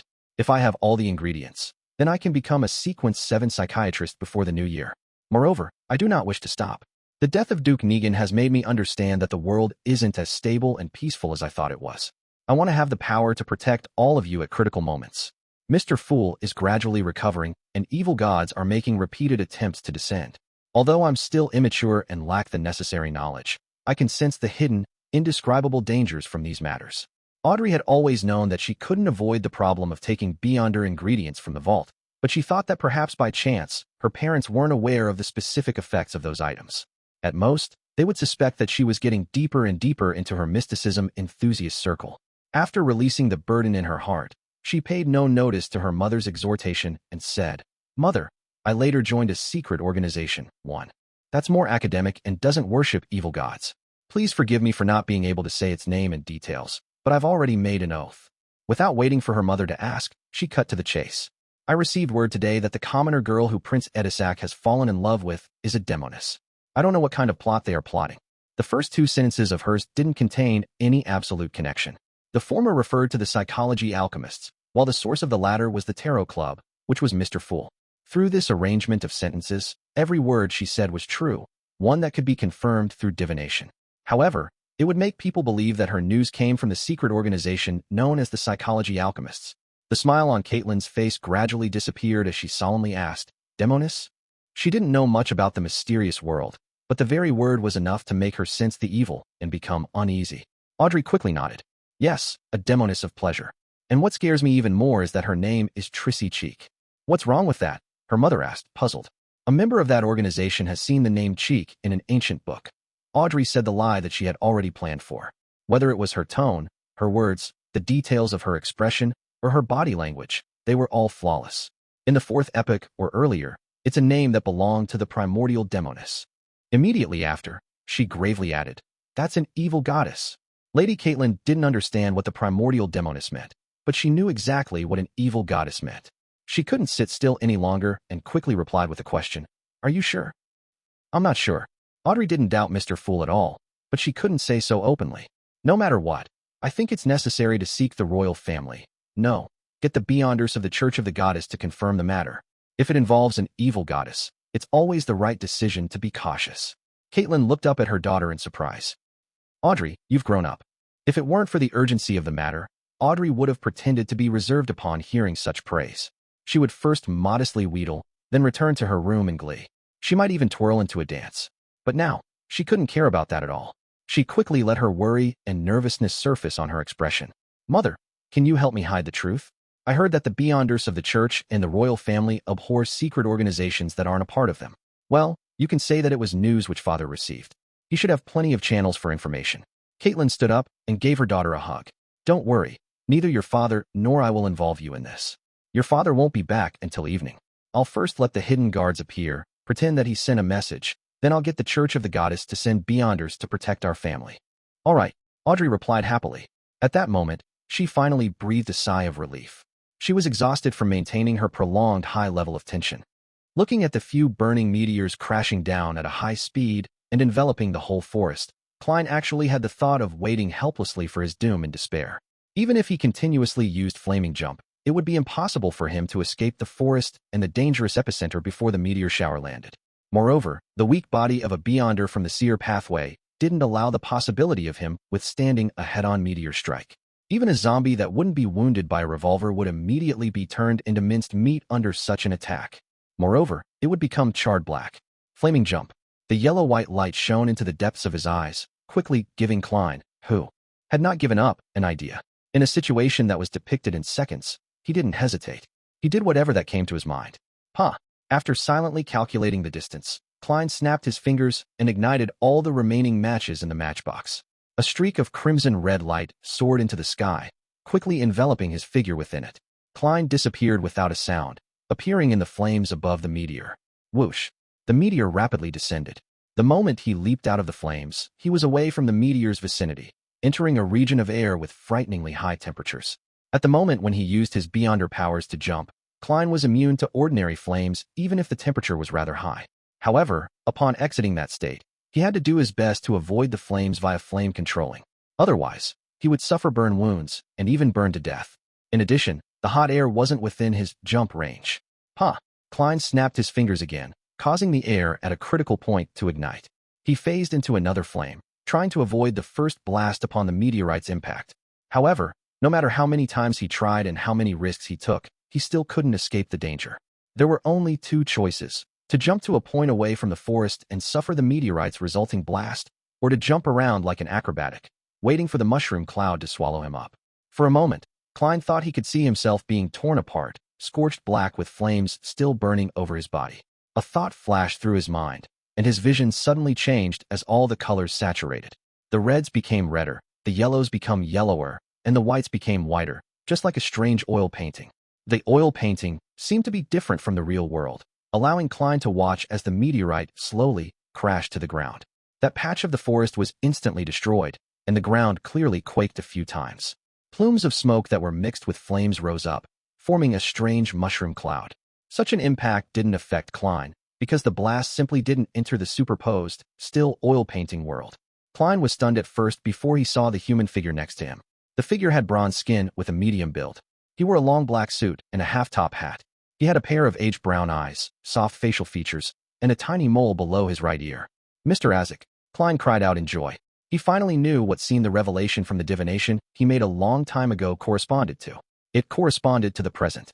The sea of blood represented a perilous situation, and being pulled up by Mr. Edessak meant being rescued because of him. Just as Klein's words left his mouth, Edessak waved his hand, grabbed his arm, and pushed his way through the deep layers of saturated colors. The ordinary-looking quill was no longer riding on its own, and its surface had dimmed a little. The solemn-looking middle-aged man with only one eye grabbed it, and quickly wrote, as if he was channeling a spirit. It was obvious that Edessak Eggers had yet to recover all his memories and strength. While attempting to travel through the spirit world and the astral world, a latent danger appeared as a result of this problem. Hence, he and Sherlock Moriarty found themselves landing near Zhangwil and his friend. Chapter 473, Faceless. Everything around him was like an illusion. The colors were saturated and superposed as they quickly receded. As soon as Klein came to his senses, observed, and experienced this wonderful passage, he felt Mr. Edesack's hand which was holding his hand tremble slightly. Before he could even react, he felt a strong sense of weightlessness. His body couldn't help but plummet as he even began spinning. The colors of red, yellow, white, and black around him faded rapidly, and Klein fell, hitting the solid ground hard. The impact left his head spinning and his internal organs churning. Mixed into his vision were bits of golden stars as his vision was restored to normal.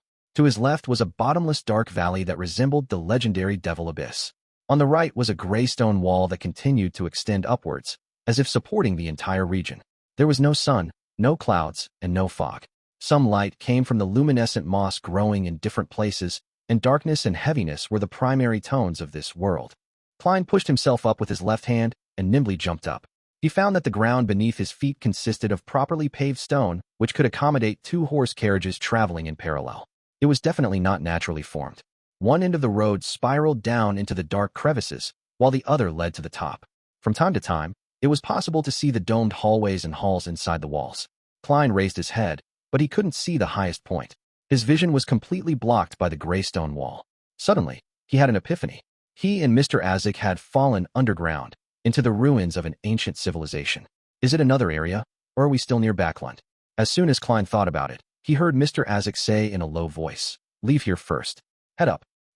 Before Klein could understand the meaning behind his words, he saw a flash of light from the side, instantly forming an illusory door that opened outwards. The door seemed to be made of bronze. It wasn't real enough, but it was unusually heavy. On the surface, there were countless strange patterns and indistinct symbols. With a creak, a crack appeared in the door. Pale, bloody arms reached out from the crack, one after another. In addition, there were also greenish-black vines with baby faces and sleek tentacles with protruded eyes. It's very similar to the effect of Miss Sharon's mystical item. While he was in thought, Klein noticed that the arms, vines, and tentacles were no longer as crazy as before. They had calmed down and stuck to the ground, completely unlike their former appearance of madly pulling a Sequence 6 zombie into the door. Immediately after, the gap between the doors widened, and a human figure emerged from it. The figure wore a pure black clergy robe, and his facial features were clear and distinct like an ancient, classical sculpture. His hair was dark gold in color, his eyes were dark blue, and he had a high nose bridge. He wore a bonnet which was popular with the elderly, and his sideburns were somewhat gray in contrast to his middle-aged appearance. Looking at the figure's completely lifeless eye, Klein suddenly recalled the name of the person who had just arrived. Sanguine, the former archbishop who had directed the Tingen incident and dealt heavy damage to the Nighthawks team, as well as being the owner of sealed artifact 0-08. Almost at the same time, Klein turned around and, following Mr. Edesakk's instructions, fled towards the top of the road. He knew full well that being a Sequence 6, he would only serve to be a burden and distraction in a clash between demigods. In this race for time, false modesty and pretentious words were unnecessary. They would harm both him and his companion. Tap, tap, tap. As there was nothing he could ignite underground, all Klein could do was grit his teeth and run as fast as he could. While running, he heard Edesakk's calm, gentle voice. "Run all the way out of here. Don't worry about me. I've recalled a lot of things, and I know that I once remained in a particular sequence for a very long period of time. That sequence's name is Undying." Tap, tap, tap. Klein circled around the cliff and entered a dark domed corridor. The walls on both sides were engraved with mottled murals. At that moment, he heard a dignified and hoarse voice reverberate from where he previously was. "Teleportation is prohibited here." A figure had arrived beside Sanguine without anyone noticing. He was floating in midair in defiance with the laws of physics. He wore a gorgeous gold mask, and Sanguine didn't attack immediately. Instead, he glanced at the bend where Klein's figure had disappeared. Sequence 4 Night Watcher of the Church of the Evernight Goddess's pathway could grant a certain amount of bad luck to others, but Sanguine, who had just silently blessed Klein, realized that things like Klein slipping and falling into the ravine didn't happen. Not only that, Sanguine seemed to be hallucinating as well, as he saw a thin, grayish-white fog.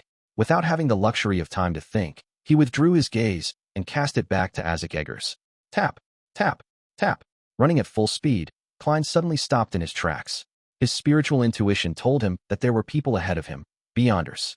They were most likely the guards here. After contemplating for a bit, he reached out with his left hand and wiped his face. At the same time, crisp sounds emitted from his body as his body grew 7 to 8 centimeters taller. By the time his left palm left his face, he had turned into a single-eyed middle-aged man with dark golden hair and a high nose.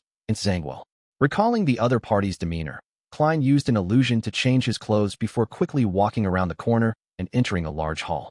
There were 4 guards in dark black armor, their gazes keen. Klein's face was calm as he walked over. He deliberately spoke in a hoarse voice and sternly said, Someone has sneaked in here. I'm looking for him. Did you discover any clues? The leader of the guards first examined him before lowering his head and saying, Mr. Zangwill, nothing happened here. Okay. Klein nodded slightly, walked past them, and left the hall. During this entire process, although he remained highly nervous with his back drenched in sweat, he appeared to be calm and reserved. He looked no different from Zangwill, be it his appearance or his aura. Relying on his faceless powers and his running speed, he quickly passed through 3 checkpoints and arrived at the end of the building. There was an illusionary door formed by pure ghostly blue light. Apart from that, it was completely sealed shut. Although he was worried about the demigod battle between Mr. Edessak and Zangwill, Klein remained hidden in the shadows outside the room. He patiently spied for a while and found that someone had passed through the ghostly blue light while another person had used it to leave. He noticed that those who left had to show something that looked like a badge before they could get permission from the 4 guards to enter the door of light. I don't have time to wait for the next person with a badge. I can only take the risk. The battle over there could end at any moment. Even if it doesn't, the search order will be sent over here quickly. Klein quickly made his decision, once again walking into the room with the likeness of Zangwill. Something has happened outside. He had no confidence in mimicking the former archbishop's voice, so he could only express himself with deliberate hoarseness as an indication that he had experienced an intense battle. The guards who were left confused by the news didn't react until Klein approached them. They reached out their hands to stop him. Mr. Zangwill, where is your pass? Don't waste any more time. As he spoke, Klein pulled a badge from his pocket and thrust it into the man's hand. This calm performance made the rest of the guards relax. The moment the guard who had received the pass looked down, Klein suddenly lunged forward. Just as he landed on the ground, he quickly did another roll and went straight through the ghostly blue door. Only then did the guard realize that the badge in his palm had rapidly faded, turning into a piece of paper. On the top left of the piece of paper, there was a rather commonly seen blessing recently. Happy New Year. The abyss-like crevice was filled with an illusory, pitch-black liquid. Moreover, the surface of the water was still bubbling without stopping, and many pale-skinned arms were wildly extending outwards. Zangwill had a general idea of Edeссak's standards, and he was neither surprised nor afraid, for he had a demigod to help him at the moment. What worried him the most was another problem. 0-08, which was forcefully developing the story, could backfire on him at any moment. At that moment, he swept his gaze past the corner of his eye and was shocked to find that the quill 0-08 had left his pocket without him realizing it. It was floating in front of the gray rock wall, fervently writing lines of words. In a fierce battle, there would always be a variety of accidents, such as Zangwill's belt snapping and having his pants drop. The ghostly blue light filled Klein's eyes, constructing a passageway that overlapped with layers of light between the deep darkness and the roaming, invisible creatures. Klein didn't bother to observe his surroundings as he scrambled to the end of the passage. He stood up, straightened his clothes, restored Zangwill's stern expression, and stepped into the rippling screen of light. After a moment of being mentally adrift, he found himself in another room, which was also occupied by quite a few guards. Something went wrong underground. Keep an eye out. Do not allow anyone entry, Klein calmly instructed, walking towards the door at an unhurried pace. Yes, Mr. Zangwill, the guards replied respectfully. At this moment, the guard from before passed through the ghostly blue light and shouted loudly. There's a problem with that Zangwill from before. Everyone turned to look at the door, but Klein was nowhere to be seen. Tap, tap, tap. The guards immediately split up into several groups to search in every direction for their target and notify their companions. The scene momentarily turned rather chaotic. One of them had just rounded the corner when he saw Zangwill's back. Subconsciously, he pulled out his sword that coruscated with lightning and performed a forward cleave. Oof!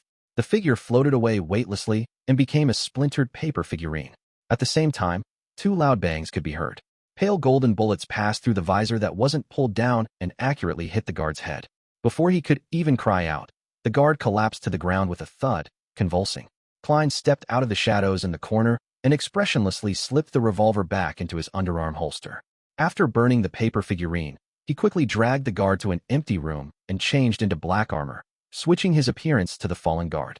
Then, he picked up the lightning sword and left the room, closing the wooden door behind him and running forward in a panic. He was going to notify every guard along the way that there was a problem with Zangwill. Chapter 474, Edessak Story. Inside the solarium of Red Rose Manor, Edessak Augustus stood by the full-length window, looking at the indifferent Trissy with a gloomy face, and he said in a voice that was like a volcano about to erupt, "Why did you run away again?" Trissy looked past him and beyond the window, chuckled, and answered with a question. "Did you see the meteor shower? Did you feel the trembling of the earth?" Behind her, Porcelain and other items in the cabinet had fallen onto the thick, soft carpet. The old butler, Funkel, was standing beside her. "It's not too rare for that to happen," Edessak replied in a low voice. Trissy raised her eyebrows slightly. "You are very dull. Then let me be frank with you. I am a demoness." Prince Edessak's expression didn't change at all. He turned to the old butler and said, "Guard the door and prevent anyone from entering." "Yes, your highness." Funkel gave Trissy a cold look and walked out of the solarium. When he heard the door close, Edessak exhaled slowly. "Trissy cheek. Heh, you prefer to be called Trissy. I know you're a demoness. The person who helped you purchase the Beyonder ingredients failed. What you received was provided by me. I don't mind that my princess consort is a witch or a demoness. I've even seen your wanted poster." Trissy was surprised at first, but she then revealed a mocking smile. "You sure know a lot. Did you know that I was once a man, and that my real name is Triss?" "What?" Edessak's eyes widened, and he tilted his head a little, as though he couldn't believe what he had heard. Upon seeing this, Trissy couldn't help but laugh. She laughed so hard that she frantically bent back and forth like a lunatic. "Haha, you didn't make a mistake. I was once a man. I used to be like you, and the thing down there was longer and thicker than yours.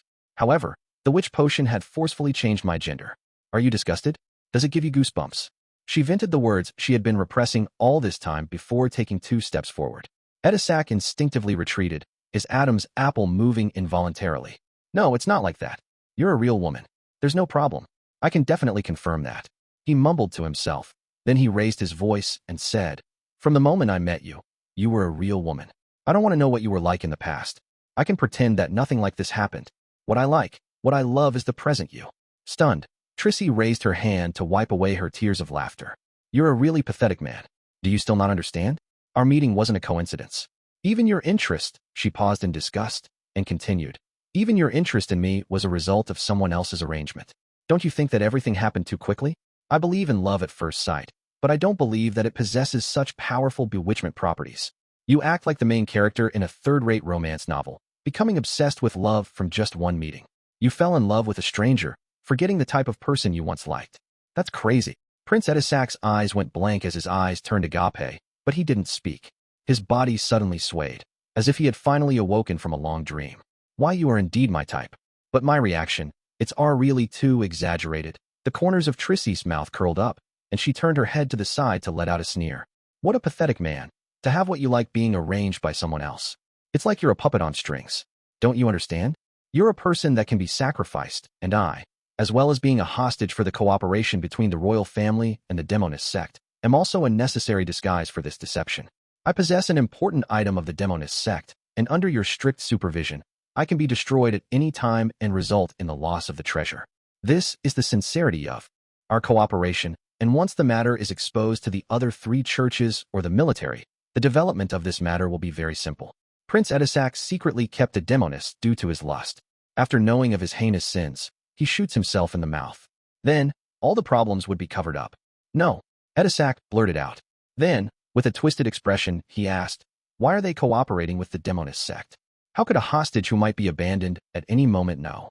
Trissy gave a self-deprecating laugh. "That's the whole reason behind why I want to flee." She lowered her head and chuckled in a low voice. Her body trembled slightly from the laughter. After a few seconds, she raised her head once again, curled the corners of her mouth, and said, "What do you want to do with me? Strip me down and throw me onto the bed? No, you've probably formed a psychological resistance. Actually, I don't mind giving you some warmth right now. It's not a shameful thing for 2 poor people to comfort each other." Prince Edessak darkened his rotund face and looked at Trissy silently for nearly a minute. Suddenly, he closed his eyes, pointed to another side, and said, "You can leave. Leave through that door." Trissy raised her eyebrows in astonishment. "You're letting me go?" "Yes."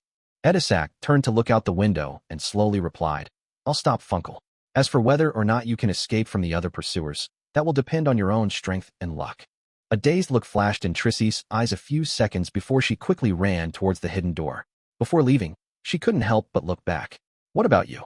Edessak didn't turn his head, but he continued to stare out of the full-length windows as if searching for the shadows of his past. He smiled and said, "Me? Let me live in this beautiful story and welcome its final end, good or bad."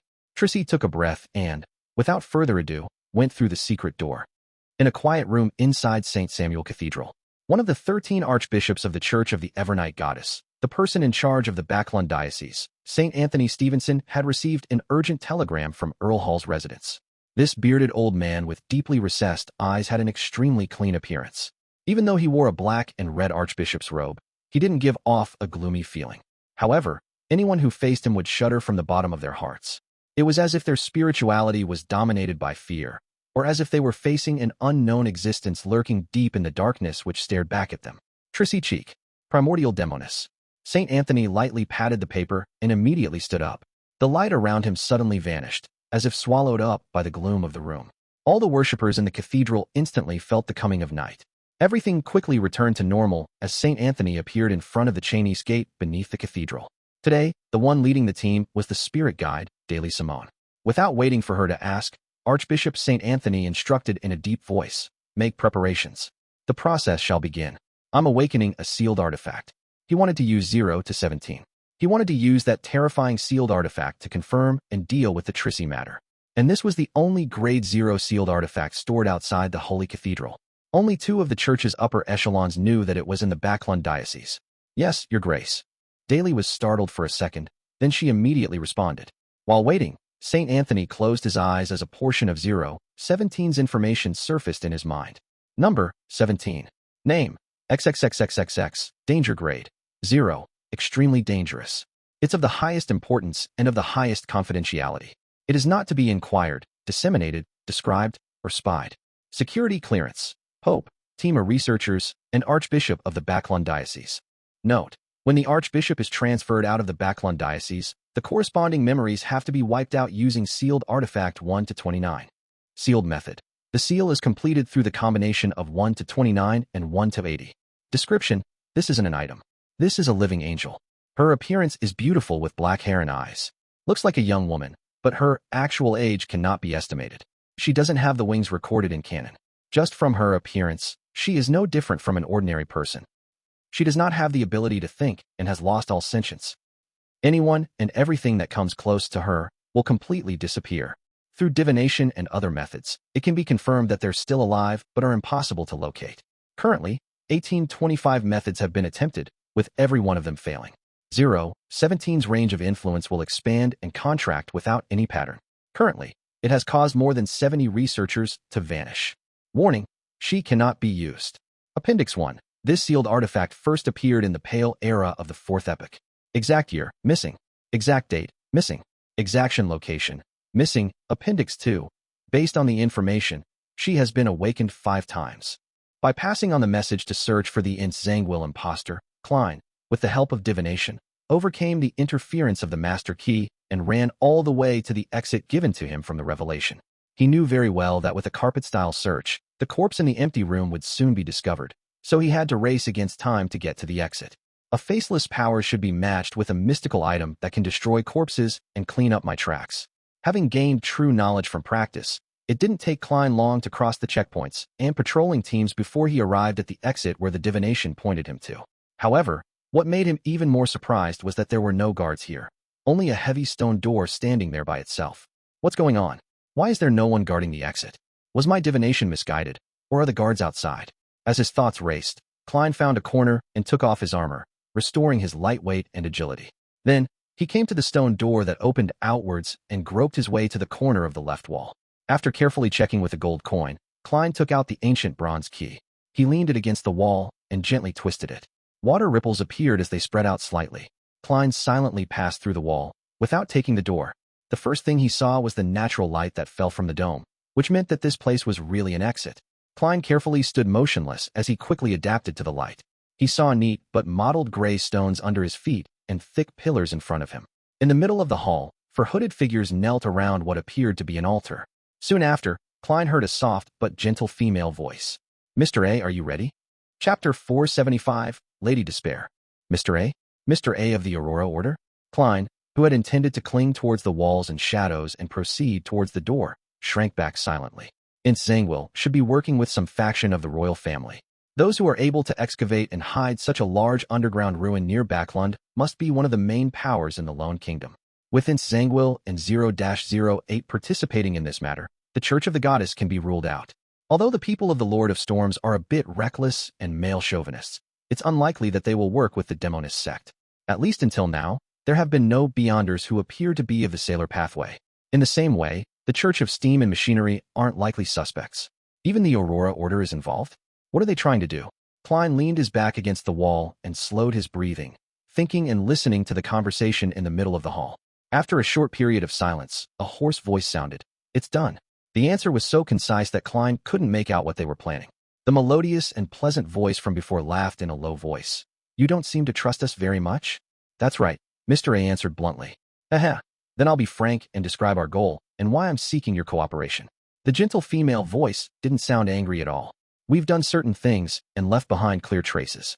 Before we're discovered by the churches of Evernight, Storm, and Steam, as well as the military, we must do the corresponding cleanup, and this requires your help. Yes, it seems like you don't really understand what I mean. So let me give you an example. Imagine you performed a heinous crime like murder in a house. So what's the best way of eliminating any evidence and clues? There's no need for that. It's our goal to have others witness such an act, Mr. A said indifferently. As expected of a member of the Aurora Order. They're all a bunch of lunatics. Klein made a preliminary identification of the speaking man to be Mr. A, who had killed the Intis ambassador. Suppose it were me, not you. The clear, soft female voice had a faint wheezing sound. After a second, Mr. A replied, Burn that house and bury all the clues there. The clear and gentle female voice had a smiling tone. That's exactly what we planned.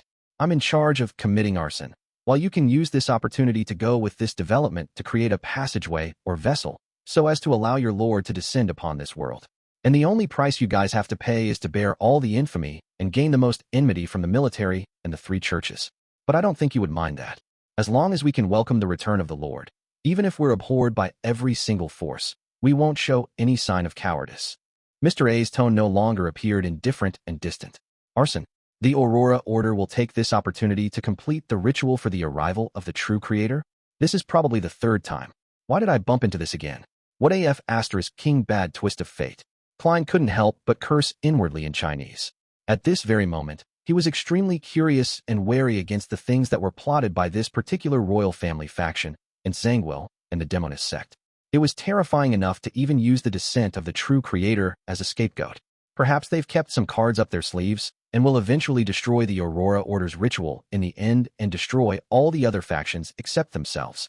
Klein calmly thought, while feeling tense. It appears like you have no other questions, said the gentle female voice. This place is sufficiently well hidden and can be used for the required setup. You can do your ritual here at ease and won't need to worry that it'll be interrupted before you succeed.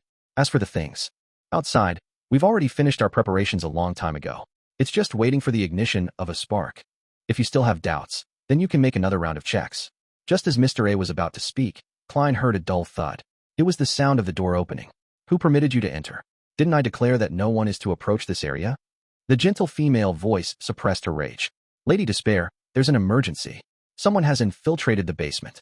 The higher-ups sent me to arrange for a follow-up and close the corresponding passages. A male voice with a distinct Backland accent responded very quickly. The so-called Lady Despair maintained her silence for a few seconds, as though she was communicating with an unknown existence to confirm the situation. Finally, she said without changing her tone, Go back inside. Don't come out again, nor allow anyone out. Wait until further notice. Yes, Lady Despair. The man ran towards the stone door, with a heavy thud sounding in the background. From the place where Klein was hiding, he could clearly see the stone door leading to the back area. He waited for 7 or 8 seconds before a figure of normal height and build appeared. Phew. The man took a deep breath, stretched out his hands, and bared his teeth as he pushed open the heavy stone door with a ferocious expression. In that instant, Klein had completely taken in the man's appearance and characteristics without missing a single detail. This was the beyonder power of a Faceless. That man's skin was reddish-brown, and he was clearly of Southern Continent descent. His facial features had no special characteristics, making it difficult to remember him. Due to him gritting and baring his teeth, he revealed a portion of his teeth. The third tooth on the upper left of his mouth flickered with a golden light. It was a fake tooth. This, Klein, with the spiritual intuition of a seer, frowned as he felt an inexplicable sense of familiarity. Very quickly, he used his skills to recall the source of his familiarity. The Hanged Man had once requested the Tarot Club members to find a man with reddish-brown skin and a thick Backland accent who had the third tooth on his left missing. The man's name was Balin, and he was involved in the escape and disappearance of many colonial island slaves. And at this moment, the man in front of Klein was almost identical to the Balin that was described by the Hanged Man. The disappearance of the colonial island slaves. the many tribes of the southern continent vanishing into thin air. Balin's appearance here. Capum, who took a large share of the underground slave trade, was protected by 4 Beyonders suspected to be of the Arbiter pathway. Among them, the strongest was a Sequence 6, and even a Sequence 5. Capum constantly targeted relatively innocent girls in his abductions. The passing of the Grain Act, the improvement of the textile machines all resulted in a large number of people losing their jobs. Many female textile workers silently left East Borough after receiving new jobs, not leaving any clues. The scattered dots instantly formed a line in Klein's mind, pointing directly into the depths of the earth. What are they up to that they need such a large number of people, as well as so many pure and innocent girls? A ritual? An extremely terrifying ritual that takes a very long period of time while being held in secret? Klein's pupils suddenly contracted. Creak. Bang. The stone door closed and Balin disappeared from his sight. The hall was silent for a few seconds before Mr. A's deep and hoarse voice rang out again. I smell an accident. Let's begin. We need to hurry before it arrives. Lady Despair responded slowly. That's exactly what I was thinking. But I need you to send me to Eastborough. Eastborough? Klein had a bad premonition. No problem, Mr. A answered with a lack of emotion. Under the hood, a transparent and blurry book appeared in front of him. Accompanied by a distant and indistinct chant, he said, I came, I saw, I record. The book quickly flipped open and stopped at one of the pages. Soon after, it began to emit a light blue and illusory light. The light enveloped the white-robed Lady Despair, causing her figure to blur at first, then becoming indistinct. In an instant, Lady Despair saw countless indescribable silhouettes. She discovered lustrous brilliances which contained the bright and pure splendor of endless knowledge at the highest point. Her body was being dragged forward by a strange force as she rapidly tore through space. Not long after, she left her original spot and arrived at a secluded, uninhabited, and filthy corner of an alley. She pulled down her veil to cover her face and looked up into the sky. The afternoon sun had once again been obscured by clouds and fog, turning pale and dark. The light yellow fog wasn't particularly thick, and it sank down to every corner of Backland, giving off a slight choking sensation amidst its coldness and moisture. It's a pity that the haze didn't reach the point when it's in its worst and calmest state. The accident that happened to Trissy, the sudden and temporary loss of control over 0-08, the appearance of Edessak, the destruction previously caused by Dark Emperor, these had complicated matters, garnering the attention of others. It forced the operation to be brought forward to today. Lady Despair surveyed the area, walked out of the alley, and into the streets. Her steps were slow, as though she were wandering in a sea of fog. Wherever she passed, the fog would unnoticeably thicken. Tinged with an iron-black color, it silently lowered the range of one's visibility. As she left the street, a sallow-faced tramp in an old jacket suddenly coughed violently and fell to the ground. The 2 poor people close to the tramp retreated in horror, and then they covered their throats with their hands as they gasped for air. It was as if they were suffering from severe lung disease or bronchitis and could no longer breathe. A haze which was a mixture of iron-black and pale yellow colors descended upon East Borough, the dock area, and the smoke-spewing factory district as it continued to spread throughout Backland. Various scenes in the distance were drowned, and even the towering clock tower was only a pale shadow. One by one, workers and poor people felt the discomfort as they fought against the cold, and the disorderly tramps fell one after another in the woman's wake, their lives as fragile as the bubbles formed during laundry. Lady Despair's expression was calm and gentle, as though she were finishing a work of art. Like an ordinary person, she walked among the pedestrians as she chuckled and said in a low voice, "The Lone Kingdom's history will remember this day. The great haze of Backland." The dark valley had been completely covered by the black, incorporeal water, but 0-08 didn't stop writing. It fabricated ridiculous and terrifying stories wherever it could land its tip on. The dropping of pants didn't affect Sanguine's performance, because he was wearing a long robe, perhaps having anticipated a similar accident.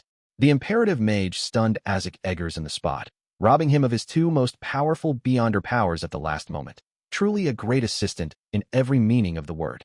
However, the stacked door of the spirit world and the underworld were attracted by Edesak's characteristic. It began being stirred by the powers of their battle, causing unpredictable changes. At that moment, an unknown existence was attracted, resulting in him passing by. He took this opportunity to extend his hands into the real world. Oh no, he caught Sanguine.